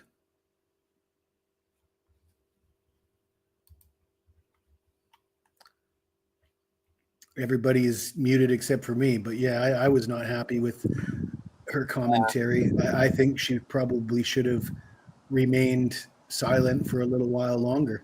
That tells me, in my opinion, that she believes Bryan did this now, because she came forward. She wasn't going to say a word because she's a witness. And It tells me she's trying to get out on the right side of things, and position herself where she wants to be positioned. Of course, it sounded like a very it sounded like she had some pretty selfish motives, and then the idea that I could interview him, I could do the story. Oh yeah, how could I make money off this? Her commentary on the alibi. Now, to be fair, when I heard the alibi, my first reaction was, oh my God, he's guilty. But in being able to reflect on it further, first of all, I don't think it was his decision. I mean, you'd think certainly Ann Taylor should have been the one making those decisions, whether to frame it as an alibi or as not. He had. I guess what she was saying is he could have just said he didn't have an alibi, he would have known better to say that he had one and then not present one. But I mean, isn't that Ann Taylor's decision? Isn't that her strategy? She's the attorney. She's the one that's supposed to be coming out with whether or not he has an alibi or not. And I mean, did he have an alibi or not? I mean, Twiz has been going around telling, perhaps Twiz has been telling people that Cy Ray will provide him an alibi in the end. So I still think it's undetermined whether he actually had an alibi. I didn't like her coming out and commenting on that. I mean, the issue is that park doesn't have cell service, right? Mm-hmm. Right. So, like, he couldn't corroborate that, but you could corroborate coming out of the park area where the cell phone gets service. So, like, let's just say his alibi was 100% correct, right? He went to the park and then drove home, right? You wouldn't know. It'd be like walking into a hallway or a room. No one can see what you're doing in that room or hallway, but they can see you when they walk out. You know what I mean? What about the timing advance data? Would that have painted a much clearer picture and provided an alibi? Well, I mean, again, once you have cell service. So my theory would be that, he went to the park, drove through Lewiston, and then back to Pullman. And I mean, you can back that up with some stuff that happened in court, right? Which, again, if he signs that paper, I'm gonna be like, well, something's not right here. But no, I mean, it was never going to be that he had Cy would have information between 407 and 420 whenever they're claiming the murders happened, right? It would be at that time he doesn't have cell service, but he could track him when he gets cell service, if that makes sense. Yeah, I just didn't like the way she was commenting on his alibi. The plea hasn't been signed yet, and she's saying, looks like he's guilty, and I'm so disappointed. Yeah, I think she. Why did she have to do that interview? Even if he's innocent, it wasn't a terrible opinion. I didn't like the way she was speaking about it, to be honest with you. Yeah, that's not a terrible opinion either. I just think she could have waited another day. She didn't need to get out ahead of it before anything signed and sort of throw him under the bus like that, and then suggest that she could work with him. And it sounded like that interview was very self-serving on her part. She wasn't doing anybody any service except for herself. Now, what if he comes tomorrow and doesn't sign it? Is that, you know what I mean? Exactly. I mean, that's going to be really awkward for her. Yeah, big time, big time. But let's be real, though. What happened to the gag order? Like, does the gag order not apply because somebody said that there's going to be a plea deal? Like, does that supersede the gag order? Like, these people are coming out and talking. Only applies from inside information, which she doesn't have. She didn't divulge anything. No, she doesn't have any kind of info, right, as a witness or anything like that. No. But still, she's going to look like quite like Boo Boo the Fool tomorrow if he doesn't sign this, and then, I mean, I wouldn't hold it against her, though, because if he did it, of course she would want to write the book. I would want to write the book. Yeah. I'm sure you guys would too. If he contacted you and was like, hey, you want to write my book? And I'll tell you what happened. They're like, I just want to know what happened. So sure. Maybe Bloom was right. Maybe he's infatuated with her, and that's why he's taken the plea, and he's already been in contact with her. Bloom said that they were writing, or he was writing her, they were writing each other something, which was completely bullshit. Maybe Bryan, I don't know why he'd be infatuated with her. Maybe he wanted to learn from her. Who knows? But just like every other motive story with Bryan Kohberger, they all sort of fade away and drift into the next one, right? When you really look at it from point A to point B, the motives have surfaced and then morphed into something else and changed, and none of them were ever sensible enough to really latch onto for too long. Yeah. I mean, the motive could just be like Kaylee cut him off that evening. It could just be something ridiculous. It could, and that's a fact, dude. Like that. I was thinking about that a long time back. Like it could be something so minuscule. He So was dumb. having a rough day. Yeah. Somebody in the house did something that irritated him. He followed him there. I mean, I don't know. Listen, we've seen dumber things happen for dumber reasons. I mean, it's For just sure. it's facts, guys. These are facts. Carving Ethan's legs. If 6 that's people in the true, house. yeah, I mean, I don't know that that's even a fact, guys. I don't know that somebody that whoever wrote that, maybe didn't even know what the hell they were writing when they wrote that part of it. But carving to me is like, I hate to say it like this, and it's all with all due respect, but like making designs or writing something in there, and that's not, it's not a standard statement to make. I've never seen on any situation I've been on anybody's legs carved. Okay, it's just weird to say it like that too. So we don't even know what the context of that truly is. So when I hear it, that's what I envision, and I'm a visual person. You can ask my mods; I'm always getting on them because they say things and I see it. You know what I mean? So, that's different. There's other things. There's a lot of things with this whole thing that don't fit with him. But do they? if you would have asked me 2 days ago, I would have still been like, there's a fat chance in hell Bryan did it. But now I'm just like, I don't know. That's where He wants to sign the plea. I'm assuming he's doing it because he did it. Well, I can't go there yet, dude. I just can't. I can't. We've seen too much. Okay, that's the biggest problem. Is we've seen too much for me to go. Okay, sure, you did it. I can't. I mean, I'm going to if he does because that's what you're saying, and I'll respect that. But I don't believe it yet. I just don't believe it yet. I'll still be open. My mind is always open, right? I don't close my mind to shit. You show me better information, I'll believe it. You know, if he signs that paper, I'm gonna believe it until something better comes out. Now, what's gonna be a jackhole, like big old mess, is if he signs it and next week some crazy bullshit drops and everybody goes, you know what I mean? I don't mind being a conspiracy theorist. I'm not buying it. I can be sold on a story that Bryan's involved, but I cannot be sold on the single. Before I sign off on a single perp story, it has to be proven. You gotta show me. I'm not just gonna take his word for it. If he signs it, I'm not gonna sit there and say now I believe that he did this thing by himself, the way it's been laid out in the PCA. There's just I'm with you there. I'm not buying that. I'm just not buying that. And I'm not buying that all the extra stuff is just a coincidence. I think he the should have to give the drugs, the Dave and Kim story, the everybody knew at 9 o'clock in the morning. The fact that law enforcement would allow that's the other thing.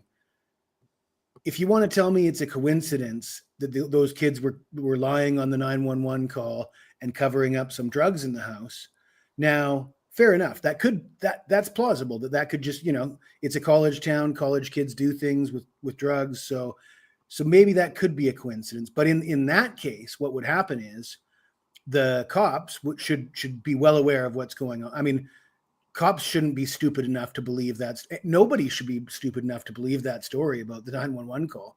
And cops certainly should be able to sniff that out.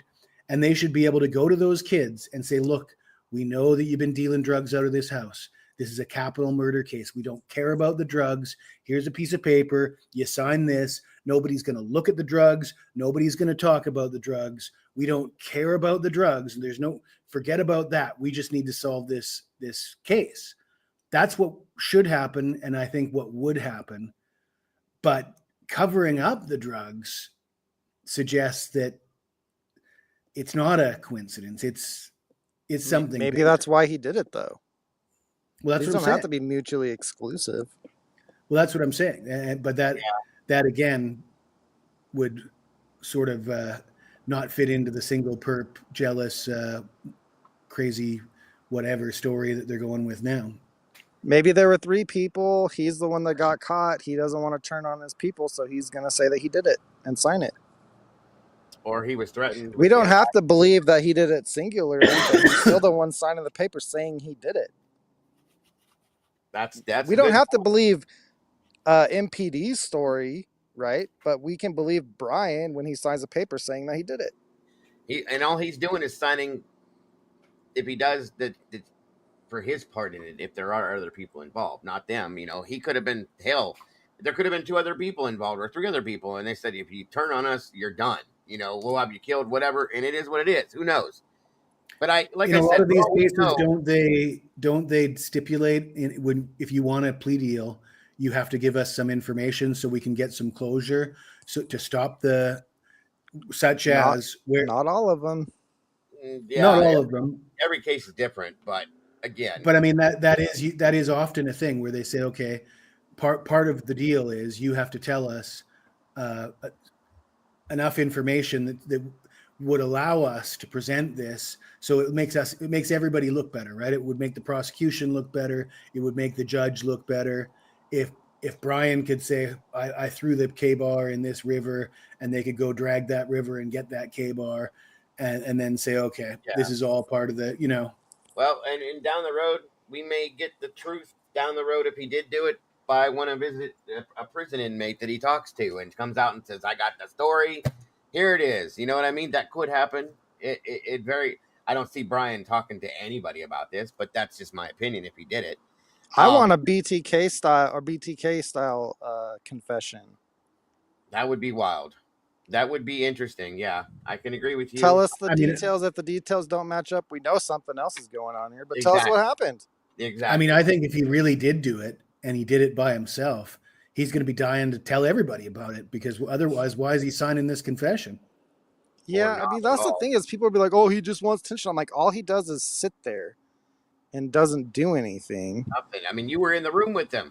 You saw. Listen, I don't know if I should, whatever. I'll go into it a little bit, but I have heard communications from Bryan himself in jail to other people. He doesn't think anybody likes him. He thinks everyone hates him. So he thinks all of his supporters, like, he's just mind blown that anybody would support him. Maybe that's because he's guilty. I don't know. That's a good key point when people are guilty. Either way, like, if you want attention, you would just be soaking this shit up, and he doesn't. No, he doesn't. He doesn't. There's zero emotion. We've seen in different trials for different other serial killers or whatever, the ones that love this, that the faces they make, the smiles, the different thing. Bryan does not emote anything. It never has. No. It's crazy. You can't. And the thing that will really blow my mind is you listen to Eliza Massoff. Yes. Arguing for him. Okay. Yeah. I've seen Eliza Massoff talk to him. And if he is a killer and she treated him like that and cared about him, not like, I got questions. There's too much comfort there. Yeah. But again, if he signs the paper, I'm going to believe it. But maybe he's so good at hiding it that he didn't even tell his attorneys for a long time. But here's the thing, though. Listen, I still can't go past this. If he signs the paper, yes, it states I did this. But there's gotta be a reason that makes some sense to this. Something other than yes, him doing it is a good reason. But there's gotta be something else in here somewhere, okay? In the weeds, standing out somewhere that we can't see for him to have had a reason to do this too. That just makes sense to me somewhere. Okay. If you look back at all the media coverage from the beginning, you can piece it together now that all the leaks, all these sensational stories, fictional narratives that they've been spinning, it all goes to prep people and prep the public for this, so that when the plea deal comes down, the majority of the general public who are getting their information from mainstream media are going to fall in line and say, of course, I knew he did it, Oh, yeah. Well, yeah, we know that. Oh, the guilters are in heaven right now. And this is the thing that pisses me off the most is these motherfuckers are going to have a field day. Yes, I know. They're already all I having know a is that field day. they were all wrong about Karen Reed. So it's not just because the police get it right all the time, you fucking That's true. dickheads. That You is got true. lucky. You got Amen. lucky. Amen. Because they were way off with Karen. Thank you for that. And I was in JB's stream last night, and 12 Gauge was going, "Hey Jesse, what about that green car now? You gonna come up and talk about the green car?" Yeah, ask him about Karen Reed. or That's what I'll just say. ask That's what him I'll say to about how Daniel. Bryan flushed all the clothes down the toilet, Jesse. And the I will come out and talk about the green car. I never said definitively it's the green car. What I said was, when you look at the proximity, it was the neighbor's green car. It was an Elantra. It was the same model. We know that infrared cameras would show a green car to appear white, as we see the pumpkins white.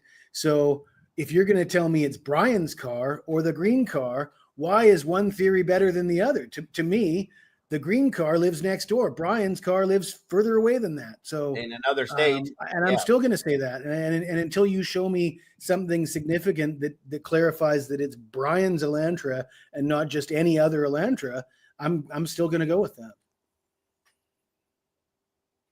Dude, how lucky would he, or how unlucky would he have to be to have parked somewhere and walk to the house and have somebody just driving by the house randomly with the same car?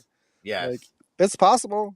That's like the worst luck you could possibly Or have. maybe he had somebody do it, just not his car, because he'd be like, oh, they'll be able to see license plates or something. I don't know. Anything's possible. What I'm saying is that if he signs the paper, I'm just going to take him for his word. I'm taking the long shot bet that tomorrow shit's going to hit the fan and Taylor's going to walk away from, you basically say, ineffective assistance of counsel. That's my long shot in the dark bet right now. And I'm setting myself, probably a lot of people think I'm an idiot anyways, but man, will I look like a genius if that's how it plays out.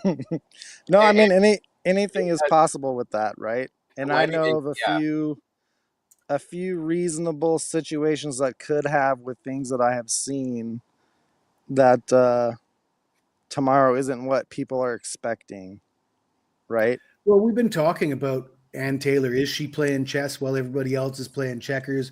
Everybody's been assuring us she's got something up her sleeve. Well, I've had full faith in her, and I'm praying to God she don't. There's 6 seconds left in the fourth quarter. If this is a basketball game, she better take that shot, because game's almost over. Yeah, and if she comes out tomorrow and they sign that paper and he goes to the clink, like I said, I wouldn't have her represent me in a DUI case. And I don't even have a driver's license. It's not her. That's not her job, and it's not her choice. She can't make Bryan sign that paper. She can't stop him from signing that paper. That's true. She could tell him, I have something up my sleeve. Okay, but she can't stop him from signing that paper. She can't stop him. Here's the thing: if she were to come out tomorrow, or if they come out tomorrow, and she states, Your Honor, Bryan has voiced the fact that he wants to relinquish us, or not relinquish, but recuse us as his attorneys, so on and so forth. A hell of a plan, folks, because this would give a hell of an intention on this case. And then as she does that, she was hired initially as a public defender. That's who his case is through, the public defender's office.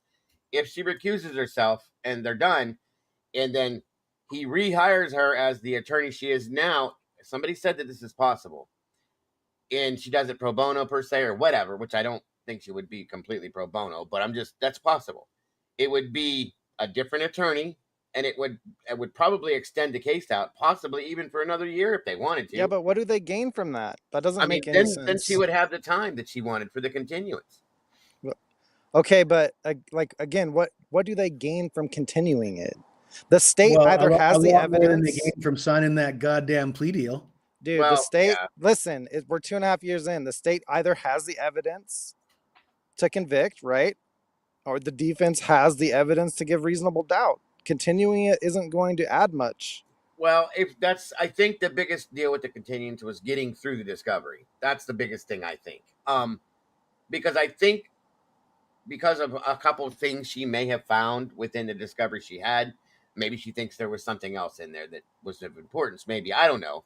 This is just. But don't you think that if that's true, right? If Bryan did not do this, there's something in the rest of the discovery that she doesn't have, that she couldn't provide reasonable doubt today.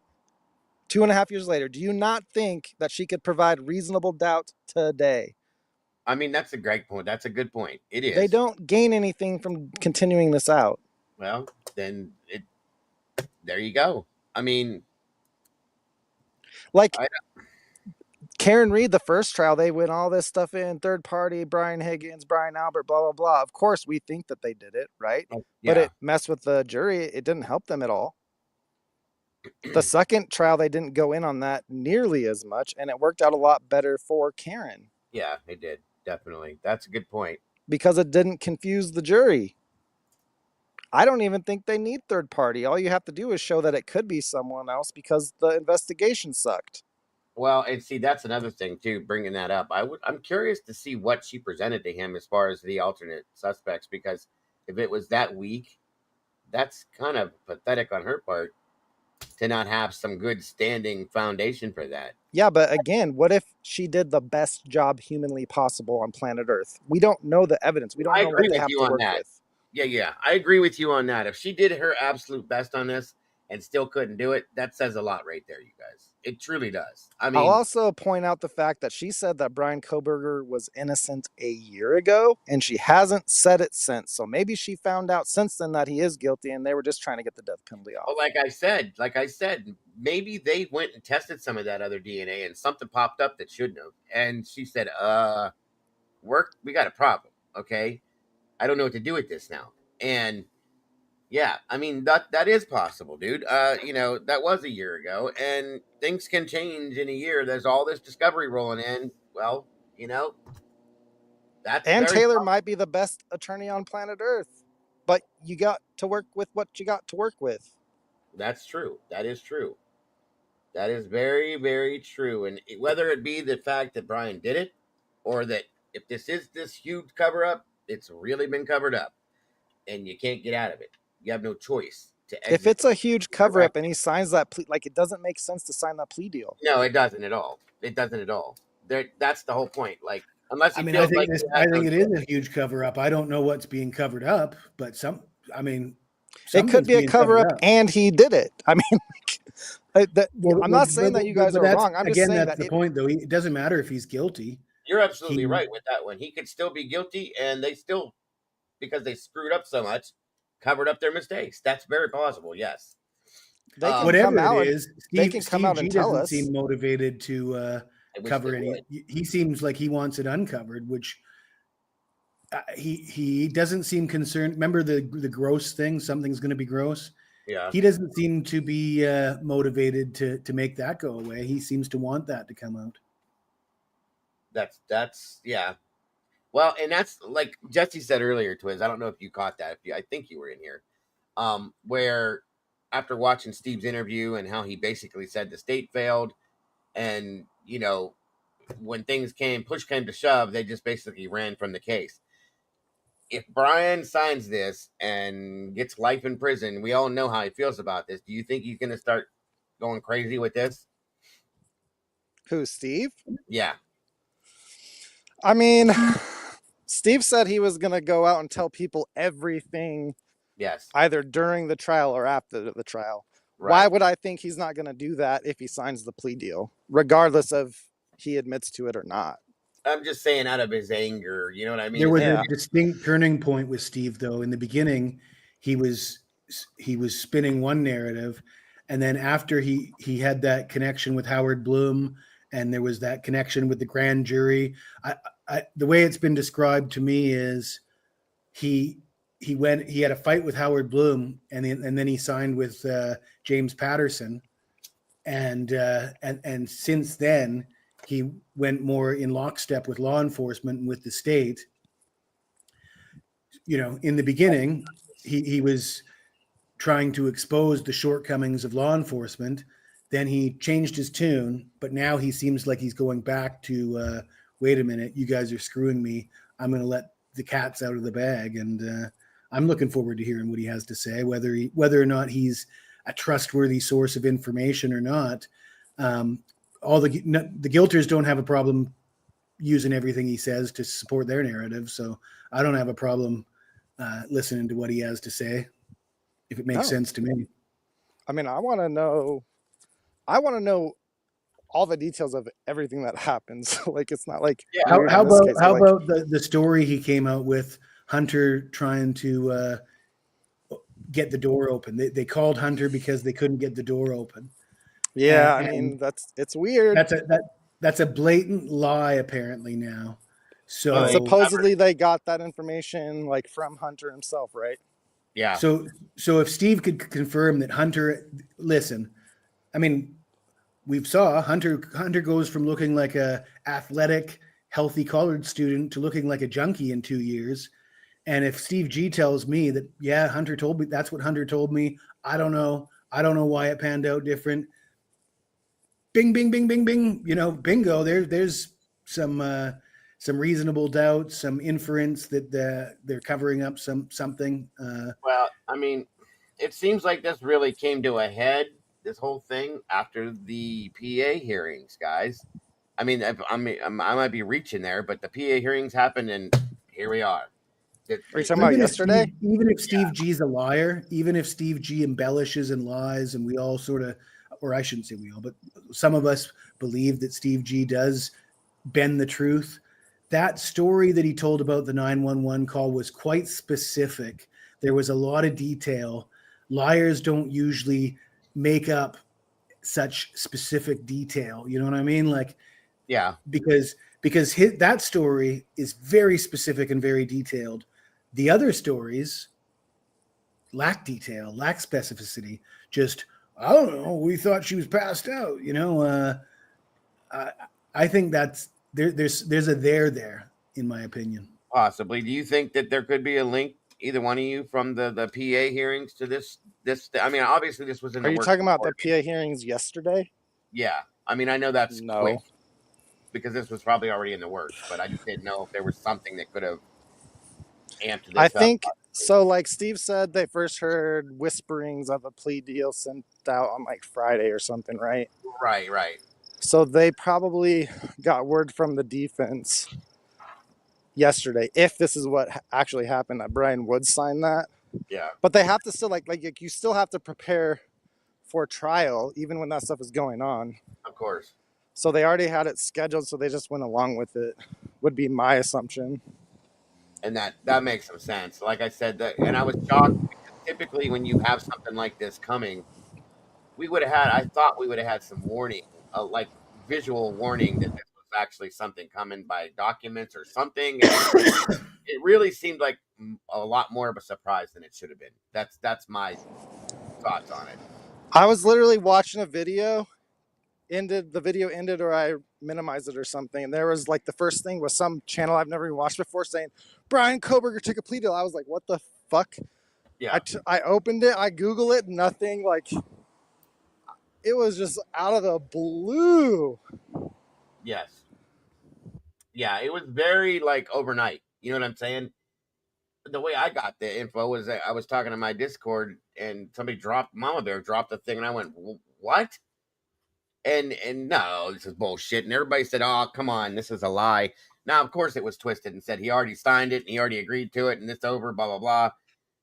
And then the hearing popped up. So, and I didn't see any documents yesterday. And I said, let's wait and see. Well, there's a document. There's a hearing tomorrow. So, Lucy Morningstar, y'all think that Steve G lied to Brat when he said they tested the roommates, said, I think they just killed them up there? No, you want to know why I don't think that's a lie? Because it lines up perfectly with what we heard 2 years ago from both Dave and Kim, and it makes sense. And that's the thing, we're all speculating here. I got those messages from Brat at one point, and some of that stuff I do believe was lies. That one, I see what you're saying on that, but some of that other stuff was definitely not true. You think she made up a bunch of fake messages using Photoshop and stuff? Well, it is possible to do, but he did admit having contact with her. Okay, he admitted that he was contacting her, and nobody believed her, and I was one of them. And she said, "Dago, I have the Facebook messages," and she sent them to me. and I saw them. I think I showed a couple of them. And so that part I had to say, okay. And then I went back and researched a little, and the Gonzo name and all this, that's him, so. Well, and a lot of the discussions in those threads have been confirmed by third parties like Bloom. Yeah. A lot of the information there was a, Steve G gets people's names wrong and spells things wrong all the time, right? All the time. And there's that talk of the Peterson true crime guy. Yeah. And I think people were thinking of like the Interview Room or something, but the Peterson true crime guy turns out to be Patterson. And that's come out now. So, I mean, again, hearsay is just hearsay, but when hearsay lines up with the timeline and fits in with what we know and what we're hearing from other people that are not connected, and it all fits together. And this, to me, just is one of those things that it fits like a glove. So, I mean, and I can agree with you to an extent with a lot of that stuff. Yeah, I agree. And like I said, tomorrow's going to be a big day. Tomorrow's going to be a historical day. This case is a historical case. I mean, so there's tomorrow. I think the internet's going to implode tomorrow, to be honest with you, to an extent, because there's a lot of people that are sitting here going, I don't get this. I don't understand it. There's a lot of people that are like, see, I told you so. And to all of you out there that said, it'll never make it to trial, touche. But tomorrow's going to be just out there. It's going to be out there. I'm really curious to see, because we have a bunch of different options that this could go with. One, Bryan could sign this and it's done. We're done. Two, Hitler could, I really doubt it, but he could deny it. Okay. Three, this could be some kind of strange, weird ass defensive ploy that I don't know. Ineffective assistance of counsel is my guess. I think we're going to get that. That's going to come up. Yeah. And I don't think that that's going to be something, but it's possible. Three, there could be something else that's going to be presented that's going to blow everybody's mind. Who knows? But there's many things that this could do. It could end up being tomorrow. All I know is that at this point, honest to God, nothing, and I mean nothing, is shocking to me. Now, how's this all going to go down? If this happens tomorrow, think about this. What is it? Tomorrow's going to be the 3rd. So, or no, the 2nd. It's already tomorrow. Anyway, and this all goes down tomorrow, and then the July 11th thing comes out, and everybody's going, what? And it still doesn't make sense. That's what I'm expecting to happen. Well, that's the thing, that and that would have been put together months ago, maybe a year ago, 6 months ago. They were working on it for a while, just like they did with the Paramount thing. Yes. So a lot of it's going to be old news, old stories, but those old stories have to match up with what's going on currently. And I think that they're not going to. I think that a lot of the stuff, people are going to say things that, wait a minute, we now know that that's not true. Yeah. I mean, that's the thing about lying. It's hard to get away with lying because it's hard to keep it current. That's a good point. And truly, honestly, if Bryan signs it and says he did it, a lot of that stuff's not going to make a damn bit of difference if it does come out, unless it shows somebody else involved with him. That's all I'm saying. See, I wouldn't care if he signed that paper, but it says you can't appeal it later. And that's where I'm like, what? That's what makes no sense to me. Yeah, because if you take this to trial and you roll with it, even if you're convicted, the dude's got a lot of good reasons to appeal this and possibly could flip it. Okay. But even if he's guilty. Yeah. Yeah. If he was guilty, that's what I was trying to say. If he's guilty per se and appeal with everything that's gone on in the appeals process, he could still roll this and come out as a guilty party, innocent. Okay. That's how bad this is. But he's signing that all away. Yeah. OJ. He's signing it all away. And that's that. So we'll see. He can either sign it, void it. If they don't agree to it, whatever. And typically with the plea,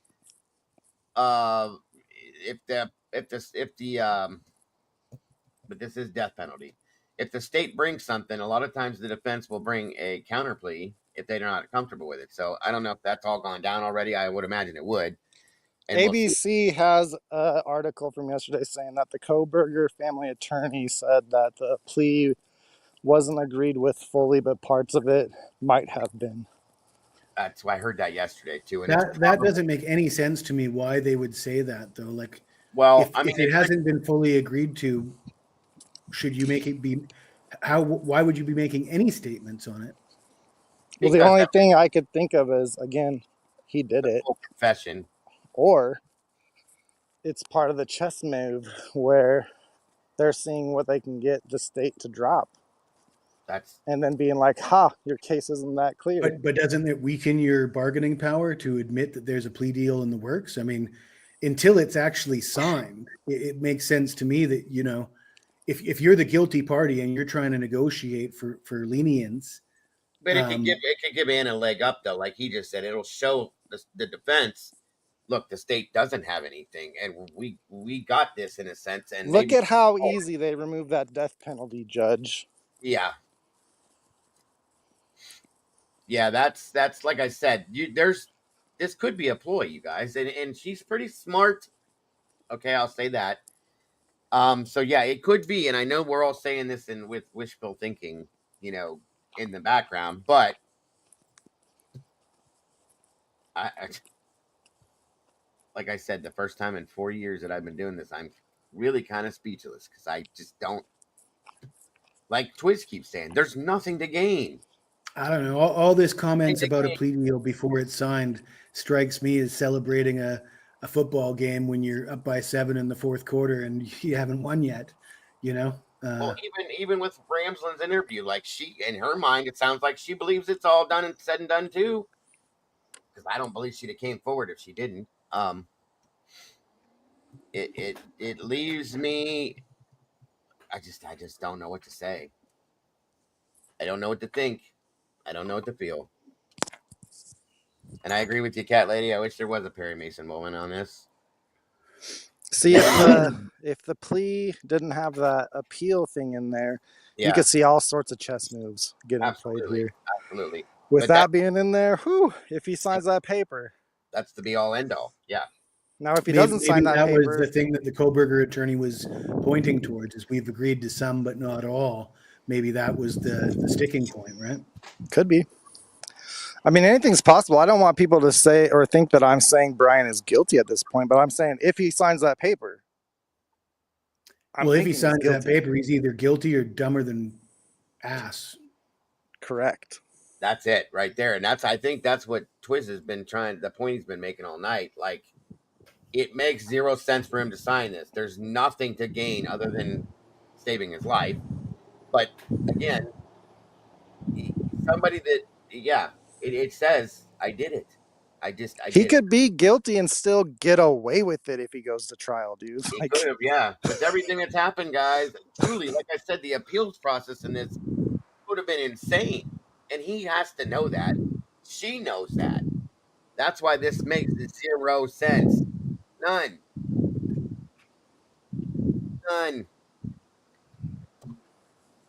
Tomorrow's gonna be crazy. Are you gonna be up and around, Jesse? I think so, yeah. Well, I'm tired as hell. I've been sitting up in a chair for 5 days. I think we pretty much beat this to death anyways. I mean, we need new information to talk about. We need a new saying for this case. You ain't lying. We can't be saying beat it to death. I'm just kidding. I don't know. We beat it all over the place. But yeah, I will be live tomorrow with the hearing, the hearing tomorrow. I'll probably be here noon, 12:30, a little early, just for anticipation. So anybody would like to, please join me. And that's Eastern time, by the way, because it's 1:00 Eastern time. I'll try to be there with a big plate of salami and cheese. And your damn Italian coffee. And your camera better be on. Yeah. Well, that's the plan tomorrow, guys, and we'll see what happens. Fingers crossed. Dude.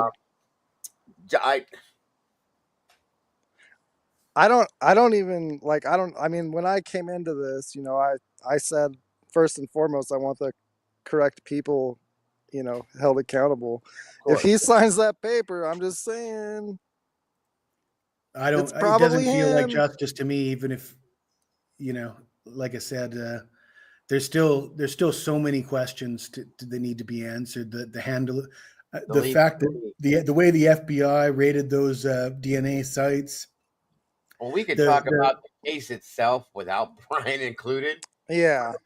Well, we've been doing that for years. I mean, his rights most likely have been violated. So more not than just once. his rights, your rights, Twiz, my rights, Dago's rights. Yeah.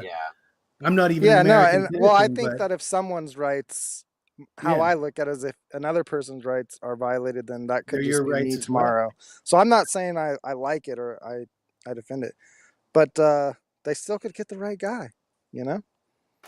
We should obviously not forget about their mistakes and hopefully hold them accountable, which will never But happen anyway. isn't the legal system supposed to be not about getting the right guy the wrong way?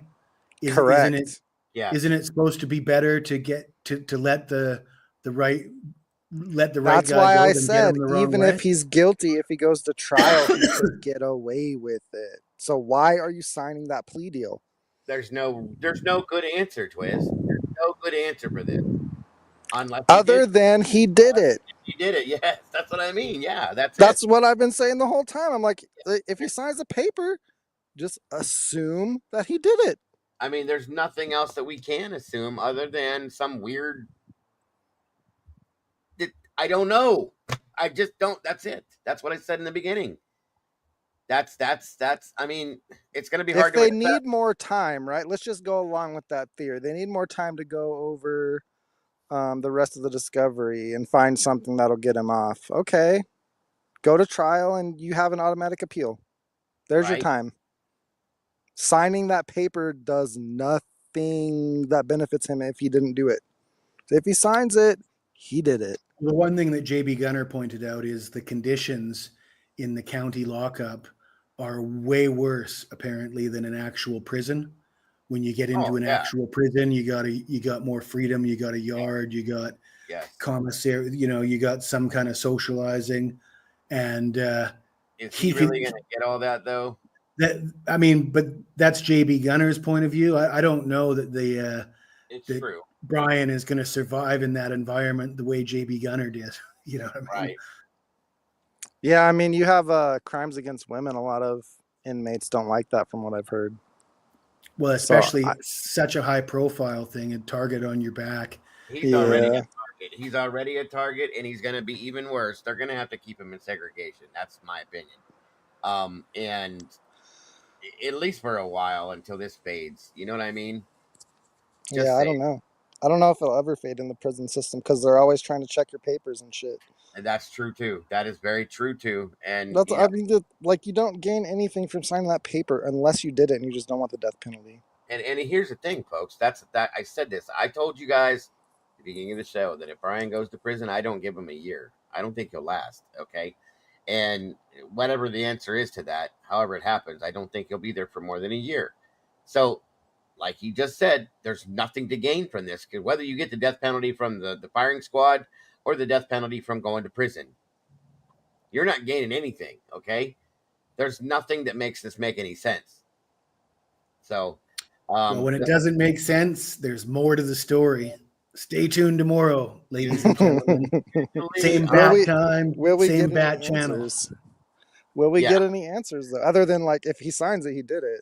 Or will we still get got a more lot of questions? questions. We're gonna have more questions like we always get. That last poll I did Bryan commit quadruple homicide? 40% said no. 31% said I don't know, and 22% said yes, and that's going up, guys, because, and I only put this up after what's going on. You know, that's going to go way out there, and we're going to have all sorts of bullshit being fed to us, and that's okay. I'll take it. Everybody. Can you guys hear all the rumbling behind me? No. Mm-mm. Dude, I'm at this, like, little park, right? And I just hear, like, this crashing through trees. And all of a sudden a fucking deer comes out of the trees. and was like running at me like full speed. I thought I was gonna die. Attacked by deer. That's great. That is great. Well, thank you, Twiz, Jesse, and everybody else that joined me up here tonight. I appreciate it very much. It is so amazing to be back in here with you guys. All of you guys that have helped me, my family, and this, God bless. Like, I have no words. It's amazing. That's why I love this community. Even Twiz and Jesse, you guys were trying to help Sarge with that and all that stuff. You guys are amazing. I appreciate you guys, all of you. Every one of you guys, I love and appreciate you all so very much. So I'm looking forward to this tomorrow. Actually, I'm really kind of not either. I'm nervous about this hearing. I don't know why I'm nervous. It doesn't affect me, but I'm Dude, nervous about I'm it. excited. I mean, I'm both. If that makes any sense. I'm nervous and excited. If he signs that paper, I'm we furious myself. I'm absolutely furious that that's another that emotion. this I'm could get angry. buried without Well, I you know, mean- no trial. No trial means no answers, and I'm furious about that. We go down all the rabbit holes regardless. So even if he does sign that paper, we are still going down the rabbit holes We're not regardless. going to stop talking about it. Is that right, Like, Dago? it doesn't Are you going matter. to stop talking about it? At least we'll know who did it. Yeah. Or at least one person who did it, right? Always a chance there's more Who than did him. it was never the question for me, though. No. I've always been on a bit of a different path. People Jesse, say, you're "Who did telling it?" me right now, man to man, face to face from 18,000 miles away, that if you found out who did it, it wouldn't give you a little bit of relief? Like one of your questions isn't answered, and you're going to be like, "Well, how yeah, the one fuck? of the questions. Yeah, one of the questions certainly is who did it. Especially, How did this skinny guy walk into a house with unknown people, right? Because there were 6, there could have been 47. Yeah, he had no idea. He would have no idea who those people Exactly. were. You How walk big into they an were, unknown how well house. trained they were, and the Right. whole. Well, they were drunk, so they were easy targets. How would he know that? How would he know that? What if they had just like they've been drinking all night, right? What if they wanted an upper and they just like snorted a bunch of meth or Well, something what to if? wake themselves I mean, back up, of and they were course. like they were extra on edge just in case. If he knew anything about them, I mean, Ethan and Xana just got in a fight at a frat party. They would have been, ready to rock and roll. Maybe they can, Noel, but he has to do that though. That's a thing. He can void that whole thing if he decides he doesn't want to do that. And of those 6 people, they were broken into 3 groups of 2. So there would have been no way for him to know what all 3 of those groups of 2 were doing, right? Right. Yeah. You could say, well, he was following earlier. Maddie. Like, what at if the drug timeline truck. is just wrong? Like, he walks in the house, but 407 and kills Xana and Ethan, right? But his target is actually Maddie. So then he drives away and then walks back. Again, if he's guilty and the timeline is all wrong, that's reasonable doubt. He would know that the timeline is all wrong. He should be sitting there rubbing his hands together. Why is he signing anything? That's exactly my point. This is like, if you did not do this, the stupidest thing you could do on planet fucking Earth would be to sign that paper. So if you sign that paper, I have to think you did it. Yeah. I don't think you need to qualify it with if you did it or if you did. I think signing the paper is the stupidest thing you could do. Regardless, exactly. Yeah, exactly. Regardless. That's absolute, yes. And it leaves you no choice but to say he did it. Okay? Because there's nothing to grab hold of, folks, with him doing this. Nothing other than Bryan Kohberger killed these kids. Period. A young adult. And whatever. all right, I'm gonna go down a plausible scenario. He's going through like a mental health crisis right now, not thinking through his right head. He can't sign that paper, but Anne would have to file some sort of evaluation or something like that. That hasn't been done, so we have to think that he's sound of mind. Like temporary insanity or something. Yeah, something. Yes, if he signs that paper and they go along with it, I'm telling you, he did it. That's a fact. That's a good point. It's a very good point. And y'all know I'm one of the I've gone head to head with anybody about this case. Anyone. I've said I'm Bryan's biggest fan. It was never about Bryan, but in my head at that time, he's innocent. Like, I'm standing up for this kid because it was really fucked up how he was being treated by people that didn't know him. If he was innocent, and I'm telling you, if he signs that paper, he did it. Yep, that's the way it looks. It's the way it looks, and we will find this out tomorrow. I hope we get answers tomorrow and not more questions. That's what I'm saying, and I don't feel like we're going to. So, nope, because BK Ultra, Heather. If he doesn't sign that paper, dude, it's on. We're back. Yeah, But if he signs that paper, the only reason that it would ever make sense and they would let him do it is that he did it. Yeah. If he doesn't sign that paper, I'm going to clip my statements on this show and brag about it on Twitter. I'll tag Mask Guy. Is Mask Guy even a real person, or is that like a bot? That's got to be a bot. No way a real person could be that I don't stupid. know. That dude's an idiot. Yes, completely. I think he's got to be a bot. Like, and he's so passionately involved in every case, and everybody's always guilty, and anybody who says anything else is so stupid. He groks everything. So like, yeah. It's not like it's his opinion, whatever he's saying. He's grokking it. So you don't even have to know that much about cases. You just grok it. Yeah, it's not even his real thoughts. So yeah. So I mean, kind of a bot, kind of a human. Maybe he's like the first hybrid. Maybe he's Elon's Neuralink brainchild or something. I don't know. Think about how stupid you're going to be if that's all you do in life is just grok things and let AI make all your decisions. That's the future, Jesse. Yeah, but that's what everyone's going to be doing anyways. That's it. That's the future right there. Not my future. So you don't have a choice. They're going to grok you. I'll go to an even more third world country where they don't have any of that shit. There you go. There you go. Make sure you guys join us tomorrow, 12:30 p.m. Eastern Standard Time. We will be here. If he signs that paper. Oh boy. He did it. If he signs that paper, guess what? Guilty as charged, folks. That's the way it looks. That's the way it looks. I am so not comfortable saying that. I'm so not comfortable saying that. See you kids tomorrow. I'm going to go make my breakfast. Enjoy your breakfast, Jesse. I always Good morning, Jesse. Good night, everybody else. Take care, bro. I hope to see you tomorrow. For sure.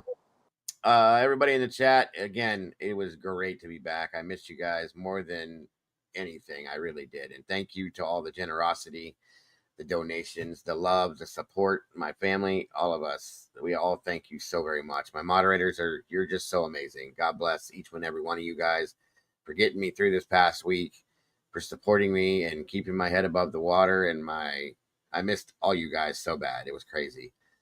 And I'm back, and it's great to be back. And we will be here tomorrow, like I said, 12:30 p.m. Eastern Standard Time for the Bryan Kohberger plea deal hearing, guys. This is crazy. That's right. Don't sign it, Bryan. Don't sign it. Don't sign it. We want the truth. Unless that is the truth. Thank you, Contessa. God bless, guys. Don't forget to love yourselves, love each other. Don't change a thing, because you are all the beautiful people, and I will see you guys very soon. Have a great night, folks. Much love. Good night, and God bless.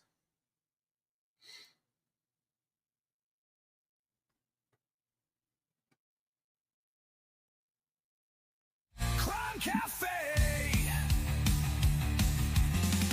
The barista's got tattoos of broken dreams. Eyes like a crime scene torn at the seams. The jukebox plays a dirge for the damned. In this twilight world where nothing is planned. True Crime Cafe, where the secrets spell. Every cup's a confession and every shot could kill. Underneath the neon lies a dark ballet. Dancing with our demons at True Crime Cafe.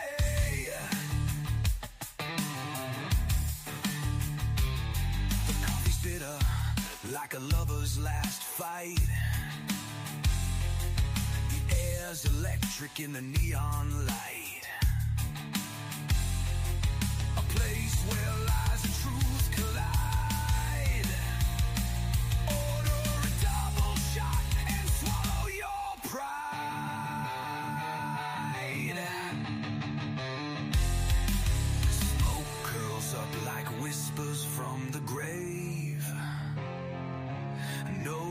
redemption here, no soul to save.